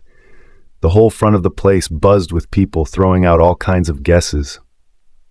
"Hey, I heard the damaged corpse was one Victoria was working on," Lila said with a sly tone and a fake innocent look. She'd been salty ever since she came out on the losing end of things with Victoria before, so now that something like this happened, of course she wouldn't waste the chance to stir the pot. "Exactly. This place isn't even worth robbing. We don't cause drama with anyone either. If someone came here just to trash things, it has to be personal," someone from Lila's usual crew chimed in. "Oh my God, what if he comes back? That's freaky," another colleague clutched her chest, clearly spooked. More and more people started eyeing Victoria like she was hiding something. Victoria always kept her distance, focused purely on work. Besides the polite hello nods, she didn't really mix with others much. Because of that, quite a few coworkers thought she was arrogant and cold. Meanwhile, Lila played the social game well. Smooth talker, always smiling. Naturally, she had a little circle backing her up. Victoria usually didn't bother with this kind of pettiness, but she wasn't about to let them throw dirt on her like this. "I've already reported the incident to the police. They'll be here soon to investigate. If any of you actually have proof or saw something, feel free to tell them. But if you're just making baseless accusations, I'll hand that over too. Let the cops handle it," Victoria said calmly but firmly. Her eyes swept across the group, and those who were just casually gossiping suddenly quieted down, shrinking back like guilty little kids caught in the act. When the police arrived, they carefully went over the scene, then cordoned off the area. Until the investigation wrapped up, No one was allowed near the workspace. "Victoria, what should we do now?" the supervisor asked, clearly uneasy. That body hadn't been fully restored yet, and who knows how long this investigation will take. The family's not going to be happy about this. Victoria was feeling the pressure too. The body had been badly damaged. Fixing it would take a lot more time than usual. Then, just to make things worse, the family somehow caught wind of the whole thing. They showed up right then and there, demanding to see the body themselves. The restoration isn't done yet. We'll let you know as soon as it's ready," the supervisor said awkwardly, unsure how much truth he could spill without making things worse. Telling them outright might make them go ballistic and start smashing the place up. "No way. We're not leaving until we see it with our own eyes," said the middle-aged man and woman firmly. "Sorry, this area is part of an active investigation. It's been sealed off. No one goes in until it's cleared," the officer said, stepping in to block their path. The pair flinched at the officer's tone and didn't try to force their way through again, but it was clear from their faces this wasn't over, not by a long shot. "Crime scene? What do you mean? Nothing happened to my brother's body, right?" The middle-aged woman's voice shot up sharply. Everyone at the restoration center went silent. The woman rushed forward and grabbed Victoria by the collar, shouting, "Something happened to my brother, didn't it? Tell me the truth. I have a right to know." "Ma'am, please calm down. Let's talk this through." Their supervisor quickly stepped in, trying to pull the frantic woman back. "Calm down? How am I supposed to calm down? My brother's already gone, and I trusted you people with him, and this is how you handled it." She shoved the supervisor aside angrily. Her strength caught the supervisor completely off guard, nearly knocking them over. "You have my word. I'll fix your brother's remains and return him to you properly," Victoria said, struggling to steady her tone. But the woman wasn't having it. "I don't buy it. I'm going to expose what kind of shady place you people are running." She whipped out her phone and started live streaming, aiming the camera right at Victoria and the others. Lila, who had been enjoying the spectacle from the sidelines, hadn't expected the situation to spiral this far. She hurried to hide behind someone else. Although the police arrived quickly and got things under control, the woman had already uploaded the video online. Meanwhile, Theodore, now clear on how he felt, went to talk to Isabella and come clean. But Isabella got in first. "Theo, I'm about to head off to a film set. I probably won't see you for 3 months. Can you drop me off?" She noticed the hesitation in his eyes and quickly cut him off. Feeling guilty about possibly breaking the promise he'd made to give their relationship a title, Theodore nodded. Taking her to the set wasn't too much to agree to. So he drove her there, planning to head back right after. "Theo, it's going to be a while before I see you again. Don't leave just yet, okay? Stay with me for 2 more days, please." Isabella clung to his arm, her voice soft and pleading.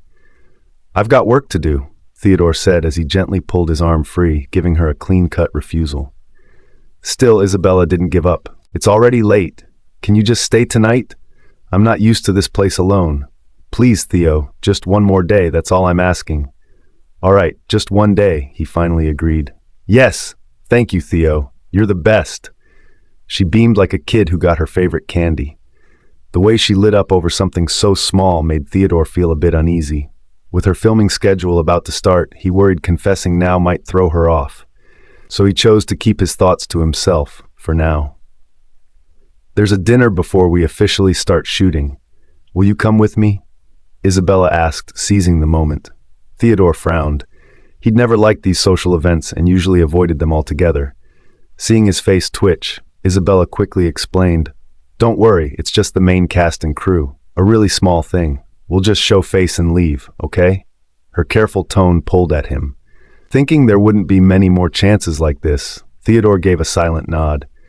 He couldn't bring himself to turn her down. Avondale Club. This place was pretty upscale. None of those tacky vibes you'd expect. Everything tastefully designed with a kind of quiet luxury.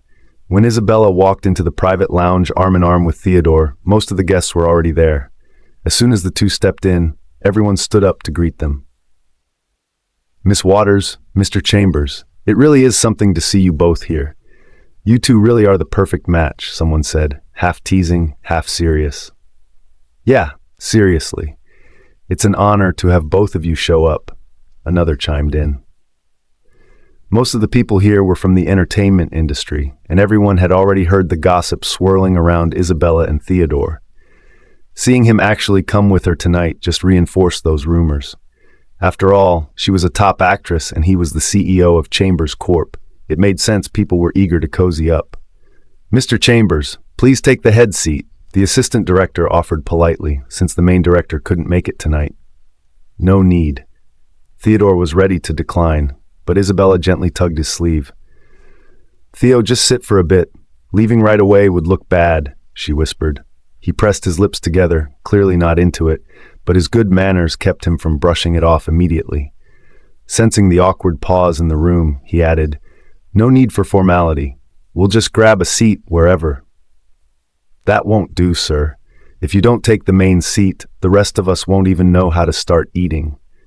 The assistant director tried to lighten the mood. Right after he spoke, he regretted it. He didn't mean to push or anything, but of course, he was too nervous to say more.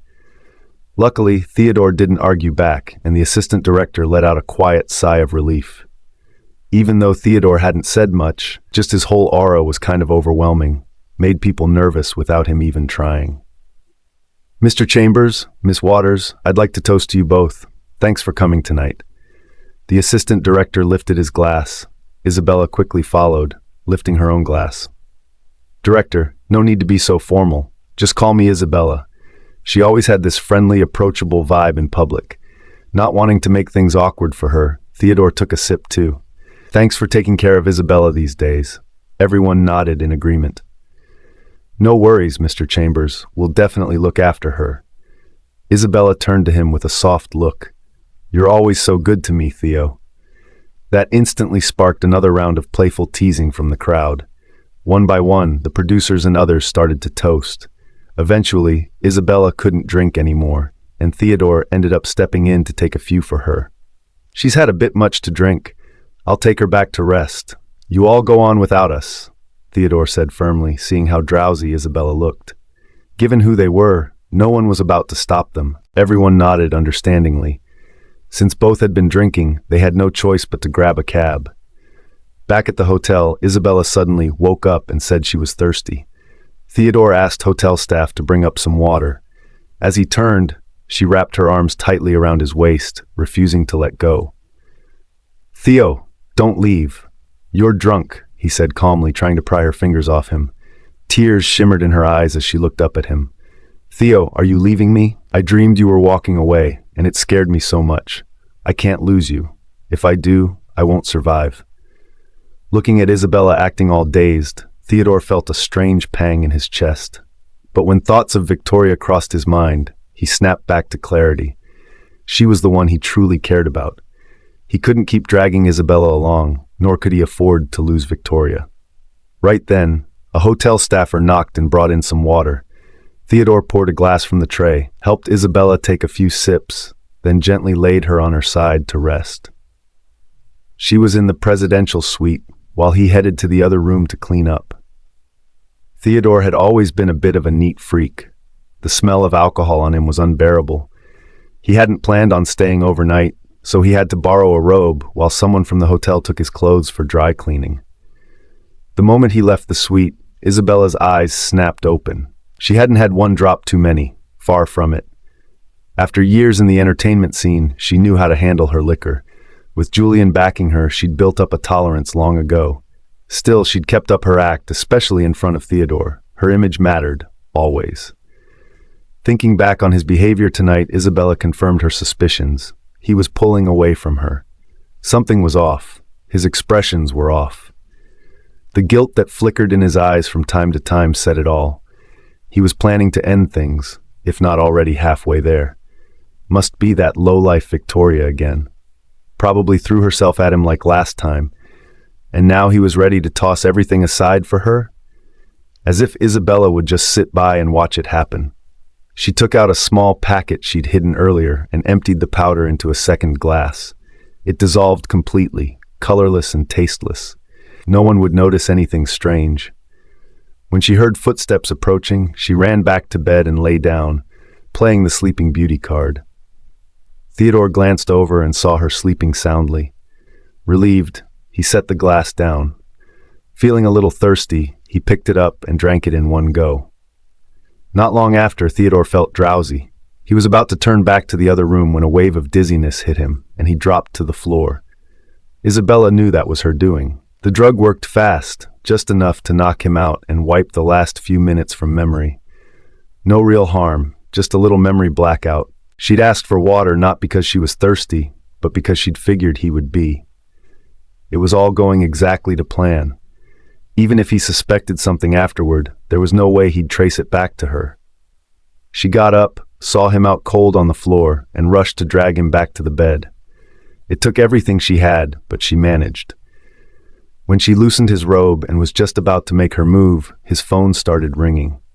Startled, Isabella looked at the screen. Seeing Victoria's name made her smirk. Perfect timing. Victoria must be in deep trouble, probably calling Theodore for help now that she's desperate. Thinking about the mess she'd had someone stir up for Victoria, Isabella felt a thrill of satisfaction. Nobody messes with her and walks away fine. Now she'd make sure Victoria felt it a little deeper. She picked up the call. Theodore, He's asleep right now? Isabella cut in before Victoria could finish. If there's something urgent, you can tell me. Isabella, you and Theodore. Victoria's voice on the other end trembled as if she could barely get the words out. With a smug tone, Isabella replied, That's right. Whatever you're thinking, it's exactly that. Isabella hung up and immediately wiped the call record.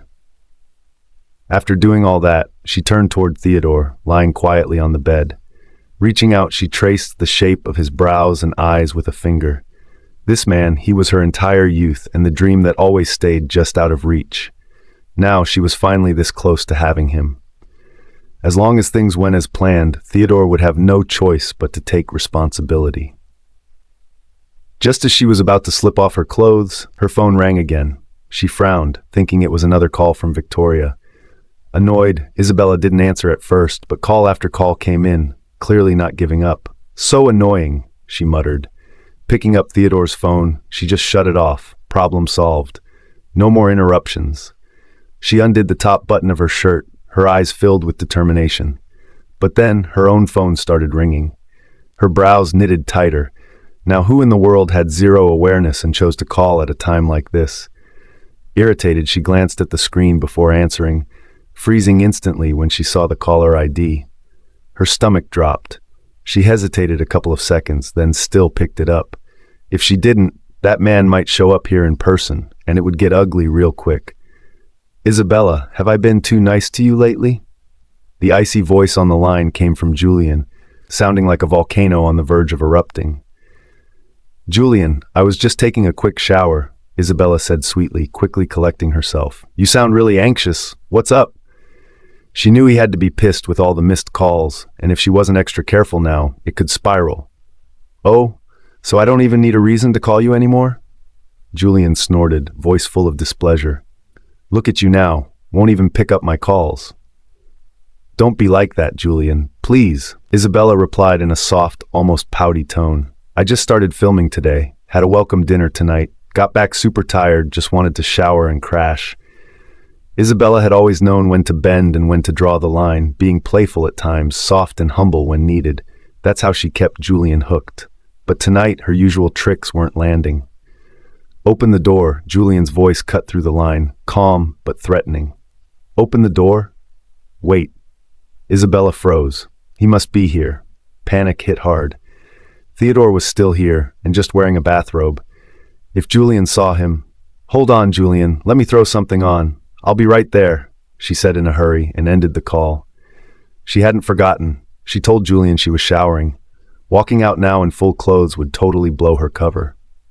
Casting a quick glance at Theodore in bed, Isabella gritted her teeth and shut the bedroom door tight. This chance she had might slip away after all. But at least for now, her top priority was making sure Julian didn't find out. She stepped into another bedroom, quickly stripped and jumped in the shower, letting the water soak her head to toe. After putting on a robe, she went to open the door. Sure enough, Julian was outside, looking visibly annoyed. If Isabella hadn't come out soon, he was going to have someone break the door down. No other woman had ever pushed him this far, none but her. "Isabella, you've really outdone yourself," Julian said coldly. She pretended to be drunk, eyes hazy, voice soft with a trace of grievance. "Julian, I feel awful." Julian caught her when she swayed like she might fall over. The way she looked, like she could crash any second, made it hard to stay mad. "How much did you drink? Who the hell let you drink that much?" The thought of someone forcing her to drink flipped a switch in him. His gaze turned sharp. No one messed with his wild little kitten. "No one made me drink. I just kind of overdid it by accident." She leaned against him, rubbing her cheek against his chest. "Don't be so fierce. You're scaring me." "When I'm not around, don't drink like this again," Julian said, voice low, arm wrapped tightly around her. "Okay," she mumbled, acting obedient. Seeing her all soft and yielding like that, Julian couldn't hold back anymore. He scooped her up in one move and strode into the room. Isabella's heart clenched. She hesitated. Should she try to stop him? If she didn't, he might run into Theodore. If she did stop him, he'd definitely get suspicious, and still potentially find Theodore. Luckily, the room Theodore was in was farther from the entrance. Julian didn't head that direction. Instead, he took her into a different bedroom. She let out a silent breath of relief. Julian laid her gently on the bed. His lips landed on hers, then trailed down her neck, leaving marks behind. His warm breath danced across her skin, sending shivers down her spine. "Julian, stop. I don't feel good." The thought of her plan kicked back in. She couldn't let Julian stay the night. Besides, what if Theodore woke up? "Who said you get to say no to me?" Julian gripped her face, forcing her to meet his eyes. "Don't forget who you are." That look in his eyes froze the blood in her veins. Right. So what if she was the glamorous, award-winning actress everyone adored?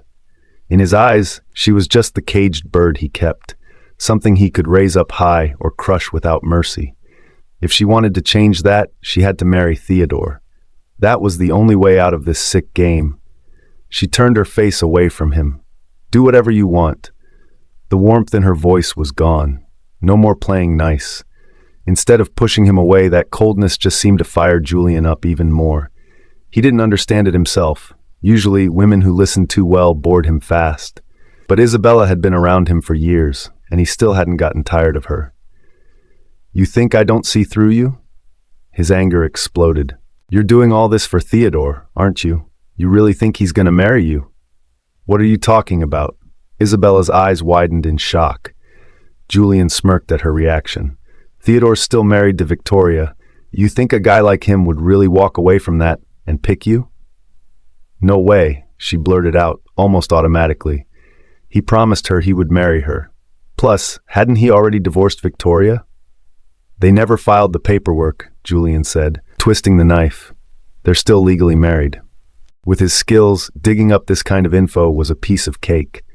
"You think I wouldn't figure out what you were trying to do by bringing Theodore here?"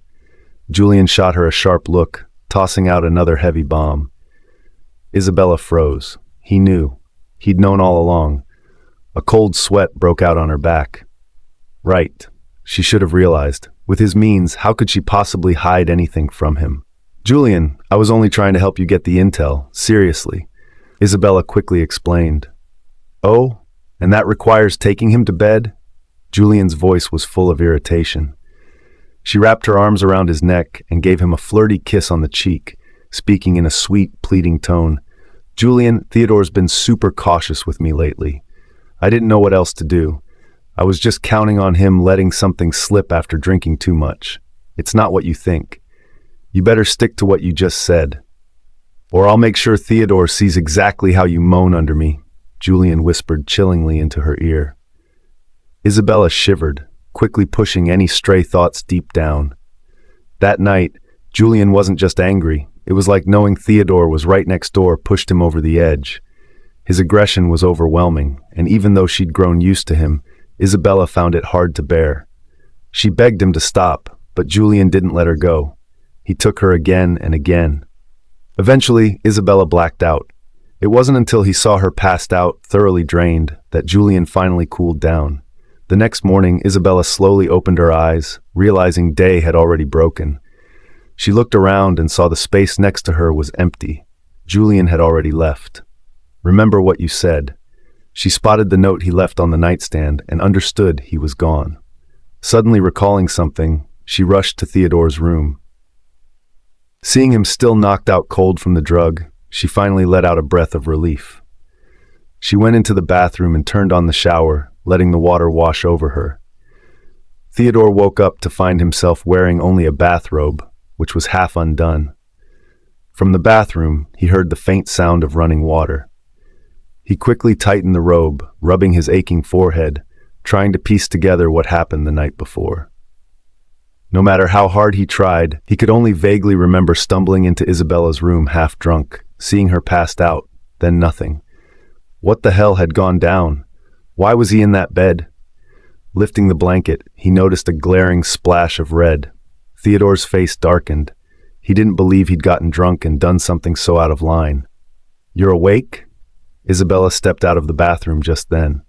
She was also in a bathrobe. Her lips were swollen, and bruises of varying shades dotted the pale skin exposed, eye-catching to say the least.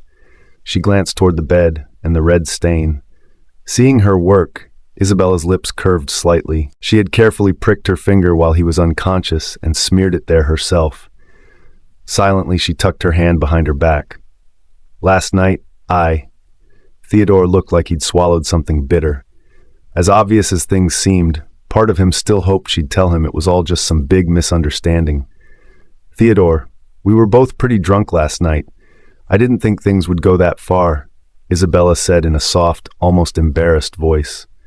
But her words crushed the last bit of hope Theodore had been holding on to. She moved closer, sitting beside him and gently leaning on his shoulder. "I know it wasn't planned, but I don't regret it," she murmured. "Maybe it was meant to be. I'm actually kinda old-fashioned. Had planned to wait until we got married. But you said you'd marry me, so I figured maybe it doesn't matter if it happened a little early." The expression on Theodore's face didn't improve. He looked uncomfortable, troubled. But now that it had happened, he couldn't just walk away. "I'm really happy to be yours, but—" Isabella looked up with wide, searching eyes. "I'm scared, Theodore. You will keep your promise, right?" Just then, a knock at the door made Isabella stiffen in panic. She froze, half expecting it to be Julian coming back. "Room service," someone said from the hallway. Hearing that, Isabella finally relaxed a little. "You rest. I'll check it out." Theodore got up and stepped out before she could stop him. A staff member was handing over freshly laundered clothes. Theodore took the garments and started heading to the other room to change, when Isabella suddenly called him back. "Theodore, I feel a bit dizzy," she said, leaning weakly against the doorframe. Her palms were clammy, panic rising. That room was the one she and Julian slept in last night, and it hadn't been tidied up yet. Theodore didn't suspect a thing and came over to support her. "You okay? Feeling sick?" She leaned into his arms on purpose. "Maybe I overdid it last night." Theodore cleared his throat awkwardly. "Maybe lie down a bit longer?" "I'm kinda hungry, actually. Once you've changed, let's go grab some breakfast," she suggested, nudging Theodore gently back into the current room. After he changed and headed to the restaurant, Isabella quickly called housekeeping to clean up the other room and get rid of any trace. Only when every detail was cleared did she finally breathe easy. Back at the Ellis home, Hannah clutched Victoria's hand, anxious and tearful. "Vicky, the stuff about your team, it's all over the internet now. What are we going to do?" Victoria's mind was a mess, but she tried to stay calm and reassured her mom. "Don't worry, Mom. It was an accident. We've got people on it. And if the police find out who did it, we can fix this." "But what if they don't? I heard the surveillance footage got destroyed. Can they really find anything without it?" Hannah was visibly distressed. "There's always a trail. They'll find something," Victoria replied firmly, half to comfort her mom, half to remind herself. Whoever did this had clearly planned ahead, erased evidence, wrecked the cameras. It wasn't some random mess-up. Chances were, other clues had been wiped too.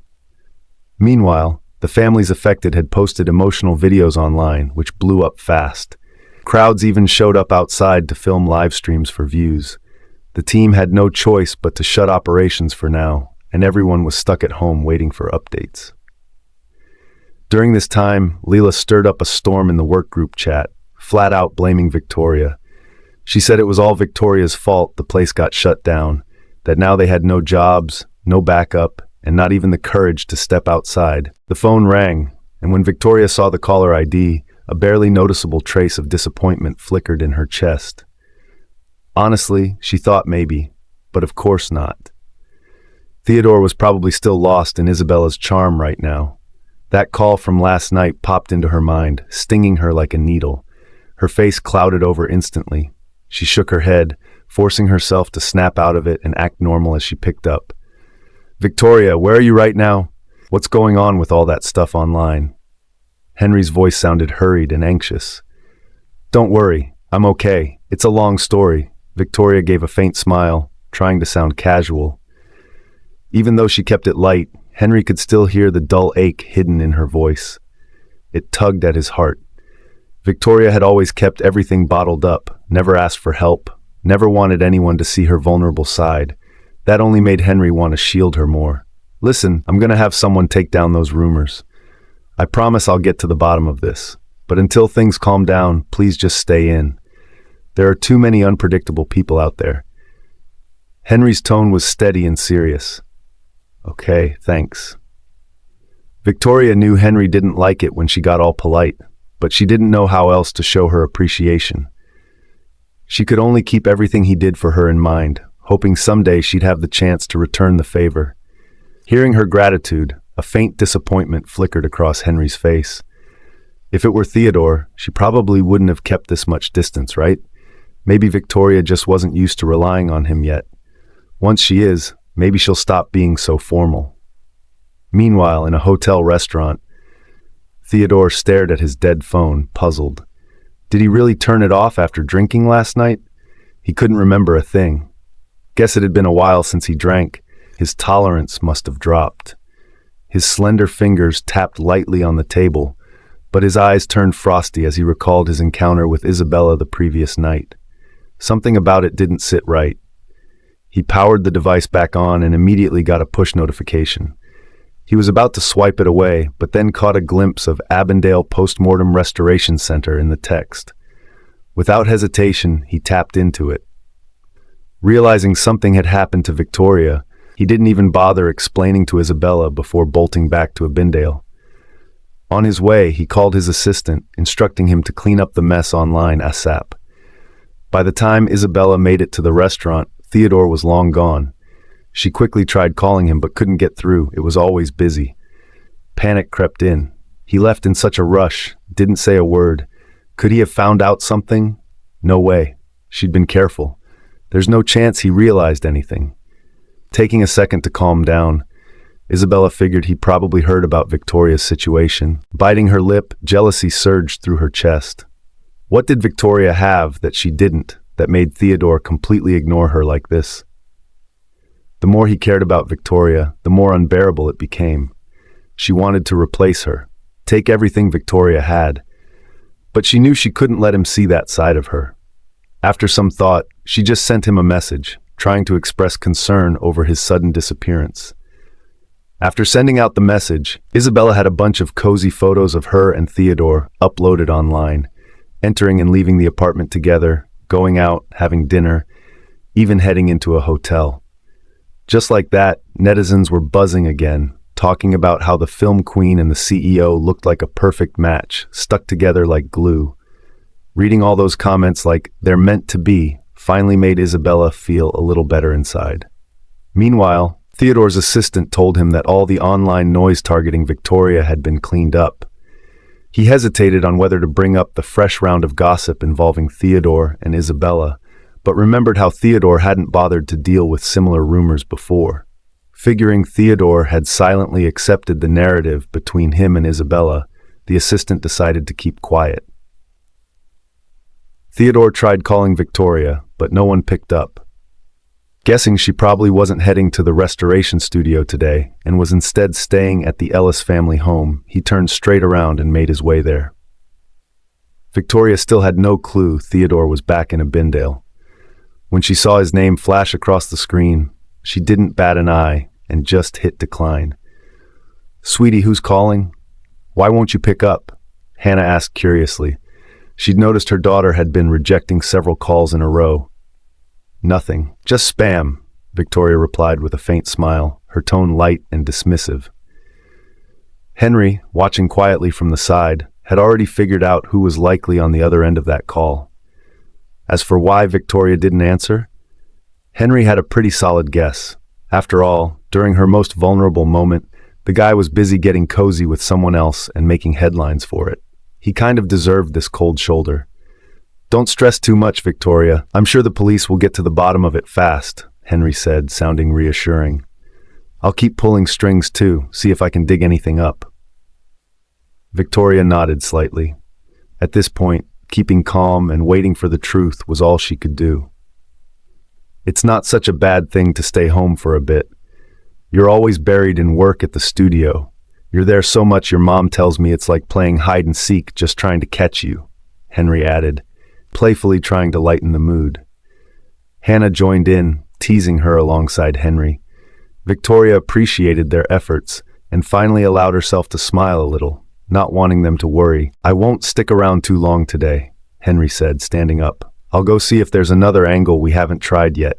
The sooner we find something, the faster your life can go back to normal. Hannah, increasingly impressed with Henry, quickly nudged Victoria to walk him to the door. As the two stepped outside, Henry leaned in slightly, offering a few more comforting words.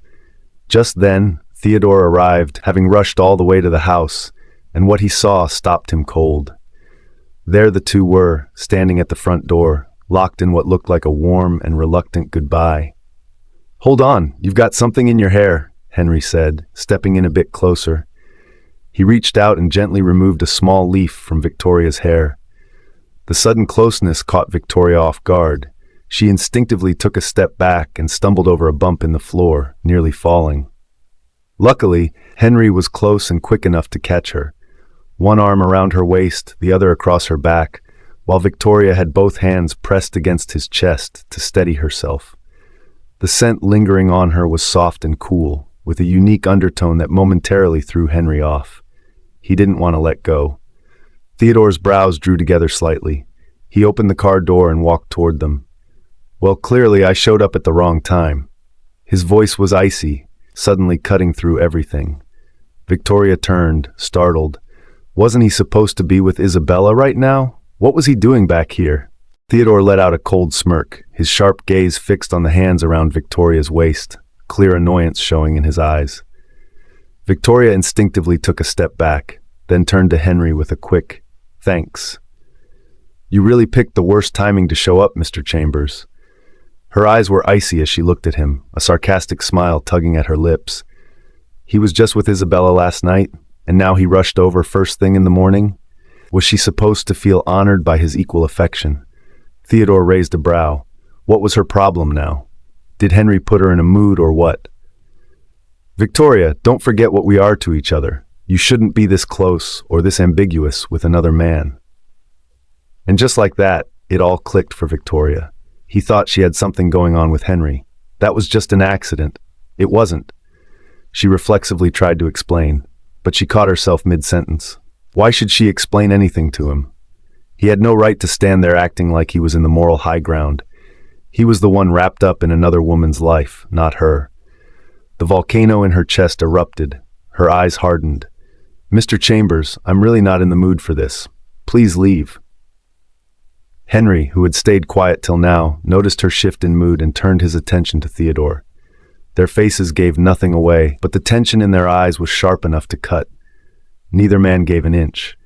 Victoria didn't quite get it, but could clearly see the fury building in Theodore's eyes. She stepped forward, blocking him from Henry. "Theodore, stop acting crazy." Her move only darkened Theodore's face, his restraint crumbling. "Heh, so now you're openly picking his side? What's next, bringing up Elijah too?" He struck a nerve. The moment he mentioned Elijah's name, Victoria's eyes welled up.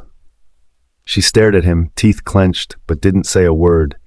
The disappointment in her eyes hit harder than any insult, and Theodore immediately regretted saying it. But Henry had reached his limit. Bang! Henry grabbed Theodore by the collar and socked him right in the face. Seeing Victoria holding back tears? That was it. Nothing else mattered. He just wanted to punch the guy who made her hurt. Caught off guard, Theodore stumbled from the blow. He wiped the blood off his mouth and, furious, landed a hit of his own. To onlookers, two high-profile men suddenly breaking into a brawl was totally surreal. "Stop it, both of you," Victoria cried out, panicking. Seeing both of them with bruises now, she bit her lip and rushed between them. Neither man dared risk hurting her, so they backed off, barely. "Victoria, move! This is between us," Theodore snapped, glaring at Henry. This damn guy, with that face that looked too much like someone else, always hovering around Victoria. He'd wanted to wipe that smug smile off his face for a long time. "Vicky, just stand back. Let me teach this jerk a lesson for making you cry," Henry shot back, clearly not ready to back down either. Victoria felt utterly drained. "If you guys are so desperate to fight, do it somewhere else. Just leave. Both of you." The moment those words left her mouth, neither of the two men had any intention of continuing the fight. Theodore stepped forward, blocking her path. "Victoria, I need an explanation." He had rushed back the moment he saw the message, worried sick. But what greeted him? Her, in another man's arms. What guy could stomach that? An explanation. Victoria chuckled coldly. "And who gave you the right to ask for one? Maybe you should explain your sleepover with Isabella first." Theodore froze, clearly startled. He had planned to come clean eventually, just hadn't found the right time yet. He never expected she'd already found out. Victoria had been holding on to a sliver of hope, convincing herself maybe it was just a misunderstanding. Maybe he just dropped Isabella off and nothing happened. But now, his silence was all the confirmation she needed. Every rumor was true. That tiny bit of hope in her heart shattered. She shook off his hand. Tears streamed down her face uncontrollably, and she even gagged a little, like the truth physically sickened her. Seeing her like that, Theodore was stunned, feeling a sharp, gut-wrenching pain inside. His face looked awful, but he swallowed his anger and tried to explain. "I don't remember anything. I was drunk." Victoria laughed bitterly. Every guy who cheats has a convenient excuse. This was the most textbook one of all. She looked at him. His usual cold expression was still there, but now his gaze held a hint of softness, even vulnerability. That usually proud and aloof man was now watching her every reaction cautiously, almost nervously. The words she had wanted to lash out with got stuck in her throat. Somehow it all just felt pointless now. But she couldn't ignore the fact that he had spent the night with Isabella. "Theodore, we were just a contract all along, weren't we? She's always been your special one. I was just stupid enough to believe otherwise, to think maybe we could have had a fresh start. It's over. I'm done rehashing all this. You and Isabella, just stay far away from me." Her voice was sharp, and she turned away quickly, afraid that if she looked at him a second longer, she'd cave and forgive him again. She started to walk off, but Theodore instinctively grabbed her wrist. "It's not what you think. I'll figure out the truth. If I really did sleep with her, I swear I won't come near you again." Henry couldn't stay quiet anymore. Let her go. Where were you when she needed someone most? What were you doing, Theodore? You really think you have any right to stand here now? He stood protectively at Victoria's side, glaring at Theodore with obvious anger. "This is between me and Victoria. You've got no say in this," Theodore said, his tone icy cold. "Please," Victoria said through clenched teeth, pushing down the heartache as she looked away. "Just go." This back and forth, this emotional tug of war, she was done. She didn't want this kind of love anymore. Better a quick, clean break than dragging it out. Only by cutting ties with Theodore completely could she finally walk away from the mess once and for all. Victoria's icy demeanor hit Theodore like a punch to the gut, but he knew talking more now would only make things worse. "Victoria, just give me some time. I'll make things right," Theodore said through clenched teeth before turning and walking away. Victoria didn't even look at him. She completely missed the pain flickering in his eyes. "You okay, Vic?" Henry asked, frowning as she stood there without moving. "I'm fine. Henry, I'm sorry about today," she replied, wiping away a tear before facing him. Henry saw the redness around her eyes. It was obvious she'd been crying. His heart ached for her. But no matter how much she tried to hide it, he could tell she still cared about Theodore. How could anyone hurt someone like Victoria? She didn't deserve this. If anything ever comes up, Promise me you'll let me help. Don't carry it all on your own, Henry said softly before taking his leave. At Chambers' group, Theodore had just wrapped up a pile of paperwork when he called in his assistant, Marcus Brooks. "How's the stuff I asked you to handle going?" he asked, massaging his temples. "Mr. Chambers, as you instructed, the situation with the Restoration Center on social media has been cleared up. We've also started digging into the incident, but there were a few bumps. Honestly, it doesn't seem like just an accident," Marcus reported calmly. Apparently, the cops hadn't made much headway either. Theodore tapped his fingers on the desk, lost in thought. Victoria had taken the hardest hit from that incident, way more than the center itself. And the center hadn't stepped on anyone's toes lately. So if someone had gone through all that trouble, it had to be about her. But who would go that far to mess with Victoria? "Keep digging. I don't care what it takes. Just find out the truth," Theodore said, his voice firm. He knew how much her work mattered to her. The least he could do was clear her name. "Also, what did you find out about last night?" he added quickly. Something about the whole evening felt off. For starters, his tolerance wasn't that low. No way should a couple drinks have knocked him out cold. And even when drunk, he always knew what he was doing. He might get a little wild, sure, but total blackout, that never happened. "Mr. Chambers, the club you were at last night checked out fine. Nothing odd in the surveillance footage. But the hotel, that's where it gets sketchy. When we tried to pull the camera records, we found out their whole system failed that day," Marcus said, frowning. "What a convenient coincidence," Theodore sneered. "Keep checking. I want every inch of that hotel and what's around it gone over with a fine-tooth comb. Someone's playing games. We need to find them." "Yes, sir." Marcus hesitated, then added, "Actually, there's something else. I thought it was kinda strange." Theodore looked up, clearly annoyed. "If something's off, just say it. You know how I feel about wasting time." "After you left the hotel this morning, Miss Waters specifically asked the staff to clean the room. She even stood there the whole time to watch them clean before she went downstairs," Marcus explained quickly. "Honestly, the whole thing didn't seem off at first glance, but the more you thought about it, the more it felt fishy."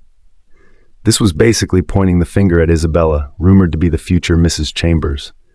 Marcus wasn't about to mention that lightly. "Keep digging. I want a full rundown of everything hotel staff saw and heard these past 2 days," Theodore said flatly.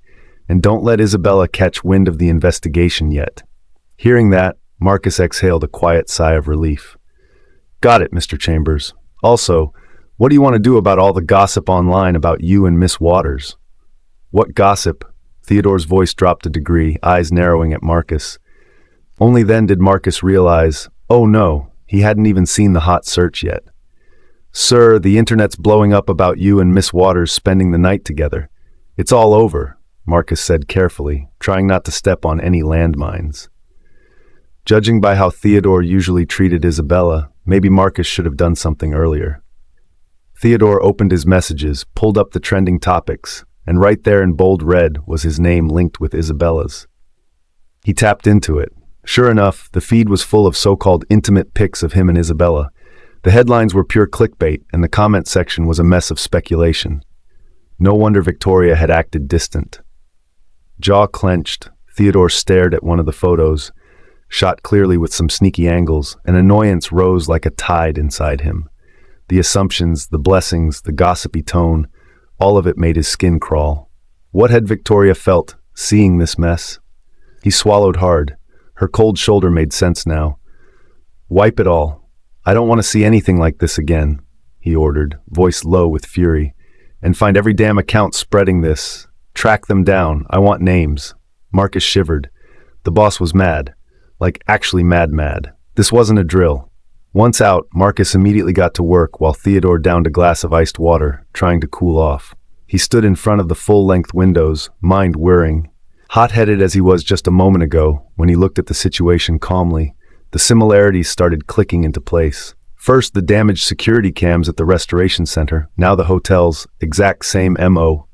Could there be a link between the two? Just then, his phone lit up. Isabella. Complicated feelings made Theodore hesitate. He didn't feel like talking. Let it ring. The ringtone eventually stopped on its own. After a second, he glanced back at the messages she sent earlier that morning, and after a short pause, called her back. "Theodore, you left without saying anything. Did something urgent come up?" Isabella's voice was soft, concerned. "Yeah, unexpected situation at work. Had to deal with it right away. Sorry I couldn't tell you sooner," he replied, tone calm, distant. Had she seen his face, she would have noticed how cold his eyes were. But unaware of his expression, Isabella relaxed a little. Clearly, he didn't suspect her. "No worries, Theo. I totally get it. Work comes first," she said sweetly, like the understanding partner she wanted to be seen as. I'll be really tied up these next few days. Just focus on your filming for now. As for last night, I'll explain everything when things settle down." "Okay, I'll wait for you," Isabella said, sounding as sugary as ever. To her, it felt like everything had gone perfectly. With what happened last night, she figured she had the upper hand now, and maybe Theodore's attitude toward her really was changing. After hanging up the call, Theodore was feeling pretty low. He dialed up his buddy, Ryan Stewart. "Ryan, come out for a drink," Theodore said bluntly. Ryan, third in his family, was your typical playboy. The Chambers and Stewart families had been close for generations, and he'd grown up alongside Theodore. They were childhood besties. With an older brother and sister already killing it in the business world, Ryan had zero pressure to take over anything, so he just messed around all day, living carefree. "Whoa, Mr. CEO himself suddenly remembers I exist," Ryan teased with a cheeky grin. He and Theodore were total opposites, so the fact that they were still friends was kind of a miracle. "Where are you? It's loud," Theodore frowned. "Hold on, I'll send you the location," Ryan replied, then hung up. A minute later, Theodore got a location pin. It was a bar on West Bridge. He looked up at the flickering neon sign and rubbed his temples before pushing the door open. Ryan was smack in the middle of the bar, surrounded by a crowd of women. Theodore called him. Ryan glanced at his phone, looked around, spotted Theodore, and waved enthusiastically while shouting, "Theo! Over here!" The whole damn bar turned to look. Theodore's jaw tightened, veins popping on his forehead. Coming here was a mistake. Thank God Ryan was at least self-aware enough to shoo the girls away before Theodore walked over. "Couldn't you pick somewhere quieter?" Theodore sat down next to him, looking annoyed. "Come on, big shot CEO. How was I supposed to know you'd summon me tonight? Besides, isn't a bar the perfect place to drink and unwind?" "It's all about the vibe, man," Ryan replied easily, unbothered as usual. To Ryan, Theodore always seemed way too serious for someone their age. Theodore ignored him, poured himself a drink, and downed it in one go. Ryan flinched. "Yo, Theo, what's going on? Don't scare me like that." The last time Theodore drank like this was years ago, right after Victoria broke up with him. "Don't tell me you and Victoria actually split." Ryan's eyes widened. "If you've got nothing useful to say, shut up," Theodore shot him a glare. Ryan raised his hands in mock surrender. "Then why are you drinking alone like you're in some sad indie film? You two must have fought again, right? Honestly, who else gets to you like she does?" "I'll say it straight, this is all on you. You clearly still care about her, but you keep messing around with Isabella, letting scandal after scandal blow up. If I were Victoria, I'd have dumped you too," Ryan went on, shaking his head. Theodore poured another drink, but Ryan quickly stopped him. "Whoa, cut it out, man. If you get drunk, I'm not babysitting you." "Ryan, who do you think she really cares about?" Theodore asked, clearly still hung up on it. Back when Victoria left, it was sudden. She broke up with him and went overseas with Elijah. Years later, when she came back, he kept her close, but he also kept Isabella around, maybe hoping to provoke a reaction. Now Henry had shown up, that face so eerily familiar. Could she really be that unaffected? How would I know? Ryan rolled his eyes. Theodore, always so decisive, somehow turned into a mess the moment Victoria was involved. "Aren't you supposed to be some kind of women expert?" Theodore shot him a look. Ryan waved it off. "Victoria's nothing like those other women, man.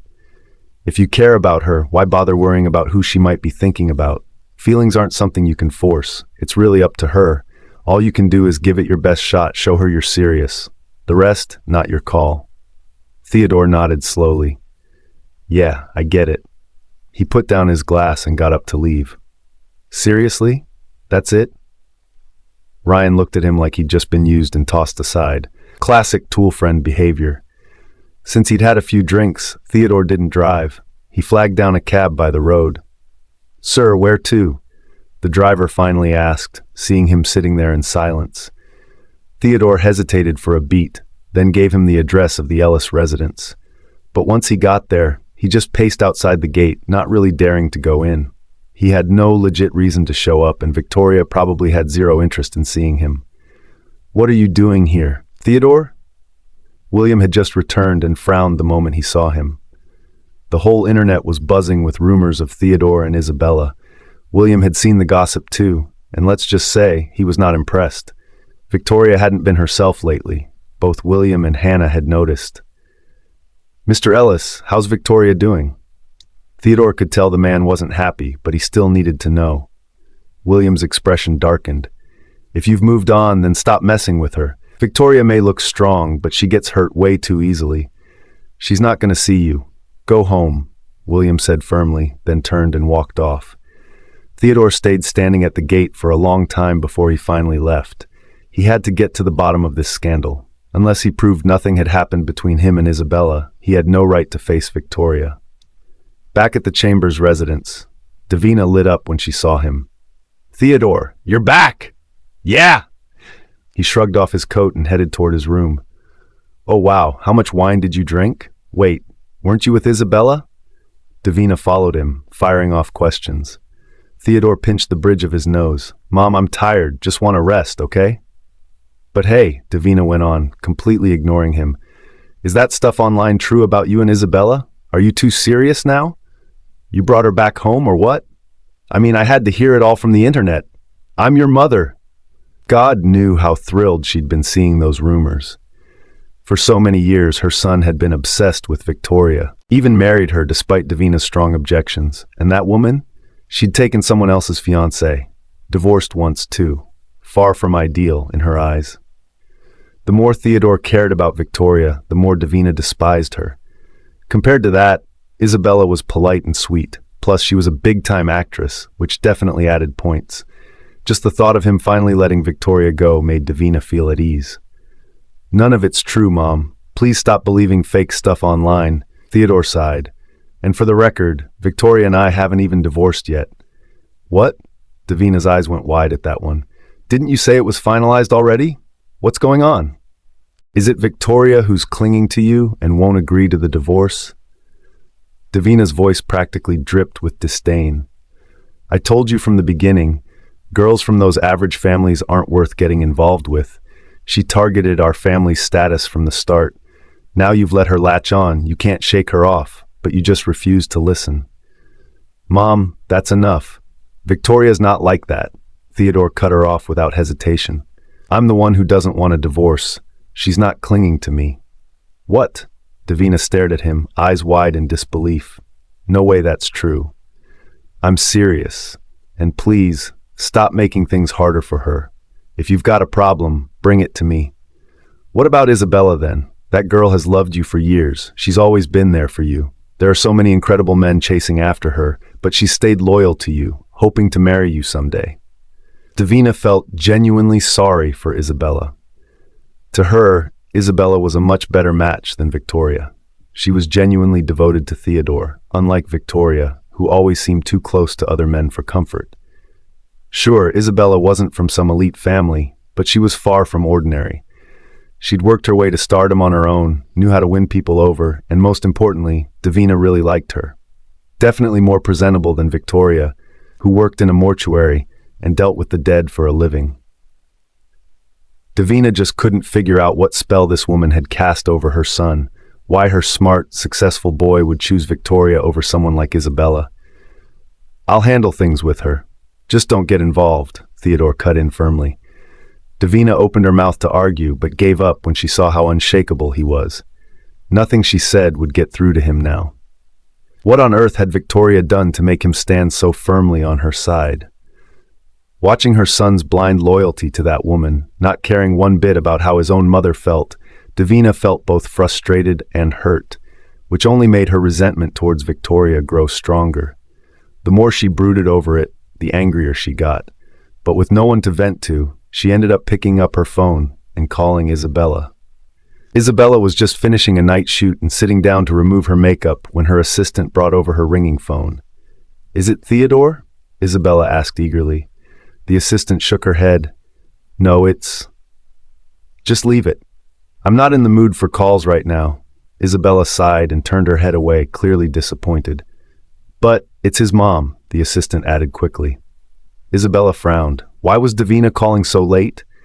She was exhausted and irritable after filming, but knew Davina was a valuable ally.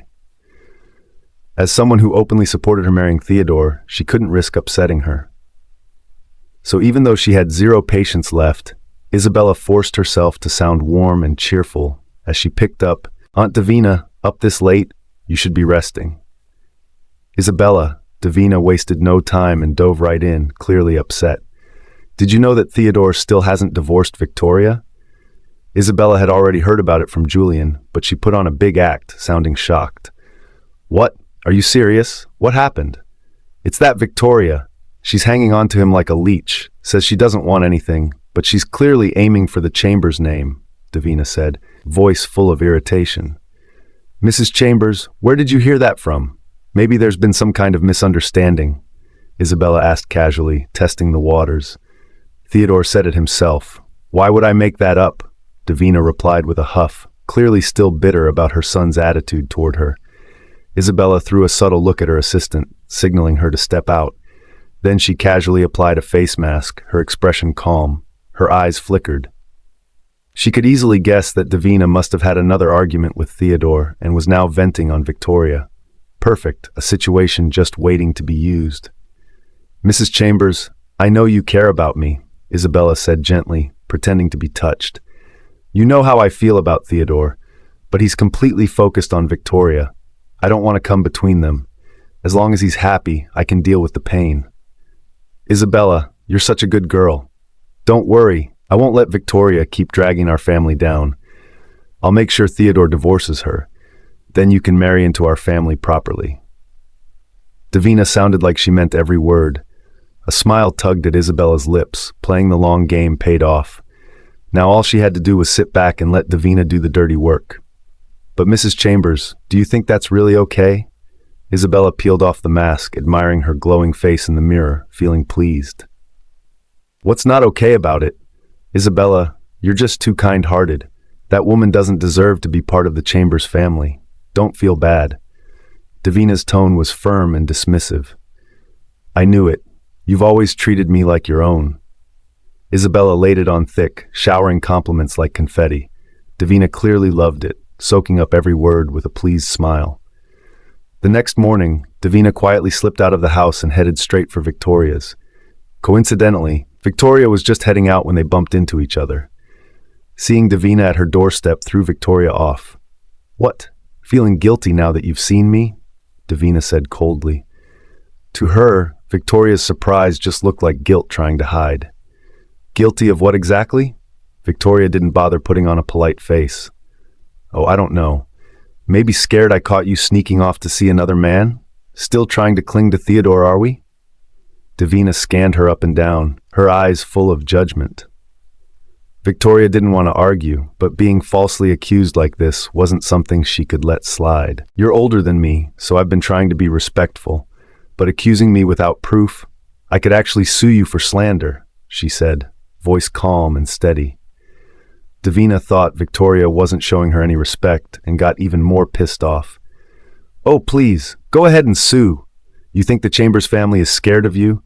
Let's see whose side Theodore picks when it comes down to it," she snapped.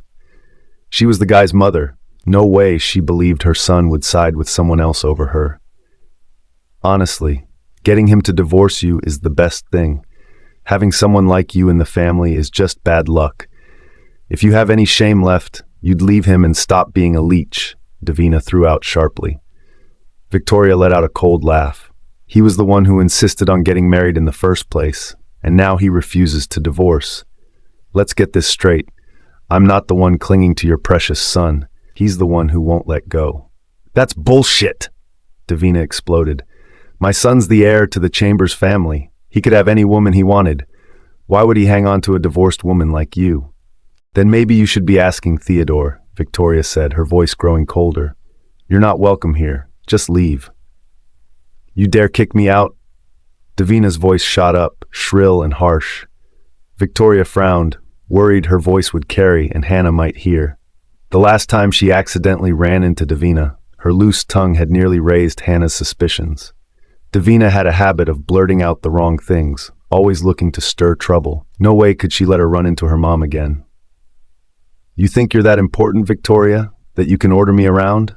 Not a chance, Davina sneered, clearly ready to square off. Victoria sighed, feeling a headache coming on. What do you want? Davina crossed her arms and stared victoriously down with a smug expression. I want you to divorce Theodore, now, and stay as far away from him as possible. I already signed the papers, Victoria said flatly. You should take it up with him. That shut Davina up for a second. If she could actually convince her son, she wouldn't be here arguing with Victoria in the first place. Trying to hold on to her pride, Davina snapped, Who knows what tricks you've used on him? I don't care. Just make sure he says yes to the damn divorce. Otherwise, I'll have a chat with your parents. She had seen through Victoria's attempt to keep William and Hannah out of their drama. Fine. I'll talk to him, Victoria nodded, swallowing her emotions. But Davina still wasn't satisfied. You've got 2 days. If this drags on, I'll show you consequences you won't forget. She had to get her son away from that woman before he was completely sucked in again. Watching Davina march off, Victoria let out a quiet sigh. Her heart felt hollow. Maybe this really was the end for her and Theodore. After Davina finally left, Victoria headed to the police station without worry. They had reached out saying there was progress on the case tied to the mortuary and needed her help again. Victoria, you're here. The officers greeted her casually. They were used to working with her on restorations. Yeah, heard there's been a break in the case? Victoria was eager to hear more. She had found it tough not being able to work, but that wasn't even the biggest issue.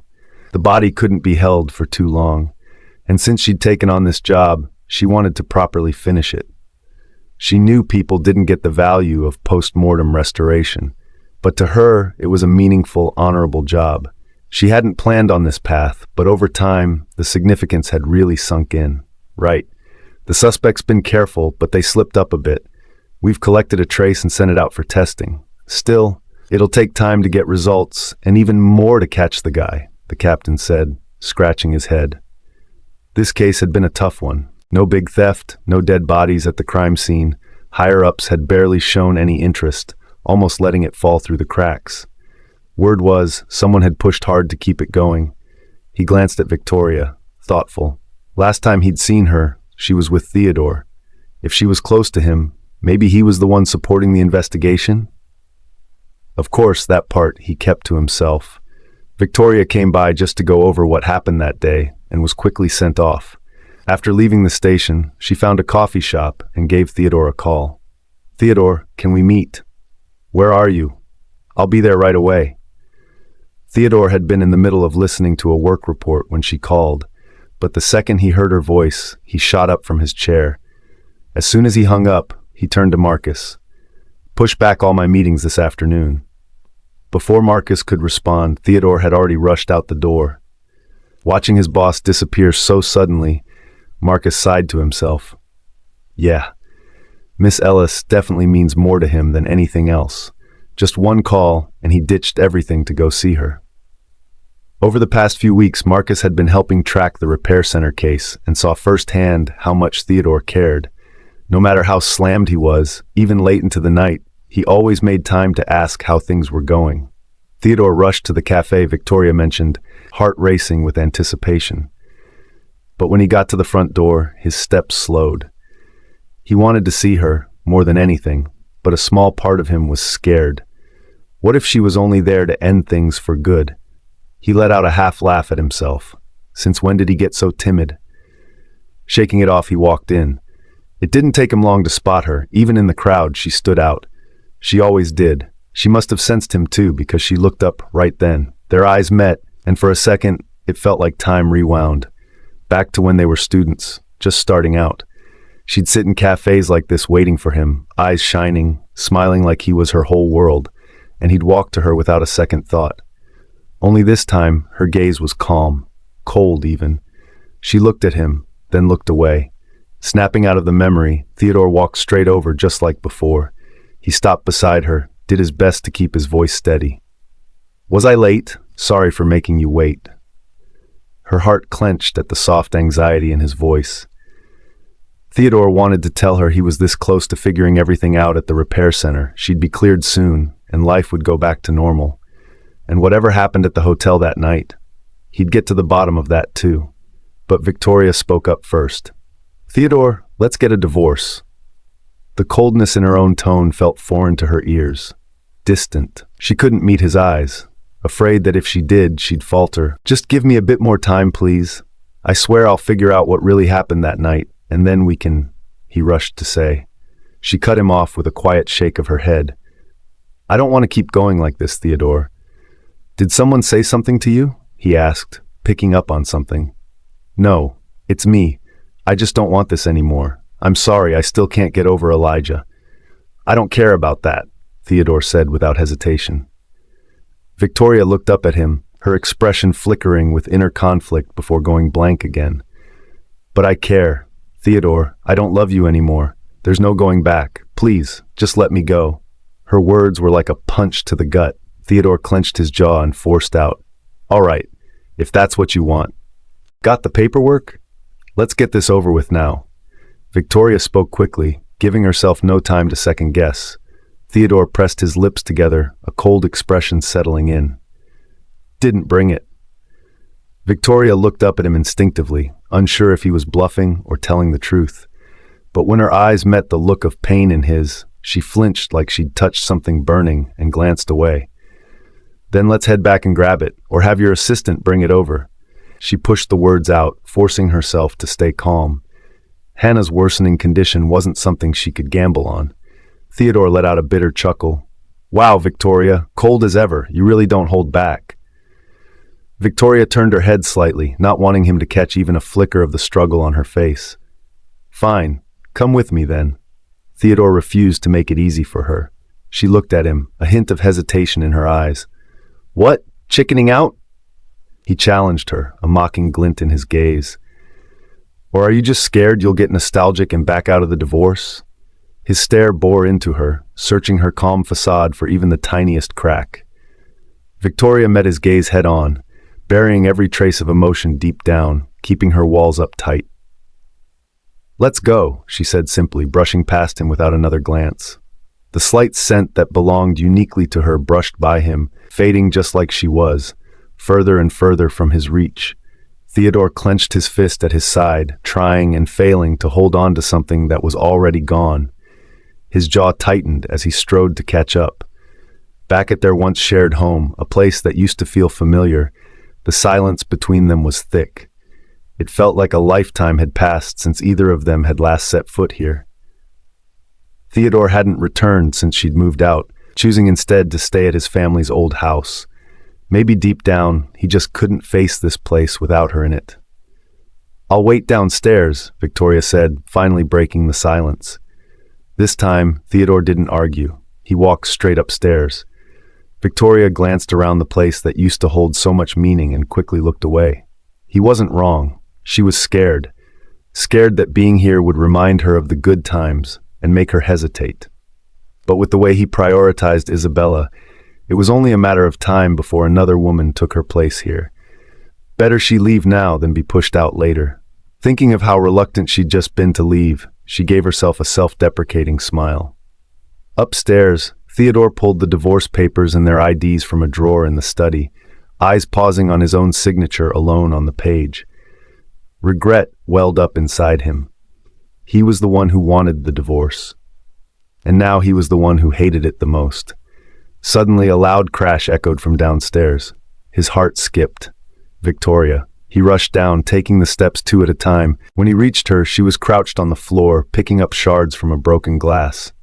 "Don't," Theodore grabbed her hand gently. "Let one of the maids handle this. You're going to cut yourself." He held her hand up, turning it slightly to check for any nicks. Only after seeing it was fine did he let out a quiet breath of relief.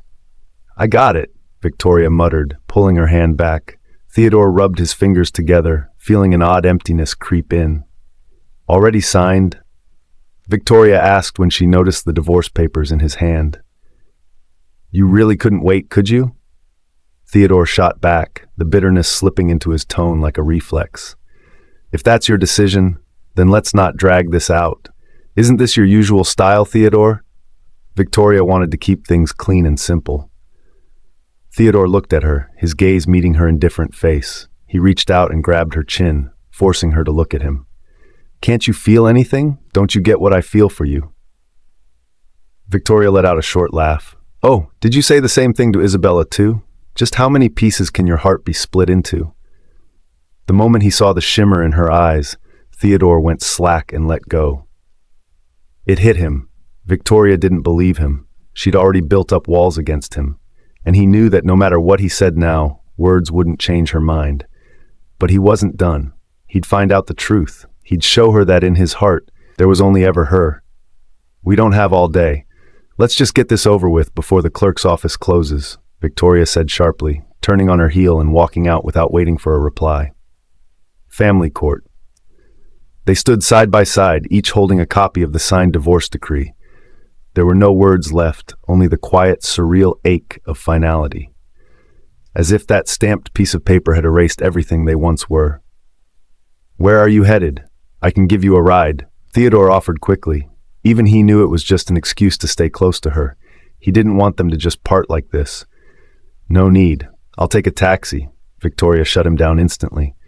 As if on cue, a cab pulled up. Victoria raised her hand, flagged it down, and got in without even giving him a goodbye. She couldn't risk staying a second longer. If she did, her real feelings might spill out, and she wasn't about to let him see her like that. Inside the car, the moment the door closed, her tears started falling silently. Miss, don't be too sad. You'll meet someone who truly values you one day, the driver said kindly, having picked her up right outside the registry. It wasn't hard to guess what had happened. Thank you, Victoria replied softly, not wanting to explain more. What was between her and Theodore was far too complicated. Honestly, she doubted she'd ever fall for anyone else again. Thankfully, the driver didn't press further. Victoria leaned back, watching the streets fly by as the silence settled in, until the driver's voice suddenly broke through. Miss, is it just me, or is there a car behind us that's been tailing us for a while? I saw it in the mirror earlier. Doesn't feel right. You don't think your ex is following us, do you? There was a hint of joking in his voice as he glanced in the rear view. Victoria's heart clenched. She turned to look. But no, that wasn't Theodore's car. First came a pang of disappointment, then sharp alertness. If the driver noticed something was off, this car must have been following long enough to raise eyebrows. I think we're being followed, Victoria said, her voice low and steady. Wait, what? Are you serious? The driver's voice trembled slightly as he gripped the wheel tighter. Don't panic. They haven't made a move yet, which means they're still holding back. There's a lot of traffic. They probably won't try anything reckless here. Just keep driving like normal. We can't let them realize we're onto them. Victoria calmed herself quickly, now focusing on keeping the driver composed. She didn't know who that car belonged to or what they wanted. That would come later. Right now, staying calm was the only option. Hearing the steadiness in her voice, the driver gradually composed himself too. What should we do now, miss? The driver shot her a nervous glance, clearly treating Victoria like his only hope. There's a police station up ahead. Just drive there, Victoria answered after a quick thought. She knew most precincts and police outposts around Avondale thanks to her job. Since they didn't have solid proof of anything, calling the cops directly could be tricky, so this was the safest bet. All right, whatever you say. The driver relaxed a bit, as if he finally had a plan to cling to. He followed Victoria's directions and suddenly swerved away from their original route. Sure enough, the car behind them mimicked the turn. Victoria told him to take a few more turns, switching roads randomly. At first, the tailing car kept up. Then it suddenly broke off and took a different route. Huh? It's not following anymore. Maybe we overthought it? The driver muttered, clearly confused but visibly relieved. Guess we were just being paranoid. I seriously thought we'd get kidnapped or something, he chuckled, trying to lighten the mood. But when he saw the way Victoria was frowning, his laugh turned into an awkward one. "Wait, you think it's not over yet?" he asked, a wave of unease creeping back in. Victoria had a bad feeling, but there was nothing solid to back it up. Just instincts. She was still debating whether to voice her doubts when the car jerked forward violently.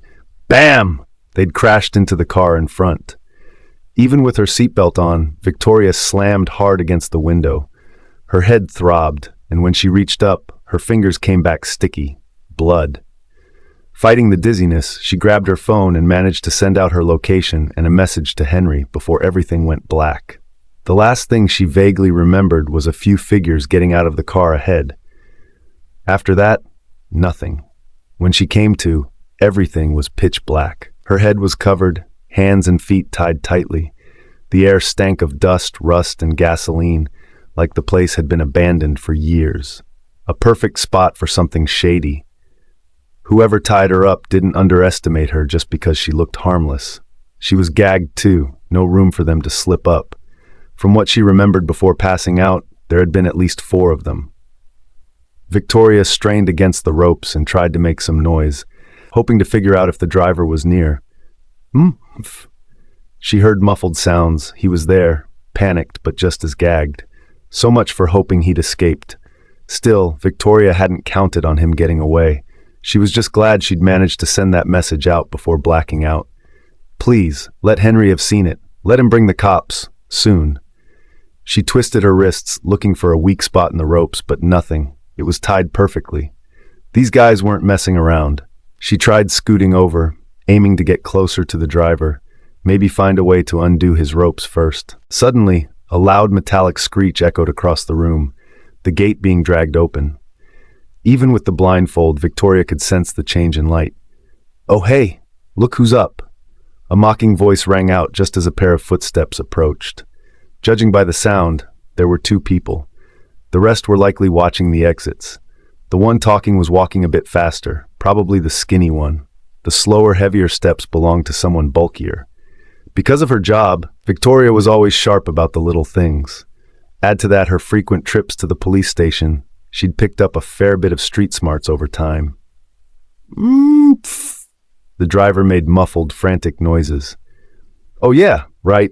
Guess you 2 can't talk yet," the skinny guy said, sounding amused. He moved to the driver, yanked the black bag off his head, then grabbed a handful of his hair and ripped off the duct tape from his mouth. The driver gasped for air like he'd been suffocating forever, but ended up breathing in a whole lot of dust, which set off a coughing fit. "Idiot," the chubby one grunted. "Cough. Who the hell are you people? Why'd you kidnap us? You do realize this is like super illegal, right?" The driver finally pulled himself together, his voice trembling between fear and rage. Victoria was still trying to figure out whether this was a random crime or something planned. Were they actually after the driver? Or had she just been dragged into this mess by accident? She didn't recognize either of their voices. Definitely not locals from Avondale. There was a faint accent in how they spoke. "Chen, seriously? Don't tell me you forgot you've got some serious debt hanging over your head," the skinny guy sneered. You're... The driver's eyes widened. The fat one let out a cold snort. "Guess your memory's fine. You've got guts, owing people money, and still walking around like it's nothing." The driver's voice lost all its confidence. "Please, just give me a bit more time. It's not that I don't want to pay. It's a big amount. I need time to pull it together." Victoria pieced it together. This whole thing was because the driver owed money. She just happened to hitch the wrong ride at the worst possible time and got dragged along as collateral. "You can't pay, then we'll just sell you off and settle it that way. Your body's worth a decent sum," the skinny guy said with a creepy, high-pitched tone. That hit her like a slap. They were talking organ trafficking. The driver completely broke down. Tears streamed down his weathered face as he begged, "Please, let me go. I swear I'll find the money once I'm out." "Yeah, right," the skinny guy said with a sarcastic scoff. "You'd run straight to the cops the second you're free. Save your breath. You've only got a couple days left. Make 'em count." After that, He shifted his gaze to Victoria, who sat still and quiet, and started eyeing her up with a disgusting grin. She instantly felt a wave of nausea. That look, it made her skin crawl. "Now she's something else," the skinny guy muttered, walking over to her. Then he ripped the black bag off her head. The second he saw her face, his eyes lit up like a perv at a peep show. "What the hell do you think you're doing?" the chubby one barked. "Once the boat's here, we just take Chen. Don't start anything, got it?" Victoria had only been brought along to keep her from contacting the police. That's why they'd blindfolded both of them, to keep them from pinpointing the location and to hide their faces. They weren't even planning on taking her with them afterward, just dumping her here once they were done. "Man, you're such a coward," the skinny guy scoffed. "What are you so scared of?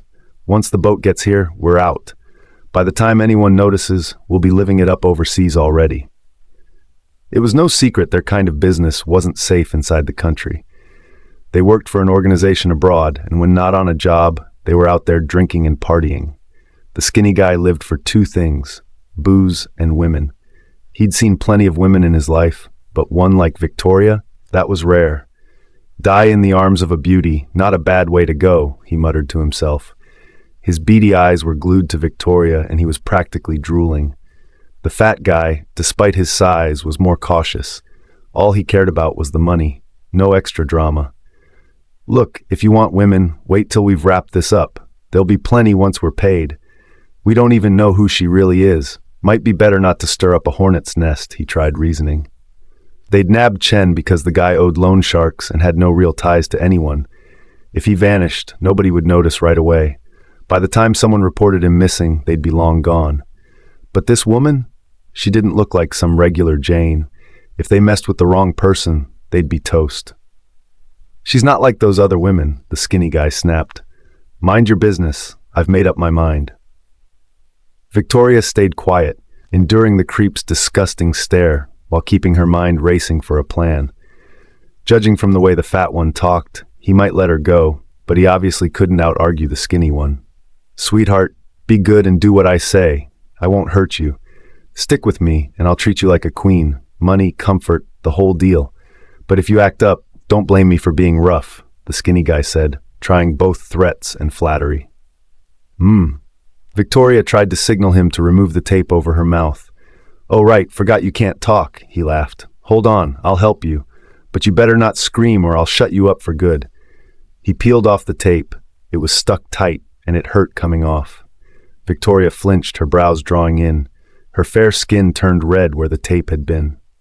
"Delicate and soft, just how I like 'em," the skinny guy said, eyes gleaming, clearly losing control. "My husband's the richest man in Abendale. You let me go, name your price, it's yours. But if you don't, you're both in for serious trouble," Victoria said calmly, eyes trained on the fat guy. His face tightened.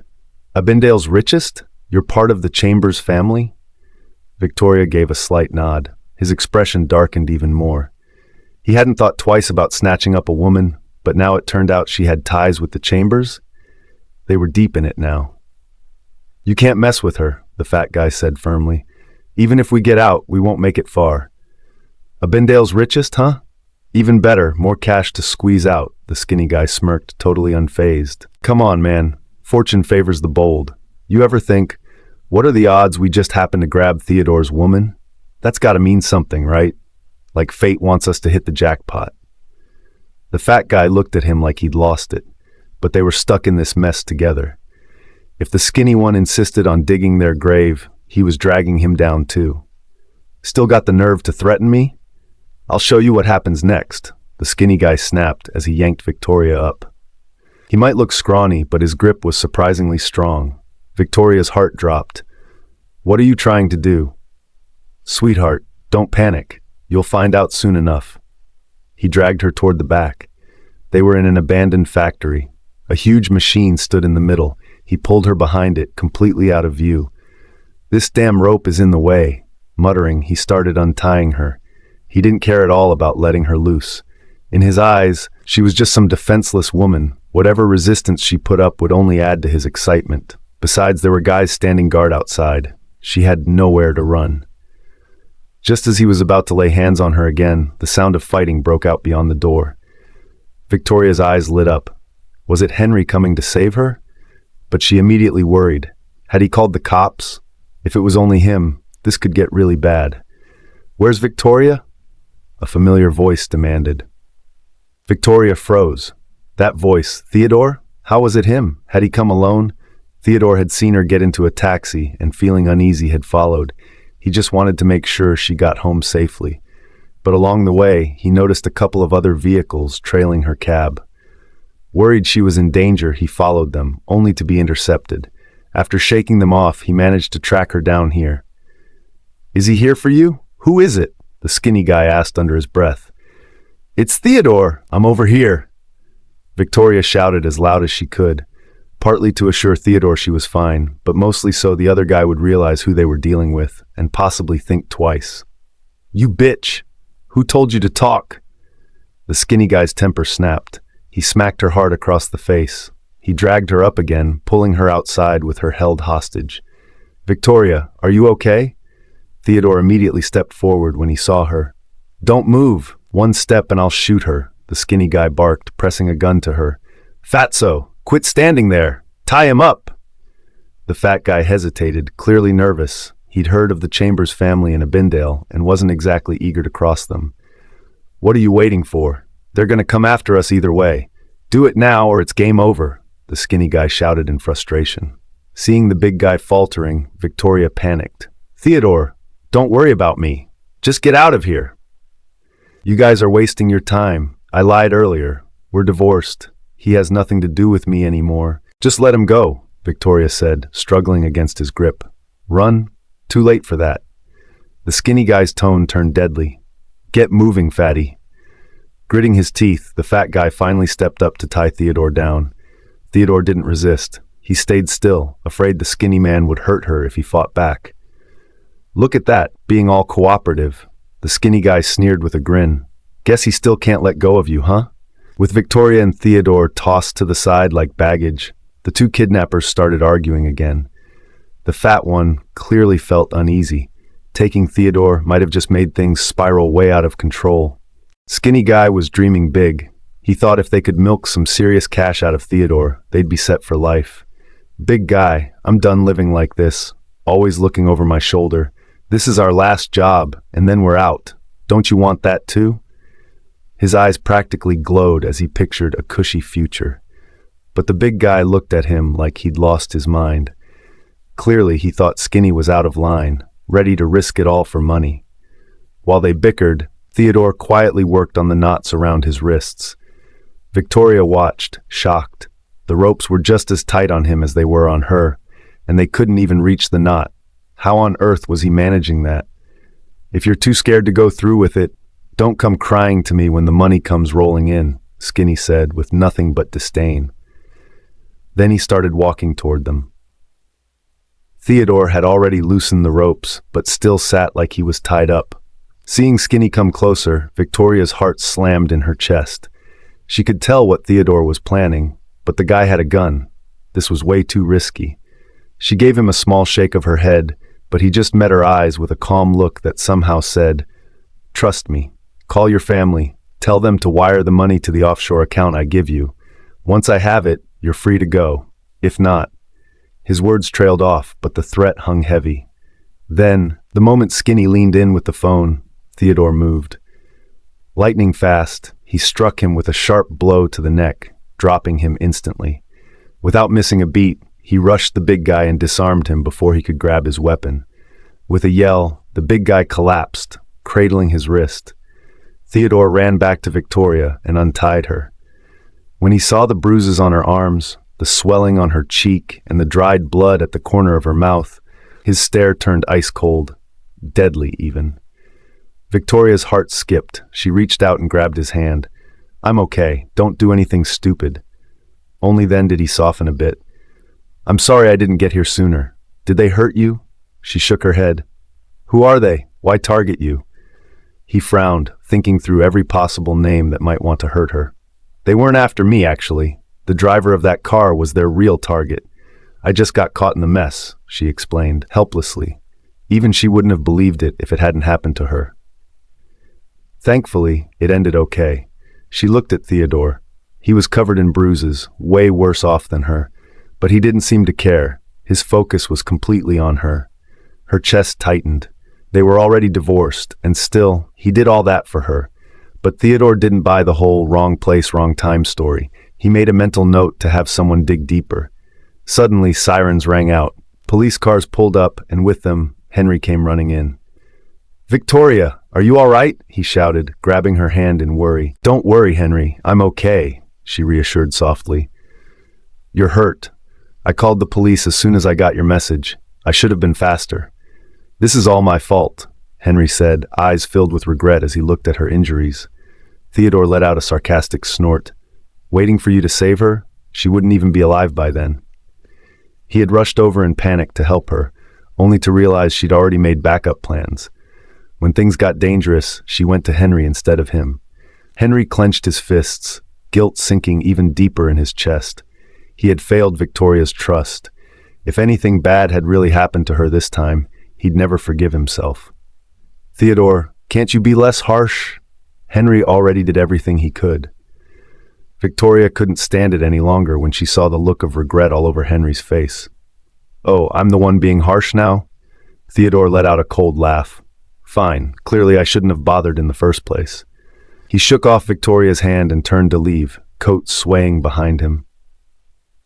Victoria stared at his retreating figure for a while, an uneasy feeling creeping into her chest. That's not what she meant. Did her words hurt him? "You're bleeding?" Henry's alarmed voice pulled her back as he pointed to a dark red bloodstain on the ground. "Quick, let me check where you're hurt." He stepped forward anxiously, but Victoria stopped him, pressing his hand down. She stared blankly at the blood. "I'm not hurt." That must be Theodore's blood. And if the guards outside were already handled, then he had to have been injured much earlier. He'd been hiding it this whole time. Where was he hurt? Was it serious? Victoria felt a surge of panic rush through her. She couldn't even focus on what Henry was saying now. Her mind was only on Theodore. "He was hurt while saving me. I need to check on him." Without waiting for a response, she got up and bolted out the door. Henry stood frozen, tasting bitterness. Once again, he was one step too late. Victoria rushed outside, but didn't spot Theodore. Disappointment briefly crossed her face. Before she could go searching, a police officer told her they needed to return to the station for a statement. She only noticed Theodore was already in the police car when she got in, so he hadn't left after all. In that moment, her heart quietly settled, and she slid into the seat right beside him. Henry ended up in the passenger seat. "Theodore, why didn't you say you were hurt? Let me see, where is it? Is it serious?" This wasn't the calm and collected Victoria everyone knew. It was worry and emotion all over her face. Theodore looked away awkwardly and tried to hide his hand.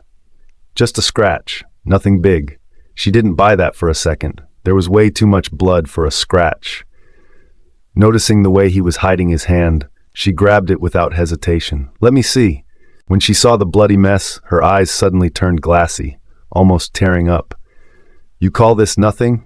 Look how much you've bled, and you're not even treating it. What? Planning on fainting from blood loss?" Theodore's expression softened as he caught the way her eyes were reddening. "It's really fine. It's not bleeding that much now." Victoria didn't argue, just pulled out a handkerchief and started wrapping the wound. Henry watched from the rearview mirror, emotions storming behind his calm face. He didn't even know how to react. Theodore caught his gaze and tossed back a smug, almost challenging look. After giving their statements at the station, Victoria asked for some disinfectant, iodine, and fresh gauze. Then she carefully tended to Theodore's wound all over again. She first cleaned the area with disinfectant, dabbed iodine gently over the wound and the surrounding skin, then applied sterile gauze with precise movements. Throughout the whole process, Theodore didn't say a word. He just sat there, completely still, silently watching Victoria take care of him with full focus. "Remember to change the dressing once you're back," Victoria said as she finished bandaging him up with care. Theodore glanced at her face, now treated with ice and ointment, and reached out instinctively, heart aching. She reflexively leaned away. His hand froze midair, then slowly dropped, disappointment clouding his face. "And what exactly are you now, to be worrying about me?" he asked, refusing to let the conversation end just yet. He stared at her, trying hard to catch any hint of emotion. But Victoria remained calm, eyes lowered, expression unreadable. "You saved me. I appreciate it. You got hurt because of me. It's only right that I help with your injury," she said flatly. So it was just gratitude. The weight of those words settled heavily in Theodore's chest. For a moment he'd thought maybe, just maybe, she still cared. But she'd left so decisively. Why would she? Even so, he couldn't accept it. He couldn't accept a future where she had no place in his life. And worse, watching her walk off with another guy, that would drive him crazy. "I nearly risked my life for you, and this is all I get in return," he said, purposely testing her. Victoria finally looked up at that. "Then what do you want?" Her clear, direct gaze made his breath catch. The words, "marry me," almost slipped out. Luckily, reason kicked in just in time. "My hand's injured because of you. It's messing up my work and daily life. You've got to take responsibility," he said, already knowing what he wanted. "How?" she asked, confused, clearly not expecting this twist. "Be my assistant," he said casually, like it was no big deal. "What?" Her eyes widened. "You already have one, and I've got a job too. Can't you pick something else?" If she agreed to become his assistant now, wouldn't they be tangled up again? She'd just scraped together the strength to pull away, and she was scared that staying too close might pull her back in. And what if Davina found out? Would she run straight to Hannah? "My assistant's busy with other things. You can help me without quitting your job," Theodore pressed on, breaking down every excuse she had. "Or what were you planning? Sending me a thank you card? You know I've got everything I need." He left her with no way out. "Fine, I'll do it. But only until your hand heals," Victoria said reluctantly. He did get injured because of her. Taking care of him felt like the right thing. Although she couldn't say she was thrilled about sticking around, at least it wasn't forever. Theodore wasn't satisfied with how quick she was to draw lines, but he let it go, for now. At least she'd be by his side for a while, even if just as an assistant. "Miss Assistant, my hand hurts," Theodore said, holding up his bandaged hand with a straight face. Victoria frowned, unsure. "You want anesthesia?" How could someone be this clueless? "Blow on it for me," he said softly, almost coaxing. Her face turned bright red in a flash. "Excuse me, what kind of assistant does that?" "Mine does," Theodore leaned in, whispering next to her ear. After finishing the questioning, Henry happened to walk out and catch sight of the scene. An uncomfortable feeling crept into his chest, and he quickly stepped in. "Vicky, everything's sorted. We can head back now." Only then did Victoria snap out of it and instinctively take a step back, pulling some distance between herself and Theodore. But Theodore misunderstood her reaction, thinking she was eager to detach from him in front of Henry. His expression instantly turned cold. "Victoria, are you going with him or with me?" he asked, deliberately holding up his injured hand for her to see. He knew it was kind of shameless, but so what? He really couldn't stand the idea of her leaving with Henry. "Sorry, Henry, you go on ahead," Victoria said awkwardly, turning him down. Henry glanced at her, then at Theodore. Something about the vibe between them felt off. "Vicky, is there anything I can help you with?" he asked, concern evident in his voice. "No need to trouble yourself, Mr. Carter," Theodore cut in before Victoria could even respond. He casually dropped his hand onto Victoria's shoulder, clearly claiming territory. Worried that disrupting him might worsen his injury, Victoria didn't shove him away. Seeing this, Henry could only retreat silently, looking a bit let down. Victoria gently removed Theodore's hand. "I'm just your assistant. Cut this out, okay?" Theodore's face darkened. "You really don't want me getting close to you, do you?" "Exactly. So please keep your distance from now on," she said, stepping away again. Theodore's face stayed tense. Did she have to avoid him like that? The more she tried to dodge him, the more he refused to let her. "I can't drive with my hand like this. Take me home," he said coolly, then started heading out. Since she'd already agreed to help, Victoria had no choice but to follow. The car ride was quietly tense. Eventually, they arrived at the house they once shared. Victoria paused a moment, unsure. "It's late. I should go. I'll come by another day." "But who's going to help me eat?" Theodore asked, putting on a helpless act. Don't you have staff for that? She shot back without hesitation. Yeah, I gave them some time off, he answered like it was the most normal thing ever. Victoria stared at him. At this point, only an idiot wouldn't realize he did it on purpose. You planned this, didn't you? She questioned, already guessing the answer. Theodore looked at her, appearing genuinely surprised. What are you talking about? I haven't been staying here. Figured they deserved a break. That's all. He sounded sincere enough that Victoria started second-guessing herself. Was it really just a coincidence? So that's what you think of me, Theodore said quietly, looking a bit wounded. Faced with his vulnerable look, guilt bubbled up in Victoria's chest. He had risked his life for her. Was she being unfair? I'm sorry. She apologized sincerely. A flash of triumph passed through Theodore's eyes so quickly it almost went unnoticed. No need for that. I mean, after all, I saved your life. You're not going to just let me starve, right? He knew when to stop pushing. Is instant noodles okay? Victoria wasn't confident in her cooking skills. Simple food was her limit. Theodore gave a light nod. As long as she made it, he'd eat anything without complaint. Victoria checked the fridge, completely empty. He really had sent the staff away. Even the kitchen was bare. Wait here. I need to run out to the store real quick, she said, stepping back into the living room. Theodore was about to suggest he call someone to bring the stuff over, but he changed his mind at the last second. I'll go with you, he said, walking over to Victoria. There's no need. Your hand's not in good shape. I'll just go. Won't take long. Victoria glanced at his injured hand and turned him down flat. He was instantly shut down. He'd played up his injury hoping she'd take care of him, but now it just backfired. I don't feel okay letting you go alone. What if someone kidnaps you again? I might lose my other hand too, Theodore said seriously. Victoria shot him a glare. Theodore, let's go. Seeing her genuinely annoyed, he didn't push his luck and headed for the door first. At the supermarket, Victoria pushed the cart while Theodore walked beside her, occasionally pointing at things for her to toss in. For a brief second, it almost felt like they were just any normal couple, doing a grocery run after work, heading home to cook together. Too bad that kind of peaceful happiness only existed in fantasies. Reality? Theodore had Isabella now, and Victoria couldn't accept being second place, no matter how much she might still care. Hey, Assistant Ellis, I feel like eating a burger, Theodore said suddenly, pulling her out of her thoughts. You're injured. A greasy burger is the last thing you need, she snapped, shooting him a cold glance before pushing the cart faster, leaving him a few steps behind. Theodore frowned. Was that really something to get mad over? Still, he didn't take it personally. He simply kept up with his long strides. He plopped a few lemons into the cart. Victoria didn't ask what they were for, just kept moving. Besides that, Theodore also grabbed a bunch of stuff she liked. Coincidence? Or something more?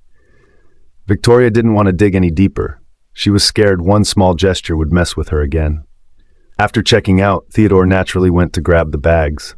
Let me do it, Victoria stopped him. We bought a lot. You won't manage, he replied casually, already lifting the bags and heading out. But your hand, it's not okay, she said, worried, kind of regretting buying so much now.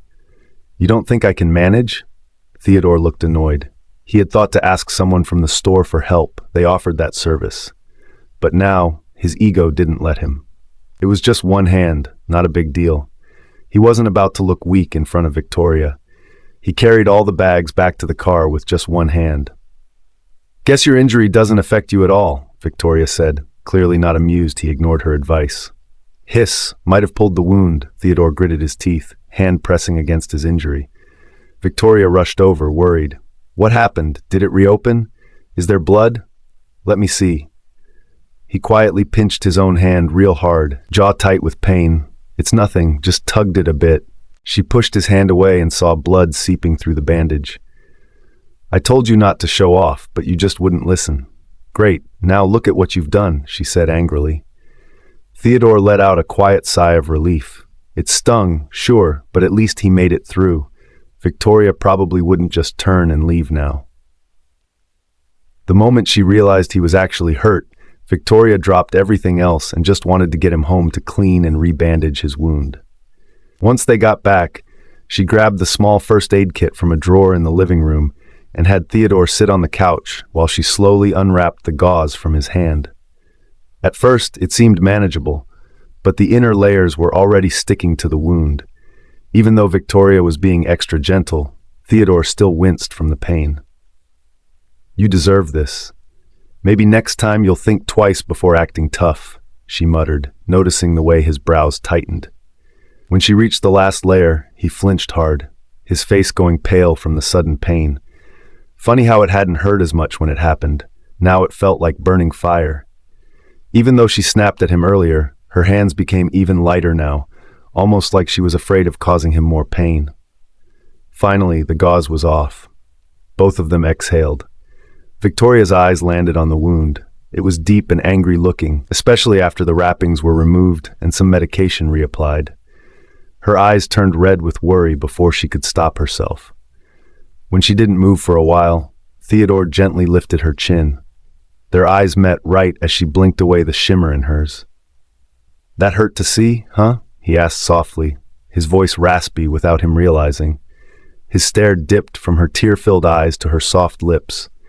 His expression darkened slightly, and before he could stop himself, he leaned in. They were close, too close, almost brushing lips. The air between them practically buzzed.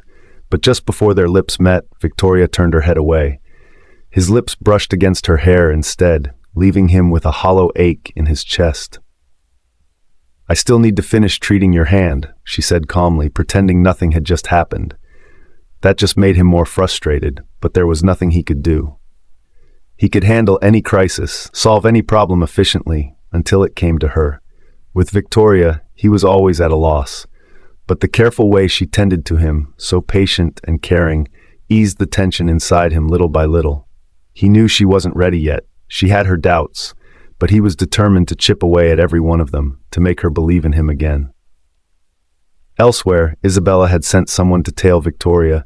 Finding out that Theodore and Victoria had already finalized their divorce made her practically giddy. And when she heard Victoria had been kidnapped afterwards, she was actually thrilled. Felt like popping champagne, but that joy turned sour fast when she learned Theodore had risked his life to save Victoria, and they even went grocery shopping together. The jealousy hit her hard, so hard she could barely think straight. She realized she couldn't sit around anymore. If she didn't act now, she'd lose him for good. Without even caring about the movie shoot she was working on, Isabella booked a flight straight back to Theodore. She made it to the airport, but while she was waiting to board, someone grabbed her without warning. "Let me go! Who the hell are you? What do you want?" she shouted, struggling wildly. But not a single word came from her captors. That silence began to scare her. Who would dare kidnap her? She was protected by Julian. Who would even think of pulling something like this? Julian wasn't just anyone. He had power, resources, and plenty of reach. With him backing her, she'd never thought she could be touched. Yet here she was, dragged away in broad daylight, with no idea who dared move against her. Isabella was shoved into the car, her eyes completely covered. No matter what she said along the way, nobody gave her a single response. The blindfold stayed on. Her heart raced with fear, and when she felt someone sitting beside her, she froze, not daring to say another word. Only when that person reached over and touched her did she tremble and whisper, "Don't touch me." The man gave a low chuckle. "And here I thought you'd gotten gutsy, not scared of anything anymore." "Julian?" Her voice jumped from fear to a surprised kind of relief, but her nerves stayed tight. It was only now that dread fully hit her. If Julian found out she'd skipped filming to see Theodore, there was no way he'd let her off the hook easy. Isabella's mind worked on overdrive. What should she say to sell it? "What are you spinning up now?" Julian looked at her, even though her eyes were still covered. He could already picture how she looked, sometimes all innocent charm, other times full of shrewd calculation. Yeah, he'd definitely spoiled her. She didn't even bother pretending to obey him anymore. A caged bird that stopped singing and tried to fly? Maybe it was time to clip those pretty wings. Julian didn't raise his voice. It even sounded soft, but Isabella had learned his calm tone was when he was the scariest. "Nothing really. Just wondering what brought you here. Aren't you super busy?" She leaned into him like a lazy cat curling up, her voice sweet enough to make your bones melt. She knew when to act soft, when to lower the act, and how to play her cards. That, a keen sense of timing and flattery, was how she'd stayed by Julian's side all these years. If I didn't show, the movie I funded would probably crumble, especially with my lead actress out chasing some guy, Julian said, his words sharp under the surface. The money, the film, he didn't give a damn about those. What ticked him off was the fact that the star he'd spent years grooming would throw away her career for another man. She was his creation. He wouldn't let anything touch his masterpiece, not even her. Julian, Isabella tried to explain. He didn't let her. Remember what I told you happens when you don't listen? You think I can't see right through what you were up to? Her head dropped, lips pressed tight. A few seconds later, soft sniffles filled the space, quiet and pitiful. Something in that sound tugged at Julian, just a little. He reached out, about to remove the blindfold on her eyes, when the car stopped. They'd arrived. Without a word, Julian scooped her up and carried her straight into his place. Isabella didn't resist. She curled into his arms, all soft compliance outside, while her mind ran through 100 ways to get out of this mess. In the room, Julian gently set her on the bed. He was about to get up, but her arms looped around his neck, pulling him down toward her. Her back sank into the mattress, and she wrapped herself around him, her lips brushing his in a soft kiss. "Julian," she murmured, the kiss barely there, teasing, pulling away just as quick, lips slightly parted, tempting and unreadable. The black blindfold, her pale skin, her red lips, every contrast hit him like a punch. Julian couldn't take it anymore. His lips crashed onto hers, rough, fierce, fully claiming. The blindfolded woman cried softly, looking fragile and helpless. Julian couldn't help but feel stirred by it. Isabella had pulled out all the stops to please him, trying everything she could to make him let her off the hook. Nobody knew how much time passed before they finally reached the climax together. Only then did Julian untie the black cloth covering her eyes. The moment she opened her tear-streaked, slightly reddened eyes, he felt a mix of pity and an odd surge of lust. He didn't know what it was, but ever since he got involved with this woman, his desire had only intensified. She didn't even have to try. Just a glance and he was already falling apart. Did she cast some kind of spell on him or what? Meanwhile, Isabella was quietly reading his mood. As expected, after getting what he wanted, his tone became noticeably softer. She exhaled, feeling a little relieved, but also a wave of disgust crept up inside her. This man was only obsessed with her body. So what if he had power? In the end, he was just another guy who couldn't resist her. The one she truly liked was Theodore, the kind of man who had status and loyalty. Thinking of him, Isabella tried to push her disgust aside, snuggling into Julian's arms. "Julian, I'll go back to filming just like I promised, but they were targeting me. You've got to help me get back at them," she mumbled sweetly, sounding all pitiful and soft. "That really all you want? To get even?" Julian's eyes darkened. "Of course. Julian, don't worry. Theodore doesn't love me. I gave him all my feelings, and he went back to Victoria. I've already let go of everything. I just can't stand the way they treated me. There's no way I'm letting them off easy," Isabella said, mixing half-truths with lies. She definitely wanted to deal with Victoria, but giving up on Theodore? That wasn't happening anytime soon. For now, she had no choice but to play along with Julian, using him to fight her battles. "Julian, you'll help me, won't you?" Isabella asked, her voice delicate and teasing. "That depends on how well you behave," he said with meaning in his voice. Julian didn't really mind. He was planning to go after Theodore anyway. The original plan had been to use Isabella to snatch some important documents from him, but since Theodore had already gotten suspicious of her, he'd have to switch tactics. For now, he'd send Isabella back to the film set, keep her out of Theodore's line of sight, and buy some time. As for Victoria, he thought back to the one time they'd met, those eyes that reminded him of someone else. Just a woman. But if she was the reason his little canary was upset, dealing with her was no big deal. What Isabella didn't realize was that her plan to drag Victoria down had unknowingly caused major trouble for Theodore as well. At Theodore's place, Victoria had just finished treating his wounds, and was about to return the first aid kit when he grabbed her hand. "What are you doing?" She instinctively tried to pull away. "I think I'm hurt somewhere else too," he said, not letting go. "Where? Is it serious? Why didn't you say anything earlier?" Victoria frowned in frustration. It had been a while since he got injured. Why was he just now bringing it up? Did he not care about his own body? Worried, she held his arms, scanning for injuries. There were some scrapes and cuts already treated. Then her eyes shifted to the parts covered by his clothes. She hesitated. "That spot's under my shirt," Theodore said right at that moment. "The first aid kit's here. Handle it yourself. I'm going to make pasta," Victoria said, placing the box down beside Theodore and turning to leave. But of course, Theodore wasn't letting her off that easy.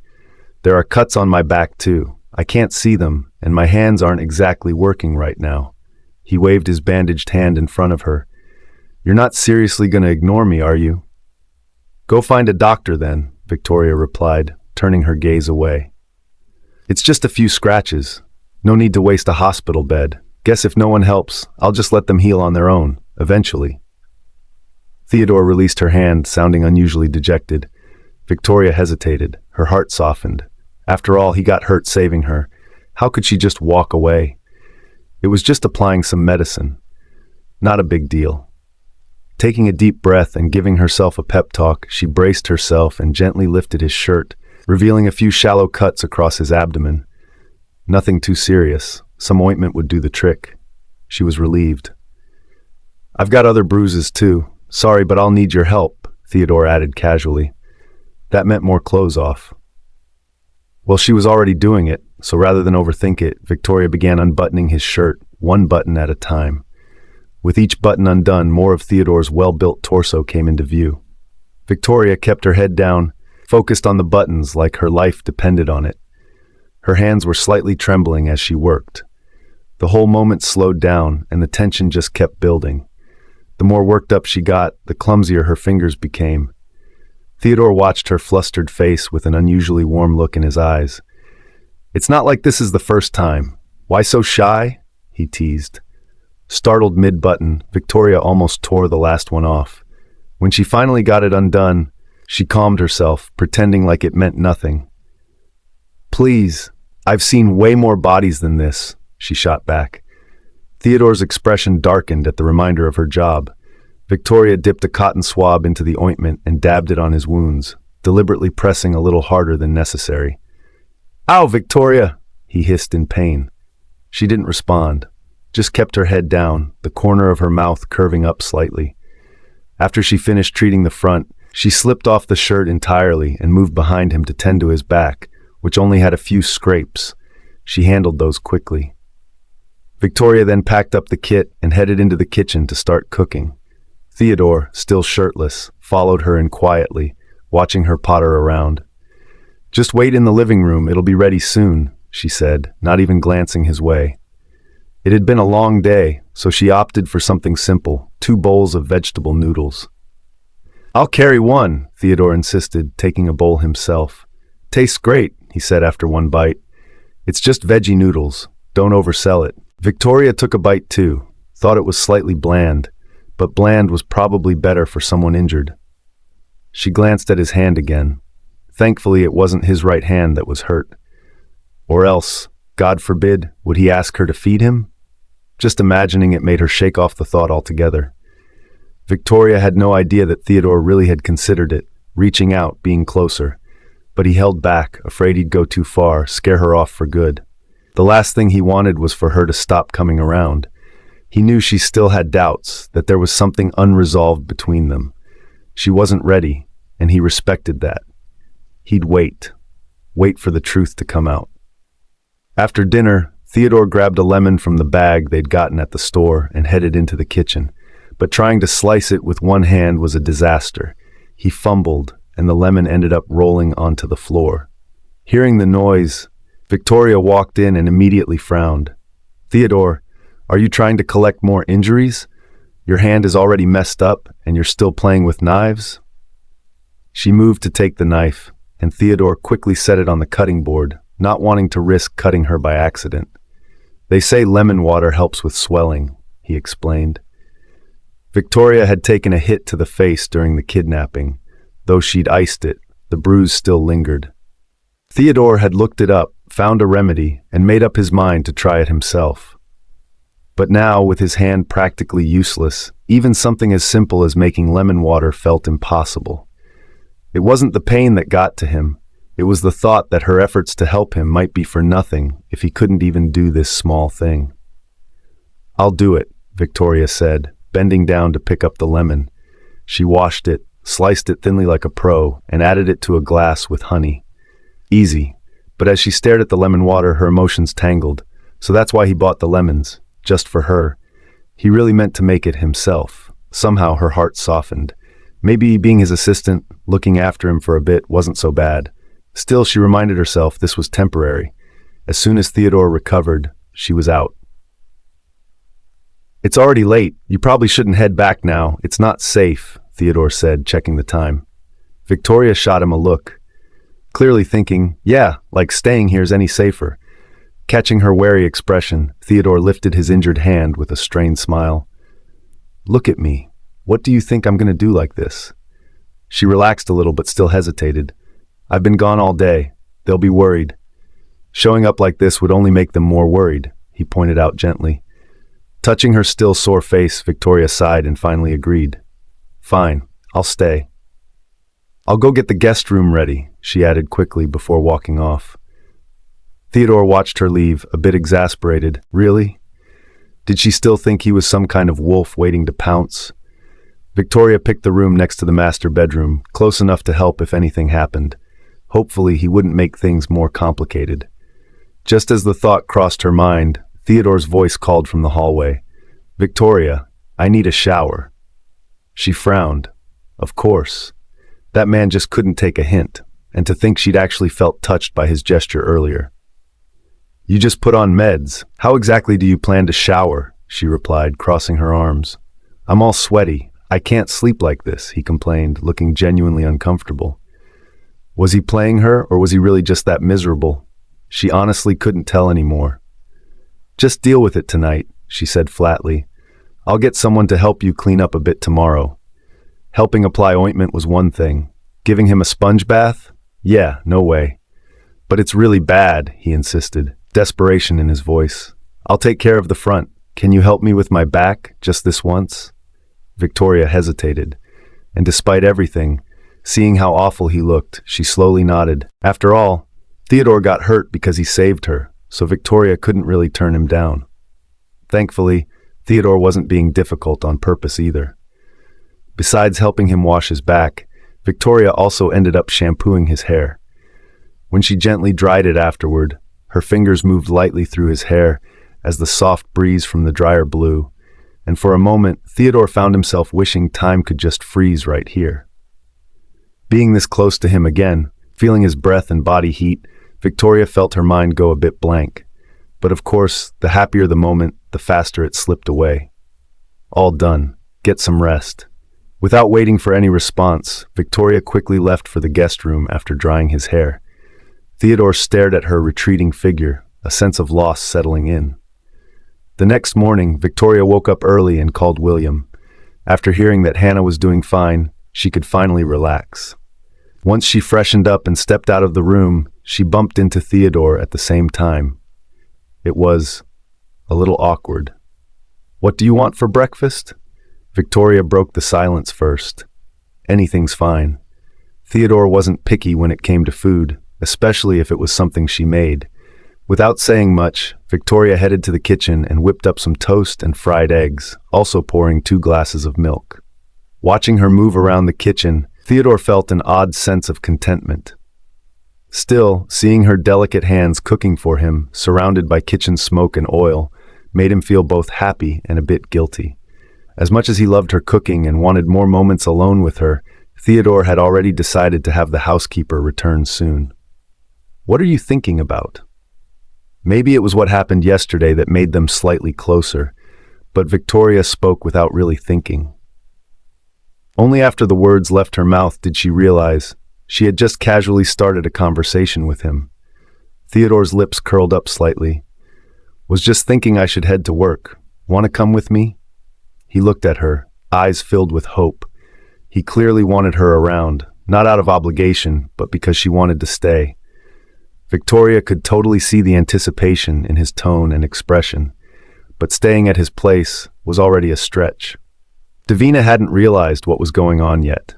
By the time she did, Theodore's injury would probably be healed and Victoria could walk away peacefully. But if she went to the company with him, Davina would definitely catch wind in no time. And Davina never listened to reason. Who knew what she might do in response? Victoria couldn't risk Hannah's well-being. With that in mind, she took a sip of milk, avoiding Theodore's gaze. "Nah, it's fine. I don't know anything about your work. I wouldn't be much help. Plus, you've got your assistant there, so no need to worry." She said it quickly and casually. Theodore knew she might turn him down, but hearing it still stung all the same. Breakfast ended in a heavy, awkward silence as the two quietly finished the simple meal. "Assistant Ellis, mind fastening my tie?" Right before leaving, Theodore pulled out a tie he hadn't worn in a long time and turned to Victoria. She noticed he seemed a bit down and didn't say much, just stepped forward, a little stiffly, and helped him adjust the tie and straighten his clothes.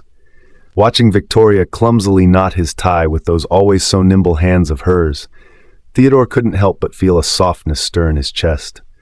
Her face was all serious, like she was doing something way more important than just fixing his tie. The whole thing looked a lot like a wife dressing up her husband before he headed out for work. Victoria kept her head slightly down as she worked, a few loose strands of hair slipping down and covering her eyes. "You're really not great at this. Might want to get some practice in," Theodore said lightly, and before he could stop himself, he reached out and brushed her hair behind her ear. His fingers just happened to graze her earlobe.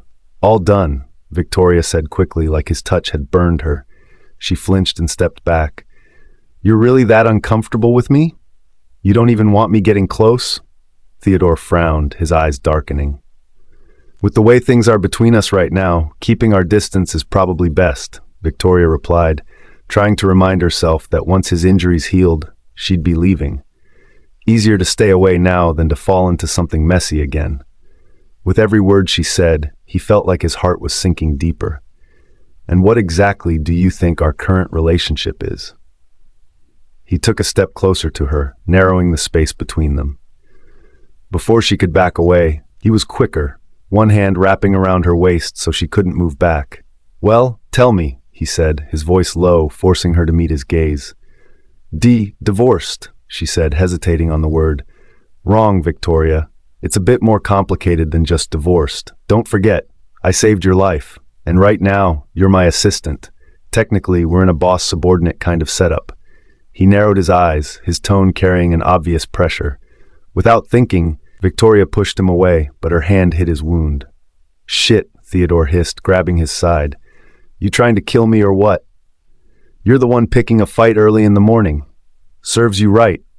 Victoria shot back, a bit panicked at first, but then calming down, knowing it wasn't anything serious. "Victoria, you're unbelievable. Fine, your job today is to clean this whole damn place top to bottom. Don't even think about asking anyone else for help. I'll check it myself tonight." With that, he marched out and slammed the door. Victoria was left standing there, feeling more than a little irritated. Theodore clearly just liked picking fights for no reason. Looking around at the massive villa, she let out a sigh and started cleaning. No getting out of it now. He had snapped mostly because he couldn't stand how she kept pushing him away like that. Once he got in the car, though, the anger started to wear off. That idiot. What if she really tries to clean the whole place by herself? After thinking a bit, he ended up calling the housekeeper to come over early. At Chambers' group. After the morning meeting, Theodore called Marcus into his office. "Sir, what happened to your hand?" Marcus asked, eyes widening when he noticed Theodore's hand all bandaged up. During the meeting earlier, Theodore had walked out fast, and Marcus had overheard people whispering behind them, passing around guesses about the injury. "Something happened yesterday, but it's handled. Anyway, let the station know, those kidnappers from yesterday, make sure it's looked into thoroughly. They're tied to foreign networks and probably have a whole list of victims. Also, Dig into whether there's anyone or any groups in Avondale connected with them, Theodore said, his tone all business. He kept feeling like yesterday's kidnapping wasn't as simple as it looked. Everything happened way too conveniently. Marcus had been by Theodore's side for years. He'd witnessed all kinds of situations, but hearing that his boss had actually been kidnapped yesterday still gave him quite a scare. The fact that Theodore had been through something so dangerous, even got hurt, and still showed up to work today like nothing happened, Marcus honestly couldn't help but admire him even more. No wonder he was the boss. He really wasn't your average guy. It also made Marcus realize just how much Victoria really meant to him. He figured from now on, anything that had to do with her needed to be given top priority. "The stuff I asked you to look into, how's that going?" Theodore asked, his tone calm but firm. Those two matters had been weighing on his mind. Not having any answers yet made him restless. "Mr. Chambers, I was just about to report in. Something's come up with the Restoration Center issue," Marcus said, a little excited. Finally, there was some progress on a task Mr. Chambers had assigned. "I checked all the nearby surveillance cameras, talked to some eyewitnesses, and after a few twists and turns, we've got a suspect. I've already sent the information to the police. They should be able to make an arrest soon." Marcus didn't want to come off too confident, but things were looking good. Honestly, they could probably catch the culprit today. Theodore gave a small nod. "Good job." As long as the person responsible was caught, Victoria would finally be in the clear and free to return to work. She hadn't said much about it, but he could tell she was upset about not being able to go back to the Restoration Center. Just thinking about her reaction when she heard the news made the corners of his lips lift ever so slightly. Marcus lit up at the praise, and when he saw that faint smile, he almost thought he was hallucinating. He'd worked with Theodore for so long, and couldn't even remember the last time he'd seen him smile like that. Sure, sarcastic smirks and cold, dismissive grins. Those he'd seen plenty. But a real gentle smile? Practically unheard of. So the iceberg really could melt, huh? Marcus was stunned but impressed. "What about the other matter?" Theodore asked, relaxing a bit now that Victoria's situation was being handled. But the other issue still sat heavily on his mind. The moment he brought it up, Marcus immediately tensed up. That earlier excitement vanished in a flash. "We've gone through all the hotel footage, but there's nothing out of the ordinary. We also questioned the staff, came up empty, even checked the outside cameras, but with the heavy foot traffic around the place, there wasn't a single person who stood out," Marcus said hesitantly, not sounding too hopeful. "Keep digging. I don't care what it takes. Get to the bottom of it," Theodore said, voice low and resolute. "Yes, sir." Seeing there were no more instructions, Marcus turned and left, making sure to close the door quietly behind him on the way out. Being Theodore's assistant, he knew how to read the room. And right now, judging by that stormy look on his boss's face, he figured it was safer to stay out of the blast radius. Meanwhile, Victoria also received a call from the director of the Restoration Center. The person who ruined the site had already been found and arrested. She could finally go back to work. As soon as she hung up, she couldn't wait to head out. Thinking about the order Theodore left before he went out, Victoria couldn't help frowning. This enormous villa? Even if she spent a whole day, she probably wouldn't finish cleaning it all. But if she just left it like this, he'd probably start grilling her again when he got back. Forget it. She'd deal with Theodore later. Right now, she had to get back to the Restoration Center. It's already been days, and the longer she waited, the harder the damage would be to fix. Resolving herself, Victoria headed out, only to bump into Mrs. Hart and the others near the door. "Mrs. Hart, you all came back?" Victoria blinked, caught off guard.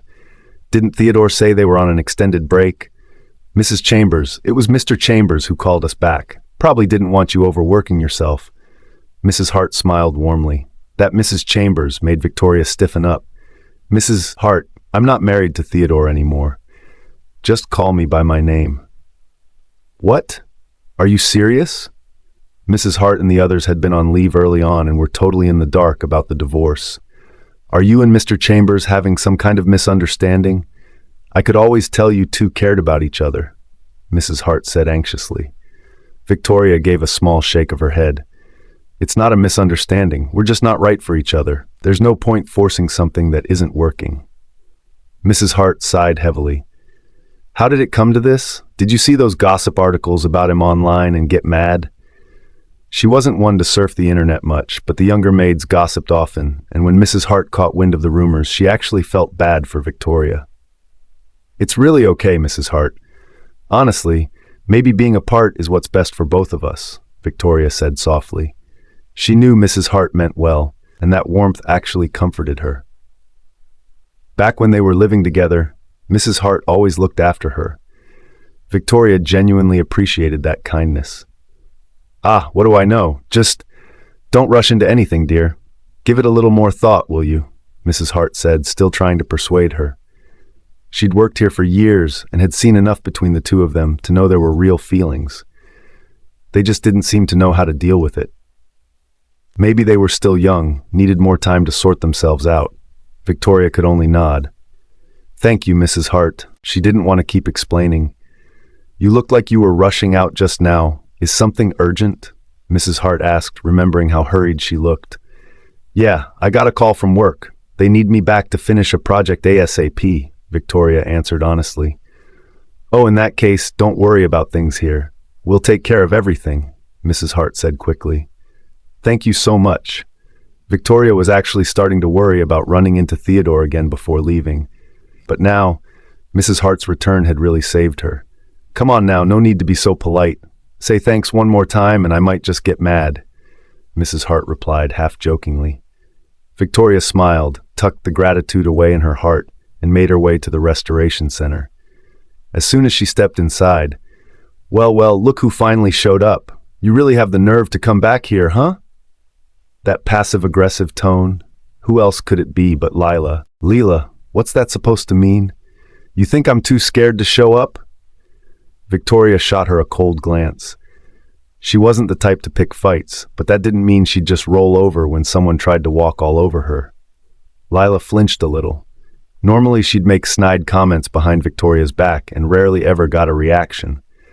But this time, convinced Victoria had something to do with the recent break-in, she'd decided to confront her face to face. What she didn't expect was Victoria to clap back instantly. Lila froze for a second, not knowing how to respond. When she finally recovered, she was already boiling with anger. If it weren't for you, none of this nonsense would have happened at the restoration center. We almost lost our jobs, people were scared to even leave their houses, and you have the nerve to stroll back in like nothing happened? Leela ranted, words flying out like bullets. She was twisting the story, trying to turn the whole situation on Victoria and drag everyone into it, like they either stood with her or against her. Lila, you keep insisting I'm the reason for the break-in like you've got some inside scoop. What, you smarter than the detectives now? Found something they didn't? Victoria stayed calm, her tone icy in contrast to Lila's dramatic pitch. Honestly, she didn't care enough to get mad about it, because engaging with someone like Lila just wasn't worth the energy. Lila stumbled, caught off guard.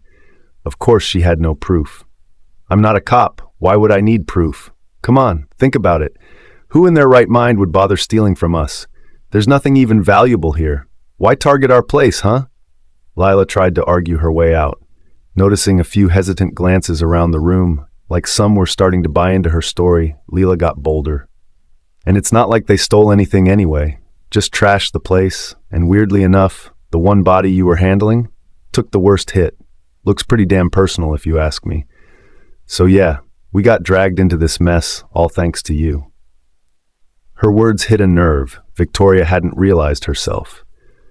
She had always felt something was off about the break-in, but later events had pushed that thought to the back. Now that it was brought up again, it really didn't add up. Seeing Victoria go silent, Lila smirked, thinking she'd won. So I was right, huh? Feeling guilty now? You always play the high and mighty one, acting like you're above it all. But look what happened. Something goes wrong, and here you are pretending nothing happened, showing up like it's just another Tuesday. Honestly, if I were you, I wouldn't even have the guts to step back in here. Victoria sighed quietly, Lila's endless yapping giving her a slight headache. Why was she like this? They hardly even interacted, so why did Lila keep going after her like a dog with a bone?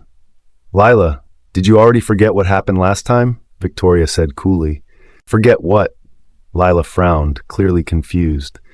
Don't try to change the subject. You owe everyone an explanation today. Drop it, Lila. This mess isn't Victoria's fault. Someone finally spoke up on Victoria's behalf. They all knew Victoria wasn't exactly chatty and didn't go out of her way to mingle, but she'd never given them any reason to doubt her. Plus, she was damn good at her job, and people with real skills always earned respect. What do you mean it's not her fault? She can't even explain herself. Why are you defending her? Lila snapped, clearly on edge.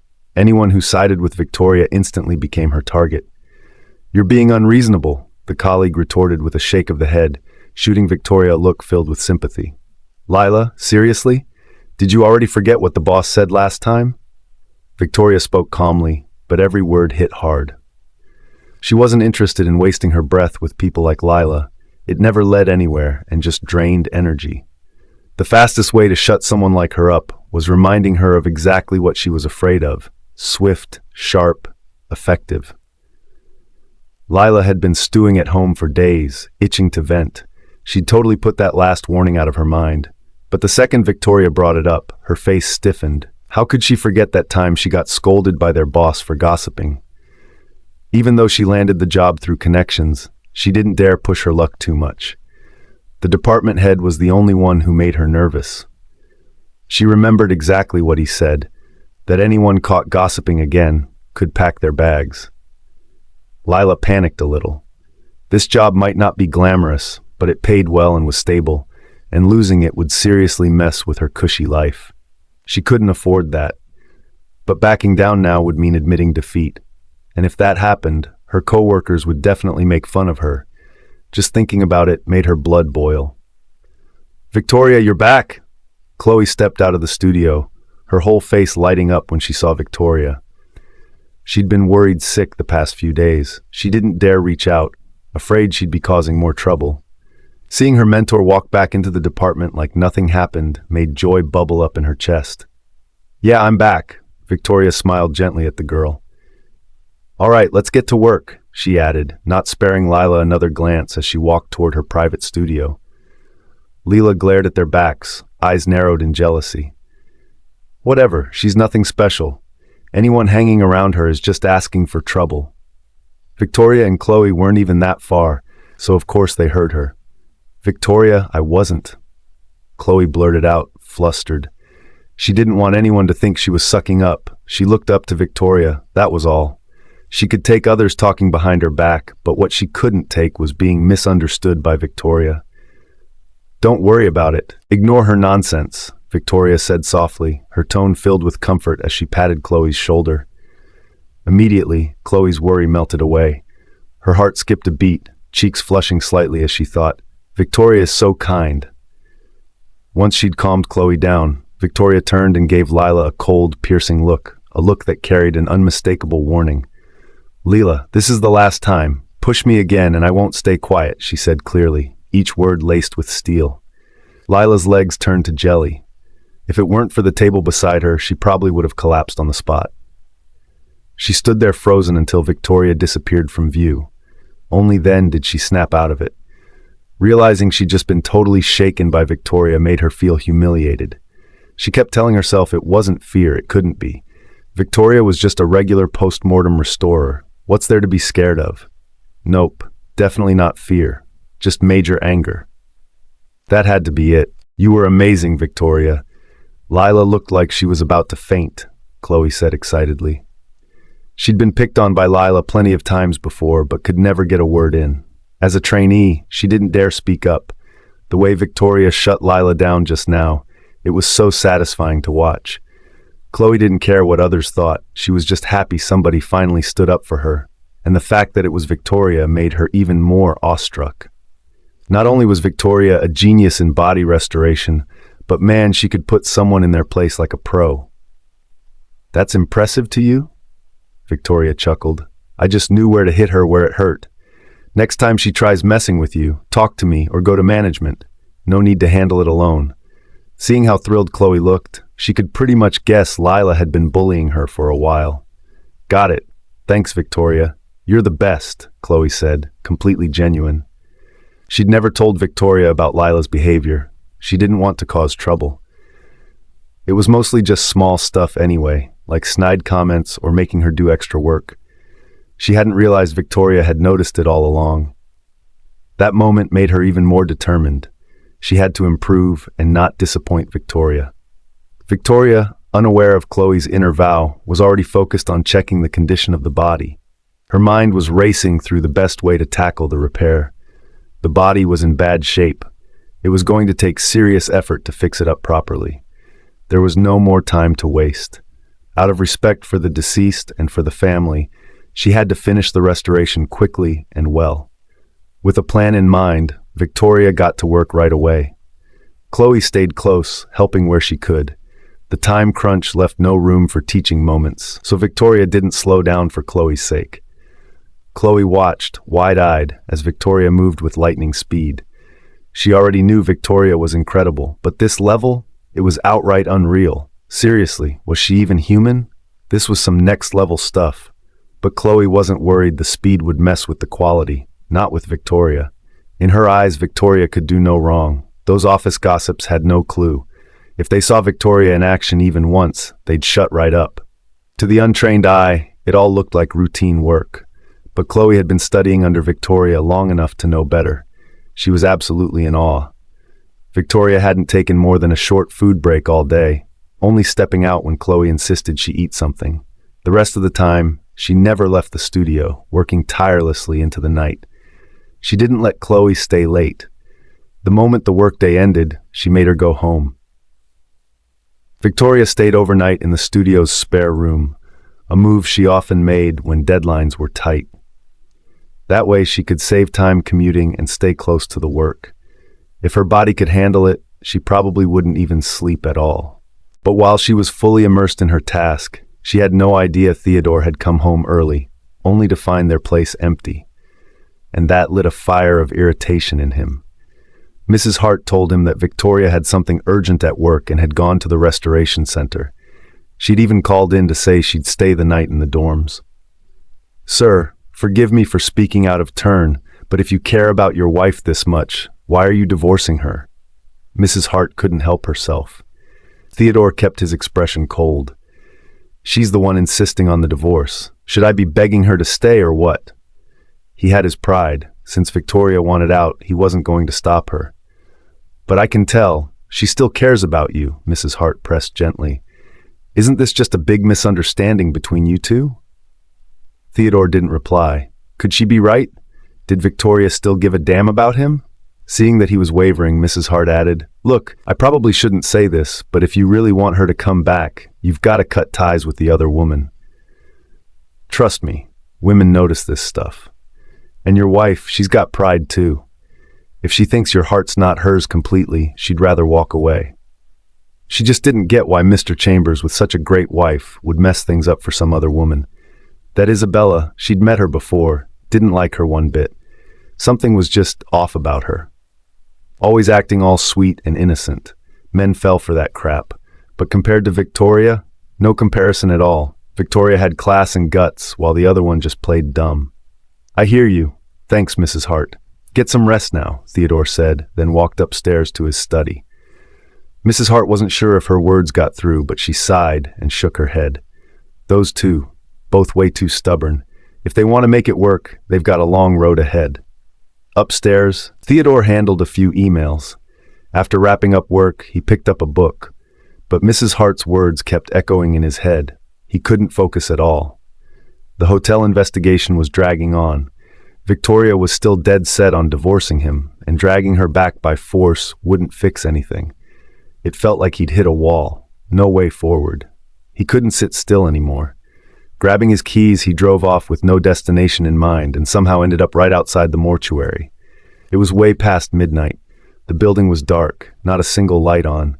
He then drove to the nearby dorm building. Same deal, pitch black. Figured.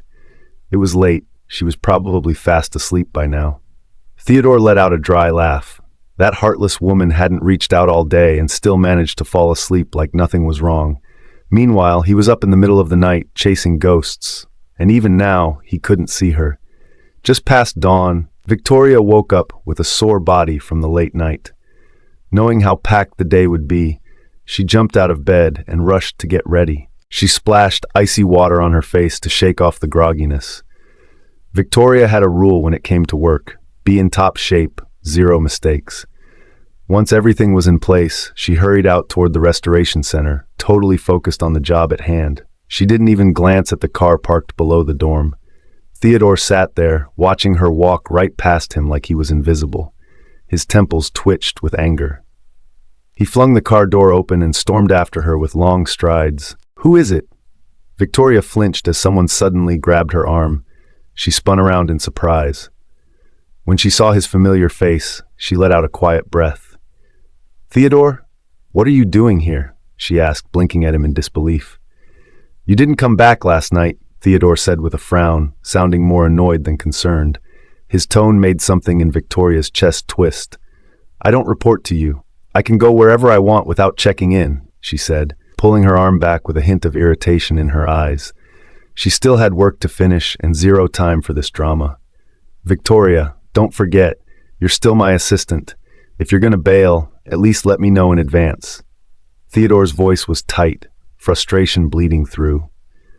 "I already told you, I agreed to be your assistant temporarily, not your property. We said from the start that it wouldn't get in the way of my actual job or my life." Her expression was calm, but her voice was firm. Theodore was fuming, but he couldn't exactly argue. He had agreed to that condition himself. "My schedule's tight right now. The assistant stuff has to wait. Anyway, Mrs. Hart's back. Talk to her if something comes up." Without another glance, Victoria turned and walked straight toward the restoration center. Theodore just stood there, watching her leave. She didn't even look back. After he waited up all night, she was still all about work, and now she wanted him to bother Mrs. Hart instead. He only asked her to be his assistant to keep her close.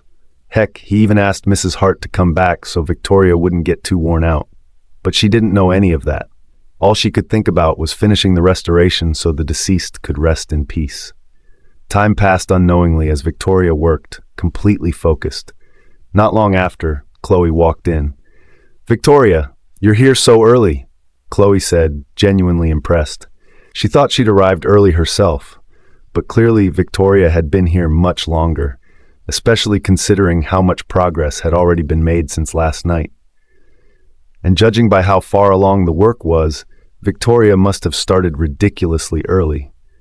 Chloe even started to wonder if she'd worked through the night. "I can't relax when something's unfinished. Better to get it done early so the family and the deceased can get some peace too," Victoria said while continuing her careful restoration work without missing a beat. "Victoria, you're amazing.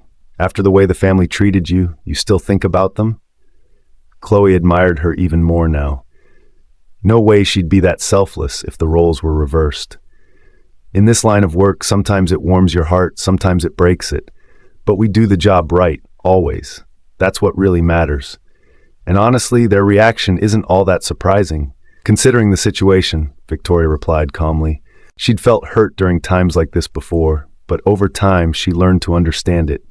"Yeah, you're right. I'll give it my all too," Chloe said, eyes full of determination. From now on, she wouldn't just learn skills and knowledge from her mentor, she'd also have to pick up her attitude and calm mindset too. Chloe didn't say another word and just focused on helping Victoria with full attention. They kept at it till noon, and Victoria was still working non-stop like she didn't know what tired meant. Chloe finally spoke up, unable to hold back. "Victoria, it's already noon. You've been at this all morning. Maybe take a break?" "I'm good. Not tired yet? You go ahead and rest," Victoria responded casually, eyes still on her work and hands moving steadily. "But Victoria, no matter what, you've got to rest a bit. If you push yourself too hard and get sick, won't that just delay things even more?" Chloe tried to reason with her, slightly frustrated. Her mentor was amazing in every way, except total workaholic. Once Victoria started a restoration job, it was like sleep and food didn't matter anymore. But how could a person keep going like that without collapsing? Victoria finally paused at Chloe's words, slowly straightening her back and glancing over. "All right, I'll listen to you." They changed out of their work clothes and disinfected their hands, ready to head out for lunch. But the moment they reached the entrance, they found it packed with coworkers, crowding around and chatting excitedly. "Look, there's a luxury car parked right at our front door. Think it's here to pick someone up?" "No way. Who's got that kind of money? That car looks insanely expensive." "Ha, amateurs. That's a limited edition model, only 3 in the whole world, and each one costs like 100 million, Lila jumped in, clearly enjoying the attention. She'd been quiet all day after getting roasted yesterday, but now that nobody recognized the car, she was back in her element. One annoyed coworker rolled their eyes. "Cool, you know everything. People might think it's your ride the way you're going on." "You?" Lila was instantly ready to argue. Victoria's gaze accidentally landed on the car and her heart skipped a beat. That was Theodore's car. What was he still doing here? Didn't he have work today? Not that it really mattered. What mattered was, what did he want sticking around here? If anybody figured out there was something between her and Theodore, her peaceful life would go out the window. The thought alone made her want to turn around and leave. And of course, that was the exact moment Theodore stepped out of the car. The car door opened, and out extended a long leg in tailored suit pants. Then came the rest of him, tall, sharp, and stupidly good-looking. The instant he showed up, everyone went wild. Gasps, squeals, shocked shout-outs. It was chaos. "Holy crap, he's gorgeous. How can someone be this rich and this hot? Oh my God, he looked at me. Hold me. I think I'm gonna pass out." "He's young, rich, drives a top-tier car. Don't tell me he's here to pick up his girlfriend. Who the heck is that Lucky? Wait, he kinda looks familiar. Have I seen him somewhere before?"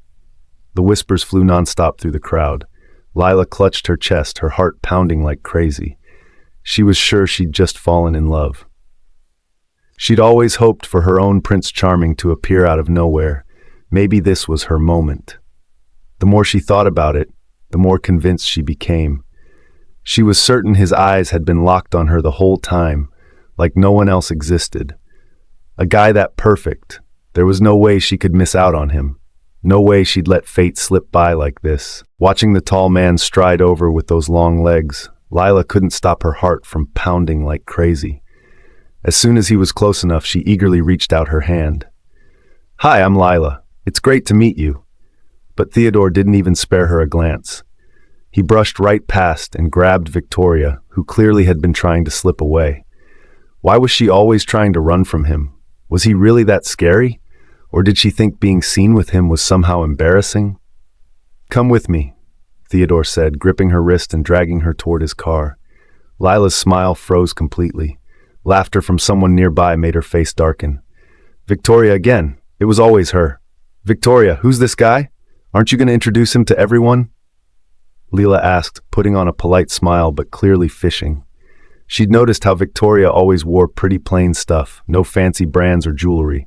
No way this guy was her legit boyfriend. Looked more like some rich guy keeping her on the side. The way Victoria avoided the spotlight just made Lila more sure that she was hiding something. Thinking she'd found Victoria's weak spot, Lila pressed on, ready to embarrass her in front of everyone. "He's a friend," Victoria said coolly. Her relationship with Theodore was too complicated to explain. With all their coworkers around and Lila pretending to be friendly, Victoria couldn't exactly snap at her. Theodore frowned the second Victoria called him just a friend. "Oh, a friend? We all thought he was your boyfriend," Lila said with a laugh, feigning surprise. And just like that, she saw Victoria's face shift slightly. Gotcha. A kept woman pretending to be low-key, too ashamed to even admit publicly who he was. Of course, the word boyfriend would get to her. No title, no status. Lila's lips curled, thinking she'd figured it all out and feeling even more superior. Theodore didn't seem to notice Lila's expression. He only caught the word boyfriend and glanced over at Victoria with something almost approving in his eyes. Boyfriend might not be accurate, but at least it wasn't a total lie, he thought. Lila felt like butterflies exploded in her stomach from that one look. She thought maybe, just maybe, she'd caught his eye. She was about to keep the momentum going, but Victoria shut that down real quick. Victoria hadn't wanted to leave with Theodore, but sticking around just meant more attention on her. She gave Chloe a reassuring look, then turned and followed Theodore back to the car. Lila stomped her foot in frustration. She knew it. Victoria was nowhere near as indifferent to status as she liked to seem. This woman was just scared a guy like that would like her for real and then dump her, so she had to lock it down fast. Lila was fuming. This was seriously the most amazing guy she'd ever laid eyes on, inside the car. Victoria frowned at Theodore. "Theodore, what are you trying to pull?" "Who said I can't be here?" he said, avoiding her eyes. No way was he going to admit he was just worried she'd overwork herself to the point of collapse. "Theodore, knock it off. I'm really swamped right now. I don't have the energy to argue with you," Victoria said, rubbing her temples, already running on fumes. She'd barely slept last night after pulling a crazy long day, and today had been no less chaotic. Theodore noticed how worn out she looked and pressed his lips together. "Let me grab you something to eat." "I'm good. I'll just grab a bite nearby. I still have work this afternoon." Victoria shot him down without hesitation. "Also, with that injury of yours, maybe skip driving and call a driver instead." The concern in her voice hit different, and Theodore couldn't help the way it warmed him, just a bit. Victoria opened the door to get out and paused before slamming it shut. "And stop showing up here. You're way too noticeable. I don't want the trouble." The door shut with a sharp thud, and she walked off without so much as a backward glance. Theodore felt like he was on an emotional roller coaster, one moment flying high, the next crashing hard. Whatever happiness he'd felt from her concern vanished in a puff. Later that afternoon, just as Victoria returned to the restoration lab, Lila cornered her again. "Hey, Victoria, did your friend leave already? I think we really clicked. You should introduce us." Lila sounded way too pleased with herself. She'd made up her mind, not to fall out with Victoria just yet. Best to use her to get closer to that guy, then ditch her. She didn't even have his contact info. If she wanted to see him again, she had to go through Victoria. Victoria just stared at her for a couple of seconds, and Lila started to squirm under the gaze. "What are you looking at me like that for? Did you even hear what I said?" Lila snapped, annoyed. Seriously, what did that guy see in Victoria at all? She glanced over at Victoria's face, and her expression soured. Okay, so she had a decent face, but that personality? No guy would put up with it. She was bound to get dumped. It was just a matter of time. That train of thought gave Lila a bit of comfort. "Heard you. But since you say it's fate, well, fate will bring you two together again, right?" Victoria brushed past her and headed straight into the lab. A nearby coworker, who'd been spying on the drama, couldn't help but laugh out loud. She hadn't realized Victoria had that kind of sass. Lila felt humiliated and glared at her, seething. Damn that Victoria. She'd definitely make her pay eventually. Victoria, meanwhile, had no idea Lila was mentally adding her to an enemy's list again. But even if she knew, she wouldn't care. She wasn't about to waste her time on that kind of childish drama. Thanks to Theodore's recent drop-ins, Victoria, whether she liked it or not, had become the latest hot topic around the lab. Not that she paid it any mind. She was too immersed in her work to notice the gossip swirling around her. It was Chloe who got worked up and argued with a couple of coworkers, but Victoria gently held her back. "Rumors die when smart people ignore them," she said. "The more you argue, the more fun gossip mongers have. Ignore them and they'll get bored." Sure enough, without any reaction from Victoria, the gossip died out within days. After countless sleepless hours, she finally finished restoring the remains. No matter how picky the family had been before, they couldn't find anything to complain about once they saw the results. "Miss Ellis, about what happened before. We're really sorry. We didn't mean any harm. We were just too worried," the family member said apologetically. Victoria just gave a small nod without saying anything. She wasn't exactly blaming anyone, but let's be real. The mess had affected her reputation and life quite a bit. There was no way she could let all that go like it never happened. Now that the restoration was finally done and work had settled for a bit, she suddenly remembered it was probably time to check in on her mom. What she didn't expect was to see a familiar face just as she stepped out of the restoration studio. "Victoria, it's been a while. You've been working too hard, huh?"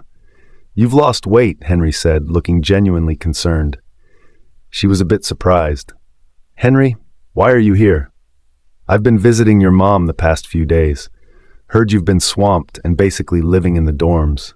She really misses you, he explained. Victoria was a little touched when she heard that. She'd been so buried in work lately that everything else kind of fell through the cracks, including her mom, Hannah, and now she finds out Henry had quietly been looking after her. She felt sincerely grateful. Victoria, your mom mentioned this morning that you were finally wrapping things up and might visit. I happened to be free, so I thought I'd swing by and give you a ride, Henry added with a smile. Come on, I'll take you home. Victoria was just about to answer when a snide voice cut in. Wow, some people really know how to play the game. You'd think butter wouldn't melt in her mouth, but who knows how many guys she's stringing along, Lila scoffed with a smirk. She just stepped out and spotted Victoria standing there with another man. She remembered seeing this guy once before, clearly not just your average Joe. Too bad he'd embarrassed her that time by saying her designer bag was fake. So rude. Now checking him out again, he wasn't bad, but compared to the guy she saw the other day, still a tiny bit lacking. If Henry ever found out what was running through Lila's head, he'd probably throw up. Since when did he need this kind of woman to be sizing him up? Victoria was about to speak, but then she caught a glimpse of another all-too-familiar figure. What's he doing here? Theodore asked, clearly annoyed but keeping it together. Victoria had told him she was too busy to see him, and yet here she was with Henry. Hey buddy, don't let her fool you. I've seen that guy with her before. They've even had dinner together, Lila chimed in loudly, feeding the flames with pure joy. Humph, karma's a thing. Victoria had it good already, and yet she wanted to keep juggling more than one catch. Fine, now she'd make sure both men saw her true colors. Victoria, is that true? Theodore's voice went cold. She gave a tired laugh, her voice laced with quiet resignation. If you already think the worst, then what's the point in asking?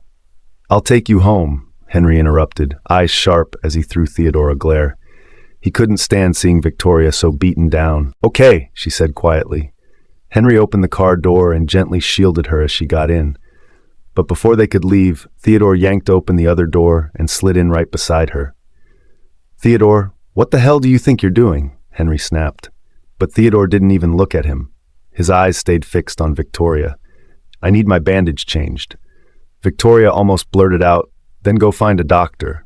But the moment she saw his injured hand, she hesitated. After all, he got hurt saving her. And she did promise to help take care of him as his assistant. But truth be told, she'd been so swamped with work lately, she hadn't checked on him at all.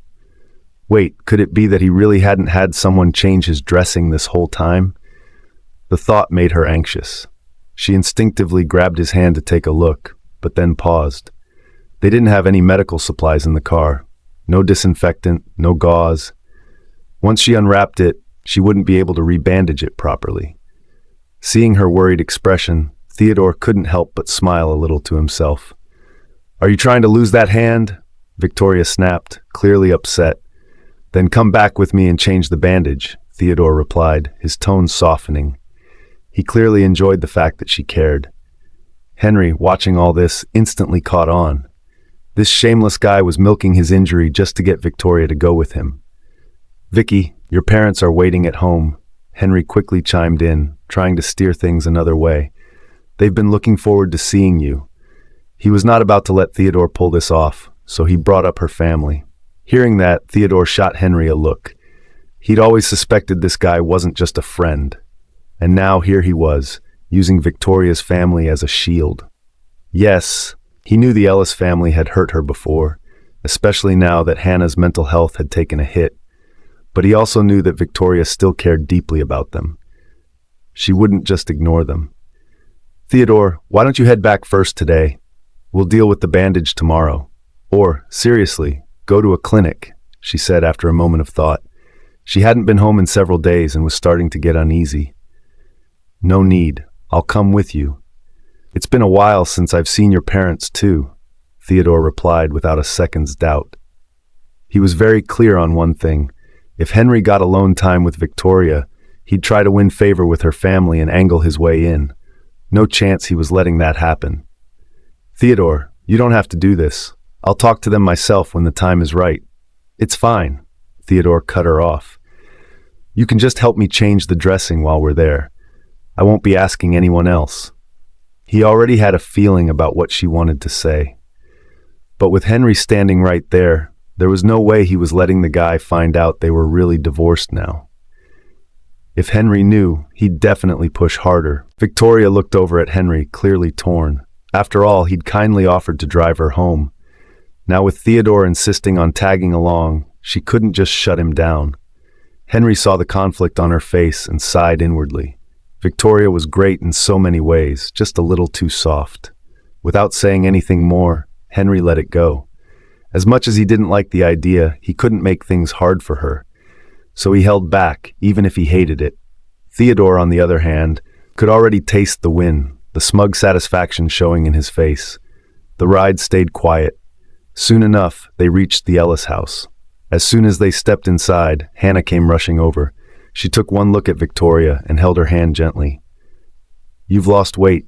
Haven't been eating well these days?" Victoria glanced at Hannah and saw how lively she looked. She couldn't help but smile in relief. "I'm not," she replied lightly. "Oh, don't lie. I know you too well. Once you get busy, meals and sleep go right out the window," Hannah muttered, half reprimanding. But Victoria, instead of being annoyed, felt a rare warmth in her chest. Sometimes, selfishly, she wished her mom could just stay like this, forget everything from before, so she could pretend none of it ever happened and keep holding on to this gentle motherly love. "Ahem, you're back. Theodore and Henry are here too, I assume. You haven't eaten yet, right?" "Stay and join us," William's voice cut through the moment. Victoria's heart dropped immediately. She knew why Hannah was so warm with her. She'd lost her memory. But William hadn't. He brought her back for Hannah's sake, but that didn't mean he'd let go of the past. Their relationship had cracks in it, and she could feel his distrust loud and clear. Things weren't ever going back. "Yes, you're right. I got too caught up. Come on, let's eat," Hannah said, heading to the kitchen to bring out the dishes. Avoiding William's gaze, Victoria followed her into the kitchen. Henry quickly offered to help too. Not one to let others take the spotlight, Theodore followed without hesitation. "Oh wow, now all of you are in here?" Hannah turned to see a crowd crammed into her kitchen. "Auntie, come on, don't be so formal with us. We can't just sit and let you do all the work, can we? Right, Vic?" Henry nudged Victoria playfully with his arm as he looked at her. Noticing her sudden drop in mood, he just wanted to cheer her up. Victoria blinked, pulled herself together, and gave a faint nod. The small gesture didn't go unnoticed. Theodore's eyes darkened a bit. When he noticed the two helping bring out the dishes, he stepped in and grabbed a plate with one hand. "Theodore, you don't have to." Victoria turned and saw him right behind her. "It's no big deal. I can handle something like this," he replied casually. That's when Hannah noticed his bandaged hand. "Oh my, what happened to your hand?" "Just a scratch. It's nothing," Theodore said lightly, avoiding the whole kidnapping story. Victoria let out a subtle sigh of relief. No need to freak the family out with something that serious. "Still, be careful next time," Hannah said, slightly worried, but didn't press further. At the dining table, Hannah kept piling food into Victoria's bowl, the dishes she liked most. "Look at you, skin and bones. Eat more, sweetie." Victoria's nose tingled, tears threatened to spill, but she swallowed it back. "Mom, that's enough. I really can't eat that much," she said with a small smile, doing her best to keep her voice steady. "Oh, please, that's nothing," Hannah scolded gently. "Really, it's enough. If I want more, I'll help myself. Your cooking's too good to waste anyway." "You kid," Hannah murmured, but she didn't push it further. Meanwhile, Henry and Theodore sat silently, watching. There wasn't much room left for them to chime in. Hannah was already keeping Victoria's plate full, making sure she barely had time to breathe between bites. Neither of the two men even got a chance to offer her anything. With a warm smile, Henry reached for the serving dish and gently nudged it closer to William and Hannah. "Uncle, Auntie, you should have some more too," he said kindly. "The better you feel, the more relaxed Vicky will be." "You're so thoughtful," Hannah beamed at him, clearly over the moon with how attentive he was. Victoria had been swamped with work these past days and hadn't been able to visit, but Henry? He'd been around almost every other day, lending a helping hand wherever he could.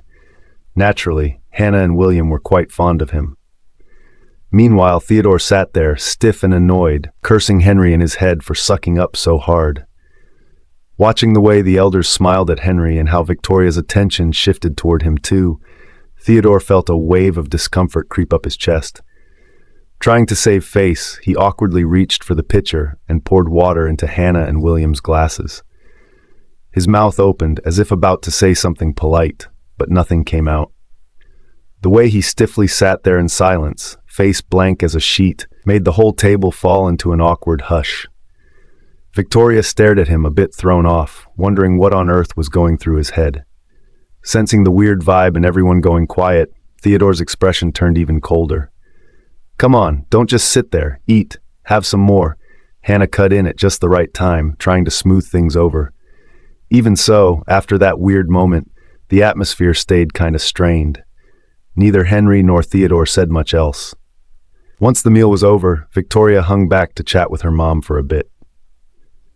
Off to the side, Theodore gave Henry a subtle glance, signaling him to follow onto the balcony. "You shouldn't show up here again," Theodore said bluntly, turning to face him with a frosty glare. There was no way he'd let another guy constantly parade himself around Victoria like that. "Mr. Chambers, I'm not your employee. I don't follow your orders," Henry replied with a casual smile, as if they were just having small talk about the weather. "You know what I mean. Stay away from her.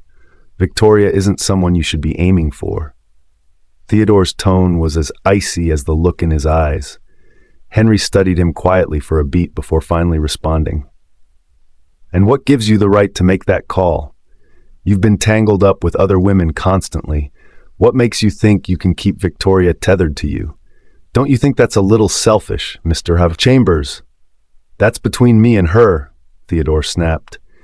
No way he was about to tell Henry that he and Victoria weren't even married anymore. "What are you two talking about?"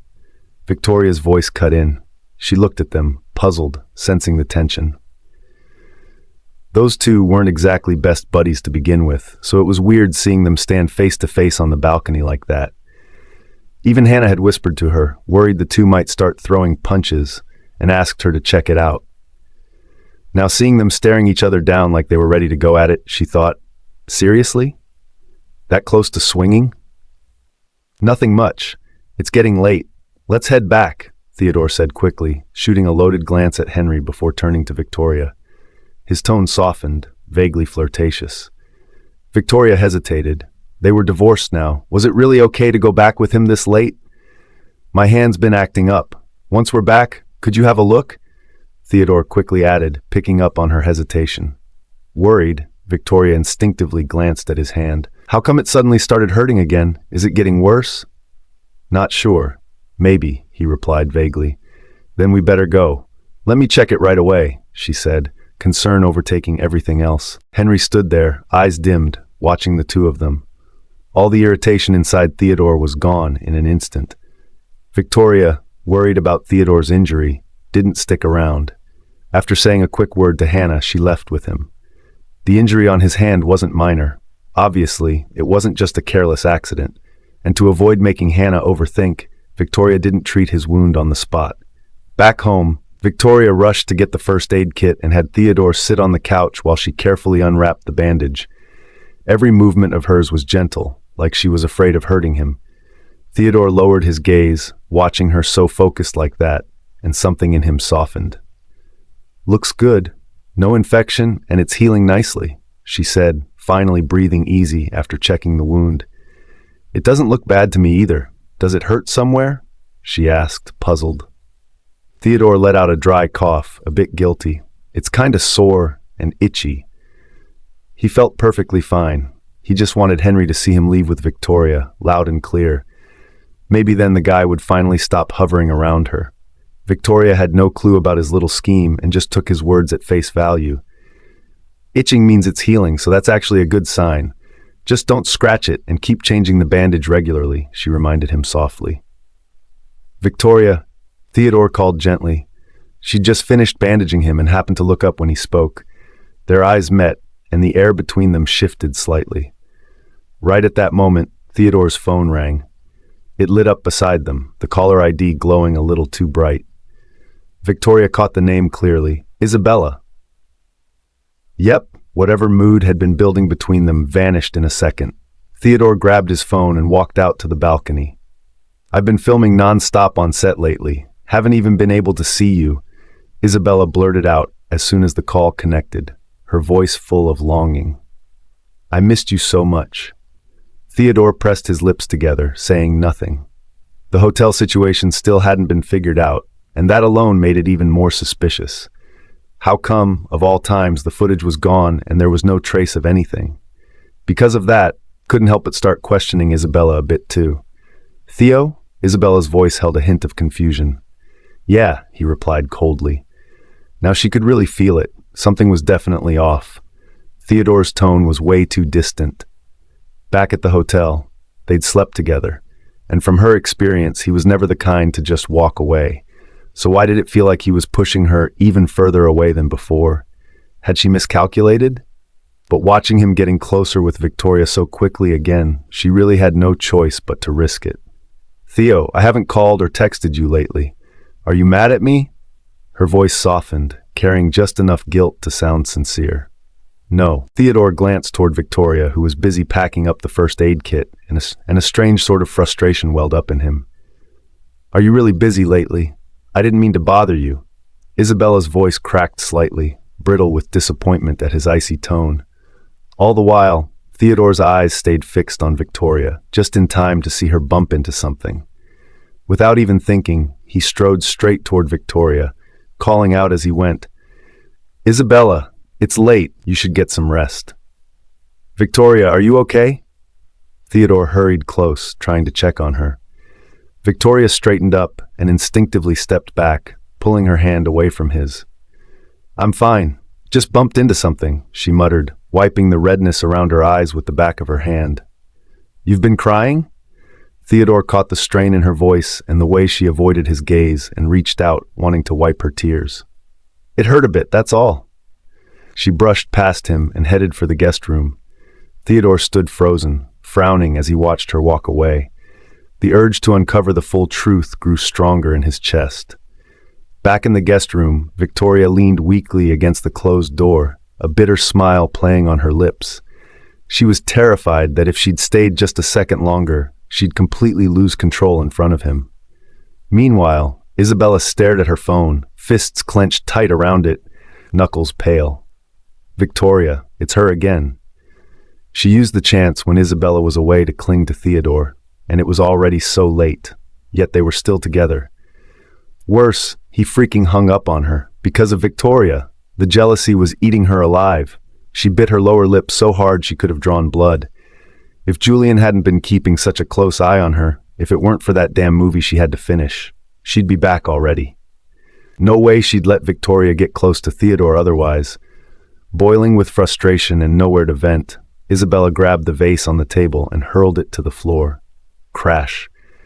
Shards flew everywhere. Who pissed you off this time, princess? Julian came in right then, catching the aftermath of her outburst. But he didn't look annoyed. If anything, he seemed amused, like watching her lose control made her feel more alive to him. Maybe it was because he always had to wear that careful mask in public, so he found her raw emotions kind of fascinating, especially since she only ever revealed this side to him. Startled by his sudden appearance, Isabella jumped, her anger momentarily fading. Julian, what are you doing here this late? She blinked, unsure when he'd arrived or how much he'd overheard. What's with the guilty look? Did you do something behind my back? Julian narrowed his eyes, his mood switching in a snap. What? Of course not. What bad thing could I even do? She giggled, shoving away the tension and playfully swaying as she moved closer. Oh yeah? Am I that scary to you? Julian kept his expression calm, but there was a softness in his voice that made it hard to read his true feelings. Yeah, like super scary, she pouted, tapping his chest with her finger. Julian laughed quietly, clearly enjoying her unpredictable ways. She leaned into his arms, but her heart wasn't in it. Lately he'd been sticking to her like glue. If she wasn't filming, she was with him. Worse, somehow he'd gotten a key to her hotel room. The man could walk in whenever he wanted, never bothered to knock. And she hadn't had a single solid chance to talk to Theodore. She barely got to make that call tonight while Julian wasn't around, and even that almost got her caught. "You're here kinda late tonight," she said, glancing at the clock. Nearly 10. Julian usually showed up early, and she never really knew exactly when he left. Most of the time, by the time Isabella woke up, he was already gone. "Ran into a small hiccup, but it's all sorted now. Nothing to worry about," Julian said, a flicker of something unreadable flashing in his eyes as he recalled how close Theodore had come to exposing him. Isabella didn't think too much of it. Honestly, she kind of wished he'd run into more problems. Ideally, he'd be so swamped he'd have zero time to keep tabs on her. That way she might actually get the chance to contact Theodore, maybe even sneak away to see him. "I got a villa around here. You're moving in the next couple of days. Stay there and wait for me," Julian said suddenly, holding her close. "No." The word slipped out before she could stop it. "Why not?" His tone turned colder. With his status, he wasn't used to hearing no, especially not repeatedly. Had he been too soft with her lately? Let her think she could push boundaries just because she had his favor? Isabella hesitated. If she moved into that villa, there'd be eyes on her all the time. Less freedom, zero chance of reaching out to Theodore. But she couldn't exactly say that out loud. "Julian, I've still got filming going on. The hotel's closer to the set, way more convenient." She gave him a sweet, pleading look. He eased up a little. "Is that what you're worried about? Don't stress about it. I'll have someone drive you back and forth." Of course, that was even worse. Being chauffeured meant no privacy at all. "Julian," she started again, trying to persuade him, but he cut her off. "It's safer at the villa. Hotels are full of people. Way too easy for someone to find out about us. You need to protect your public image." His voice was calm, but he watched her reaction closely. "Okay, I'll do whatever you say." Isabella paused, then nodded. She had no choice. Her reputation mattered, sure, but what mattered more was keeping her relationship with Julian secret from Theodore. If he found out, the tiny hope she still held onto would vanish completely. Julian had two goals here. One was definitely to keep her hidden away, easier to control. But more than that, he wanted to gauge where her heart really was. Even though she agreed, Julian didn't feel victorious. Because deep down he knew she only said yes to prevent Theodore from finding out. "Did you agree because of your public image, or because you're scared of Theodore finding out?" Julian asked, voice low and dangerously calm. He saw her expression shift instantly. "Julian, Isabella's mind raced to think of a way out. "What do you think he'd do if he found out you're mine?" Julian narrowed his eyes, a hint of threat in his tone. "Don't tell him," she blurted out, panic lacing her voice. The second the words left her lips, she regretted them. Julian wasn't the type to tolerate her thinking about another man, not even if he didn't love her. To him, she was property, something to be used to get close to Theodore, but he couldn't stand the idea of her betraying him for real. "Seems like you really care about that guy, Chambers." "Don't worry, I'm not telling him. For now," Julian said flatly, his face a complete blank. You'd never guess what he was thinking. Well, maybe it's time to teach Chambers a lesson and let her see for herself who's actually the better man. Without bothering to be gentle, Julian threw Isabella over his shoulder and started heading toward the bedroom. "Put me down! Let me go!" Isabella struggled furiously. Does this guy only know how to pull this kind of crap every time he comes over? She had an early shoot tomorrow. How was she supposed to deal with him torturing her like this? But Julian, clearly annoyed, wasn't in the mood to back off. The night passed in silence. The next morning, Victoria got up early and finally noticed the bruise spreading across her leg. Only then did she remember she'd knocked into something yesterday. She hadn't had the energy to deal with it last night, and now it looked worse than she'd expected. With a sigh, she headed downstairs and pulled out the first aid kit. Since the bruise was just on her lower leg and no one else was around, she sat on the couch and started applying the cream herself. Theodore came down and immediately spotted her pale calf, but just as he looked away, he caught sight of the nasty bruise. "You call that nothing? It looks terrible." In a few quick steps, he was beside her, eyes full of worry. This time, before Victoria had a chance to say no, he squeezed out some ointment, rubbed it between his palms, and started gently massaging it into her bruise with his warm hands. His touch was careful, almost soothing, and the pain really did seem to fade a little. But then she remembered that phone call last night and instinctively moved away from his hand. "I can do it myself," she said quietly, eyes down, avoiding looking at him. The warmth in Theodore's hand hung there in the air as he watched her clean up and stand, a pang of disappointment tightening in his chest. She still hadn't let it go, not even enough to let him touch her. "Where are you going?" he asked, not able to hold back as he saw her getting ready to leave. "I'm heading back to the Ellis place. My mom needs me to be there for her," Victoria answered smoothly, keeping her voice calm and steady. "It's still early. Why not eat something before you go?" he said, trying to keep her for just a bit longer. "No need. I'll just have breakfast at home." Her rejection came quick, firm. She didn't dare stay a second longer. If she did, she might cave. Just as she was leaving, Mrs. Hart came into the living room and spotted her. "Mrs. Chambers, you're finally home. Must have been super busy lately, huh? You've gotten thinner. Are you eating enough?" Her voice was warm and worried. Victoria gave a small nod. "I'm okay, Mrs. Hart, really."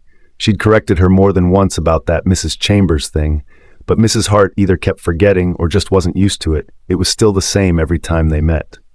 "That's good to hear." Mrs. Hart beamed at her. "Heading out so early? Some urgent matter?" "Yeah," Victoria mumbled vaguely. "Did you eat breakfast? No matter how rushed, you still need to eat. Lucky for you, I was planning to make your favorite, crispy bacon. Sit down and eat something first, then go," Mrs. Hart said earnestly. Seeing the hope and concern on the woman's face, Victoria couldn't bring herself to say no, so she nodded in agreement. Theodore, watching from nearby, couldn't hold back a small smile when he saw she was staying. Mrs. Hart caught that look and shook her head quietly in her mind. This man really didn't know how to play things cool, always acting so cold in front of her when it was obvious how much he cared. At this rate, he was for sure going to lose someone as good as her. Mrs. Hart originally kept Victoria around in hopes of helping her and Theodore patch things up, giving them more time together. But instead, Victoria followed her straight into the kitchen. "Let me give you a hand, Mrs. Hart." "Miss, you really don't have to. What you and Mr. Chambers need is a good talk. That's the only way to fix things," Mrs. Hart said with a sigh. Victoria just shook her head, her smile tired. "That's the problem. Talking isn't going to solve what's between us." At the dining table, silence stretched between them like a wall. Victoria absent-mindedly pushed a piece of crispy bacon around her plate with her fork, her scrambled eggs cooling untouched at the edge. "Is it really that much of a chore to share one meal with me?" Theodore asked, his tone tight, eyes never leaving her face. She kept her eyes down. Coming to this dinner had already felt like a mistake. "Victoria, you're seriously not even going to talk to me now?" His patience snapped with a crack. She finally looked up, her gaze cool. "Theodore, I told you I'd stay on as your assistant for this time, take care of things because of what you did for me. But eating meals with you, talking to you like nothing happened, that's never been part of the deal." His expression faltered at her words, the blow landing straight in his chest. "Fine, then consider yourself off the hook. I don't want anything from you." Her grip tightened around the handle of the fork. Was he really pushing her away now? Because Isabella's coming back? Well then, I guess there's nothing else keeping me here. She stood up, grabbed her coat, and walked straight out. Theodore just sat there, face dark, making no move to stop her. Victoria didn't hesitate. She went right back to her mother's place. She hadn't been working for the past few days anyway, so it felt right to spend time with Hannah while she could, before things picked up again. Hannah was, of course, happy to see her daughter, but her smile faltered the moment she looked closer. Something wasn't quite right. Victoria had tried to keep her emotions in check, but Hannah could see right through her forced smile. "Sweetheart, did you have a fight with Theodore?" Hannah asked with concern, tightening her brow. "No, of course not. Really, Mom, you don't need to worry." Victoria brushed it off automatically. She didn't want her mom getting stressed out over her mess. She thought she'd been hiding it well, but clearly not well enough.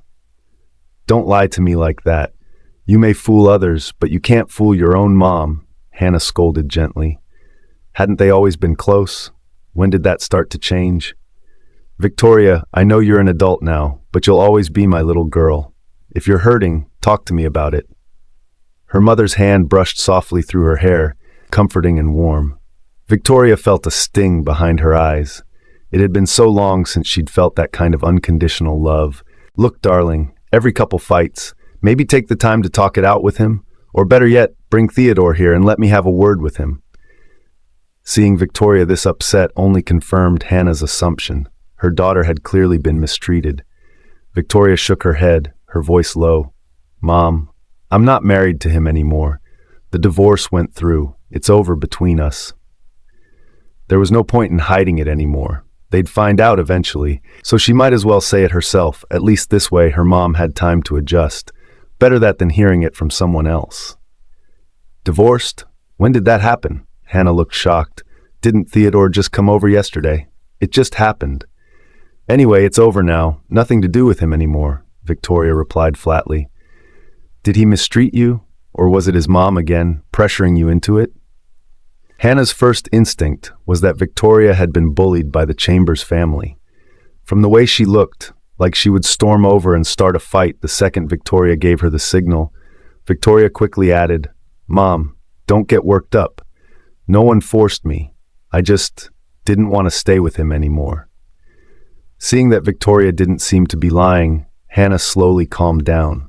"Well, maybe it's for the best. At least you won't have to put up with their nonsense anymore. If he couldn't appreciate you, we'll just find someone better. Honestly, I think Henry's a good option," Hannah said matter-of-factly. Victoria sighed, catching where this was going. "Mom, come on. Henry and I are just friends. Don't say stuff like that in front of him. It'd be super awkward." "Why not? Feelings can change. Lots of couples start out as just friends. Trust me, Henry's way more considerate than Theodore," Hannah pressed on.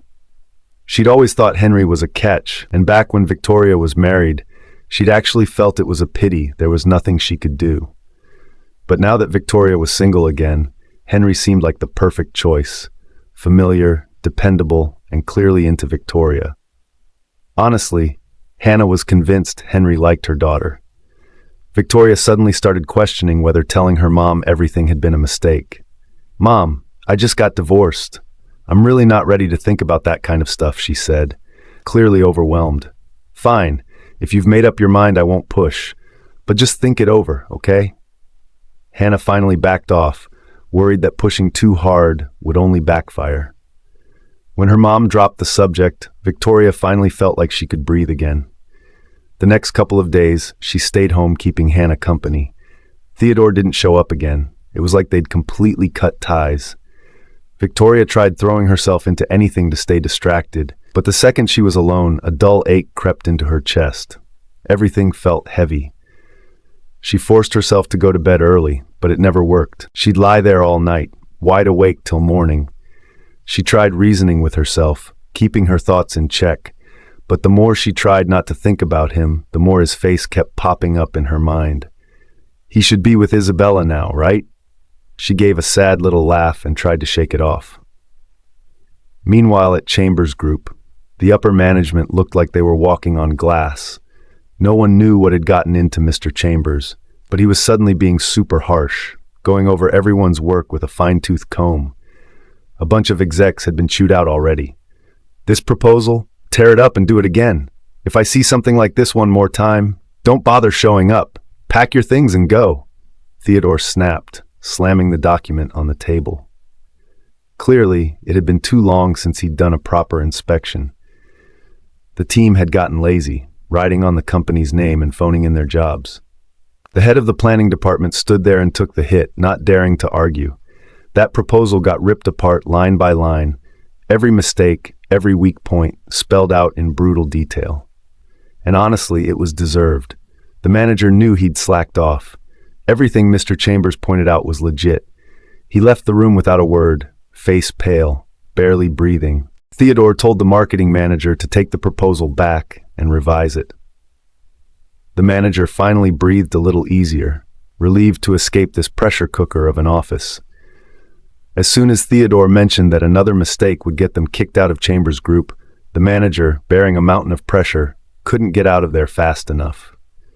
Marcus cast a quick glance at the fleeing manager, his envy plain as day. Lucky guy just got chewed out and got to leave. Meanwhile, he had to stick around and face Theodore's wrath alone. Everything had been fine just a couple of days ago. What the heck happened to piss the boss off this badly? Marcus knew one thing for sure. It wasn't work that made Theodore flip out like this. The man was always cold but rational. He never let his personal emotions interfere with business. Was it relationship drama then? As that thought crossed his mind, Marcus couldn't help sneaking a glance at Theodore. Marcus, still no progress on the hotel situation? Theodore tugged at his tie in agitation. Marcus jumped, thinking he'd been caught looking.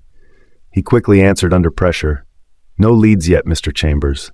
That made Theodore's frown deepen. His irritation clearly surged. Bring me all the files for the upcoming project bids. He didn't ask anything else about the hotel.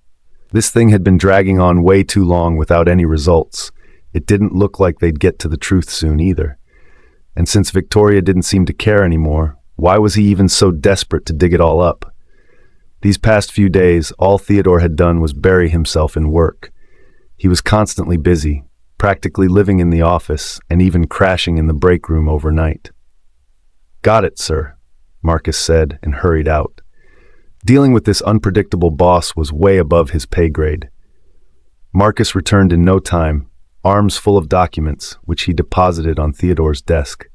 Mr. Chambers, all the current bids are here. The rest of the info's been emailed to you. Okay, go handle your stuff, Theodore said, grabbing one of the folders to start reading. He stayed glued to the papers straight into the evening, only pausing when his phone rang. Still reading, he picked up the call without looking. Theodore, are you busy? Isabella sat in front of a dressing mirror, phoning him during a quick break during filming. She was living in a villa arranged by Julian and not in a position to easily contact Theodore, so this was her only chance. Lately, she'd been working round the clock, filming non-stop, pushing to wrap up her scenes quickly so she could head back soon. She was scared. If she took too long, Theodore might forget about her entirely, and when that happened, whatever space she had in his heart would fully disappear. Hearing her voice, Theodore put down the file and pinched the bridge of his nose. Theodore, you've been so distant lately. Did I do something wrong? Isabella bit her lip, sounding hurt. Theodore paused. No. Then why haven't you called me? You never used to be like this. She couldn't hold it in anymore. I miss you so much. I can't come back yet, but could you maybe come see me? He pressed his lips together. Isabella, I've just been swamped. But, she said, her voice anxious. She could feel it. Theodore was growing colder and colder toward her. Theo, I still have work to finish. He cut her off mid-sentence with a flat tone. Honestly, Theodore had no idea how to deal with Isabella anymore. That hotel incident just didn't sit right with him. Too many holes, too many questions. Until he figured it all out, he couldn't help but keep his distance from her. It was instinct. Okay then, don't overwork yourself. Take care, all right? Isabella didn't want to push him further away, so she swallowed her frustration and compromised. As the dial tone beeped in her ear, Isabella tightened her grip on her phone. There was no way Theo would treat her like this out of nowhere. It had to be Victoria. That woman was clearly trying to steal Theo the moment she stepped back into the picture. He had to be under her spell or something. That was the only explanation for his sudden detachment. Isabella bit her lip hard, hatred flashing in her eyes. She wasn't going to let anyone take Theo away from her. He was hers. End of story. Miss Waters. The makeup artist walked over but froze in place when she met Isabella's gaze in the mirror. It was downright terrifying. Isabella blinked, then instantly put on her usual innocent expression like flipping a switch. With a gentle smile, she asked, "What's wrong?" "And nothing," the makeup artist stammered, quickly shaking her head. She must have imagined it. How could someone as sweet and kind as Isabella possibly look so scary? "Miss Waters, we're about to start filming. I'll just touch up your makeup real quick," she added, quietly pushing down the unease in her heart. "Thanks. I'll leave it to you." Isabella replied with her most agreeable tone. Honestly, you're stunning already. Just a quick touch-up and you're good to go. Seeing Isabella's soft smile, the makeup artist forgot all about the chilling look from earlier. Isabella glanced down, looking all shy and humble on the surface, but inside she wasn't moved in the slightest. She was fully aware of her own beauty and what it could do.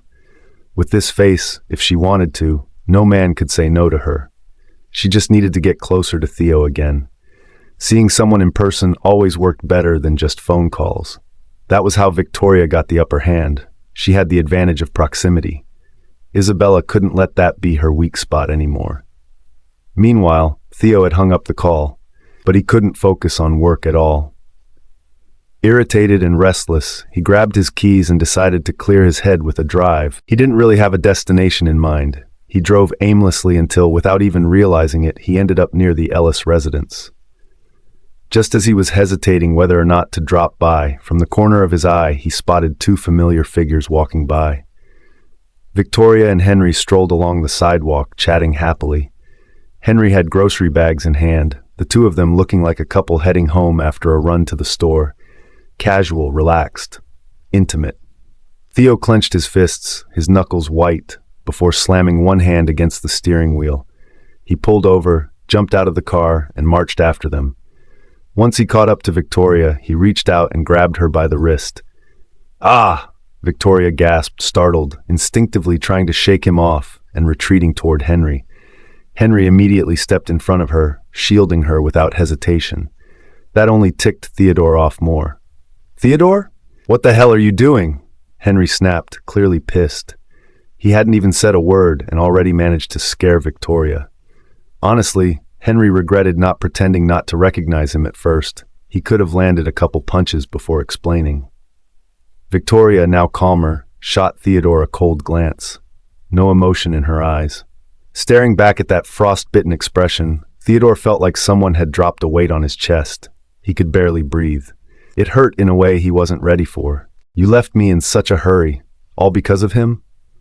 Theodore didn't even glance at Henry, his eyes locked on Victoria. Victoria swallowed her emotions, trying to stay calm. "Theodore, can you stop being unreasonable?" He stepped closer. "Am I wrong? Then tell me, what were you doing with him so late at night, even grocery shopping together?" "He just came over to help. I invited him to stay for dinner. That's all," she said quickly, not wanting him to get the wrong idea. "Help that only he could give? What, you can't do anything without him now? We just got divorced, Victoria. You couldn't wait to move on, huh?" Theodore's temper flared even more, seeing Henry so protective next to her.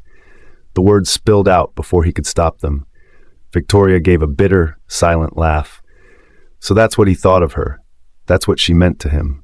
Then really, what was left to say? She went cold. "Theodore, you're being ridiculous. We're divorced. Who I see is none of your business anymore. Didn't you say you were giving me my freedom?" His chest tightened at her words, his eyes reddening. "Ridiculous? No, right? Great. From now on, be with whoever you want. It's got nothing to do with me anymore. You want freedom? You got it." He barked out the words, then turned around and stormed off without another glance. As soon as he turned his back, she couldn't hold it in anymore. Tears poured down. "Victoria, are you okay?" Henry saw her silently crying and felt a twist in his chest. She kept her eyes on Theodore's retreating figure until his car sped out of sight. Then she clumsily wiped away her tears. "I'm fine." She forced a tiny smile, but it looked worse than crying. Henry's heart ached at the sight. He instinctively pulled her into a hug. "Let it out, don't hold it in. Sometimes crying helps," he said gently, patting her back as he silently cursed Theodore in his head. That guy had no clue. It was obvious she still cared. Couldn't he see it? Yet all he did was throw cruel words at her. Since Theodore didn't know how to appreciate her, Henry decided he wasn't getting another chance. In his rearview mirror, Theodore caught a glimpse of them hugging. His face turned dark as thunder. He slammed the gas pedal and sped off into the distance. It wasn't until their figures disappeared from the mirror entirely that he eased his speed and pulled over. "Marcus, book me the fastest flight to Halden Ridge," he ordered over the phone, then headed straight for the airport. By the time Theodore arrived in Halden Ridge, where Isabella was filming, It was well past midnight. He didn't disturb her and checked into a hotel instead. The next morning, Isabella was still knocked out in bed when her phone rang. With a tired frown, she grabbed the phone, half asleep, trying to shut off the noise. She had wrapped shooting super late and was dead tired. Who the hell was calling this early? She tried dismissing the call a few times, but the ringtone kept going, annoyingly persistent. Seriously? Who is this? Frustrated, she opened her eyes, fully awake now and annoyed beyond measure. May as well see who thought it was a good idea to call this early and disturb her sleep. When Isabella saw the caller ID, her eyes widened in surprise. It was Theodore. He actually called her. She got so excited she almost snatched the phone up, but it had already stopped ringing. Frustrated, she smacked her hand on the bed. What the hell was she doing sleeping in today? She missed Theodore's call. What if he thought she was ignoring him? She was just about to call him back when it hit her. She was still in the villa Julian had arranged. This place probably had cameras or even bugs. Calling Theodore from here would be a terrible idea. If Julian found out she was in touch with Theodore again, there's no doubt he'd flip out and tighten the leash even more. She might not even get to see Theodore at all then. So she forced herself to hold back, even though every part of her wanted to call him right away. She got up, freshened up, and dressed like she was just heading to the film set as usual before leaving the villa. Luckily, Julian hadn't been around these past few days, so she had some breathing room. Once she drove far enough away, she parked the car, got out, and only then did she call Theodore back. With every ring, she nibbled on her lip nervously. Please don't be mad, Theodore. It wasn't like she did it on purpose. Finally, he picked up. Relief washed over her, and her heart raced with excitement. Theodore, I'm so sorry. I was on set really late last night and ended up sleeping in. I didn't mean to miss your call, Isabella said softly. It's fine. I didn't mean to bother you, he replied, not expecting she'd worked that late the night before. No, really, you weren't a bother at all. If it's you calling, it's never a bother, no matter what time it is, she quickly added, panicking a little. She couldn't let him think his calls were inconvenient, or worse, what if he just stopped calling altogether? I'm in Halden Ridge now. Are you still at the hotel, or did you head to the set already? Theodore asked. Her heart skipped a beat. Both thrilled and nervous, she froze. He came to find her. He not only called, he actually came all the way here. Didn't that mean he still cared? That she, not Victoria, was the one he was thinking about? Yeah, that must be it. He wouldn't make such an effort otherwise. She'd really misunderstood him, thinking he'd fallen for Victoria. Clearly not. The excitement surged, and along with it, a flicker of contempt for Victoria. So what if she was geographically closer to him? That didn't mean she could keep his heart. But then reality crashed in. Theodore was here, and she had zero prep time. She was still living in the villa Julian set up, and he could come back at any minute. Plus, the place was crawling with his people. No way she could bring Theodore there. He probably still thought she was at the hotel from last time. How was she going to keep that lie going? If he found out she'd been staying in Julian's villa, he might start connecting the dots, and that'd be disastrous. Even worse, if Julian caught wind of Theodore being around. Yeah, no, that absolutely couldn't happen. Biting her lip, Isabella knew she had to find a way to spin this. Whatever it took, the truth had to stay buried. How the hell was she supposed to keep both Theodore and Julian in the dark? Isabella's brain was working overtime, trying to figure it out. If she wanted to fool Theodore, he'd have to head back to Abindale today. No way she could let him stay at the hotel while she lived somewhere else. He'd definitely think something was up. But if he left today, they'd barely get to spend any time together. Thinking about that, Isabella felt really torn. What's on your mind? Theodore asked, watching her closely when she didn't respond right away. Nothing big, she said quickly and forced a smile. Time to lie. I just moved recently. My new place is closer to the set, so I can finish work faster and come back to see you sooner. She figured he probably wouldn't stay too long anyway. As long as she was careful, she shouldn't get caught. By the way, how long are you planning to stay this time? She asked, trying to change the topic. A few more days, Theodore said, a trace of guilt flickering in his eyes. After that argument with Victoria, he left in a rush, partly out of frustration and partly to look into the hotel situation himself. But seeing how happy Isabella was to see him, even offering to wrap up filming early for him, only made him feel worse for doubting her. Awesome, Isabella's eyes lit up. I'm wrapping up in just a few days. We can head back together then. Sounds good. Theodore softened at the thought. She was clearly all in on them. Always had been. Especially after what he went through back then. Isabella was the one who stayed by his side during the roughest part of his life.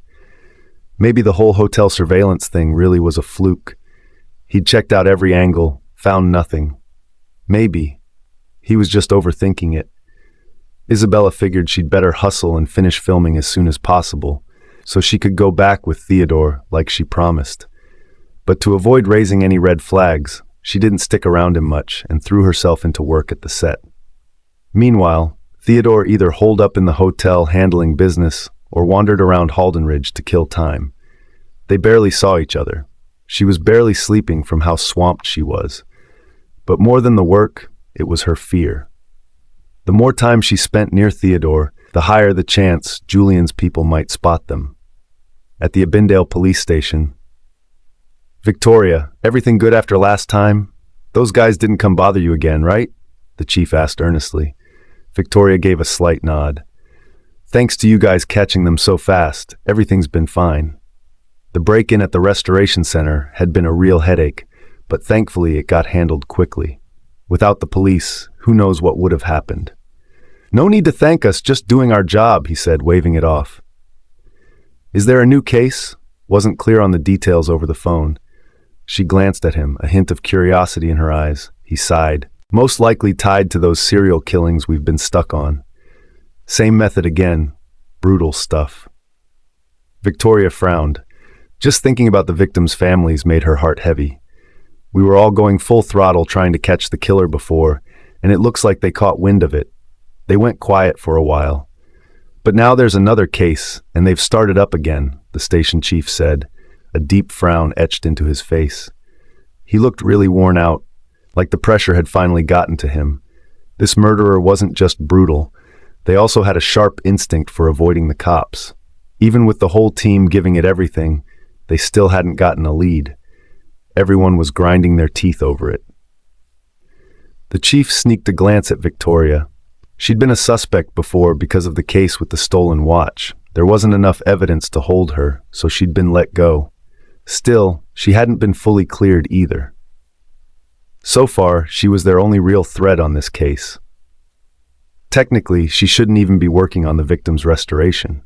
But the condition of the body was beyond grim, and no one else in the city had the skill set. So in the end, they had to bring her in. Part of it was getting the job done. Another part was to quietly watch her. The case had been stuck for so long that taking a calculated risk felt better than sitting on their hands doing nothing. Honestly, no one liked the idea. Victoria had helped them with restorations more than once, and everyone at the station respected her and believed in her integrity. But cops work with facts, not gut feelings. They had no choice. "Victoria, sorry we've got to put you through this again. Everything we did before, we were just following protocol." "Hope you won't take it personally," the station chief said sincerely. "No worries, Chief. I get it," Victoria nodded with a calm expression. As they walked toward the forensic restoration room, even Victoria, who'd seen her fair share of horrific corpses, was taken aback by the condition of this one. It was brutal. She couldn't even begin to imagine the kind of torment the victim had gone through.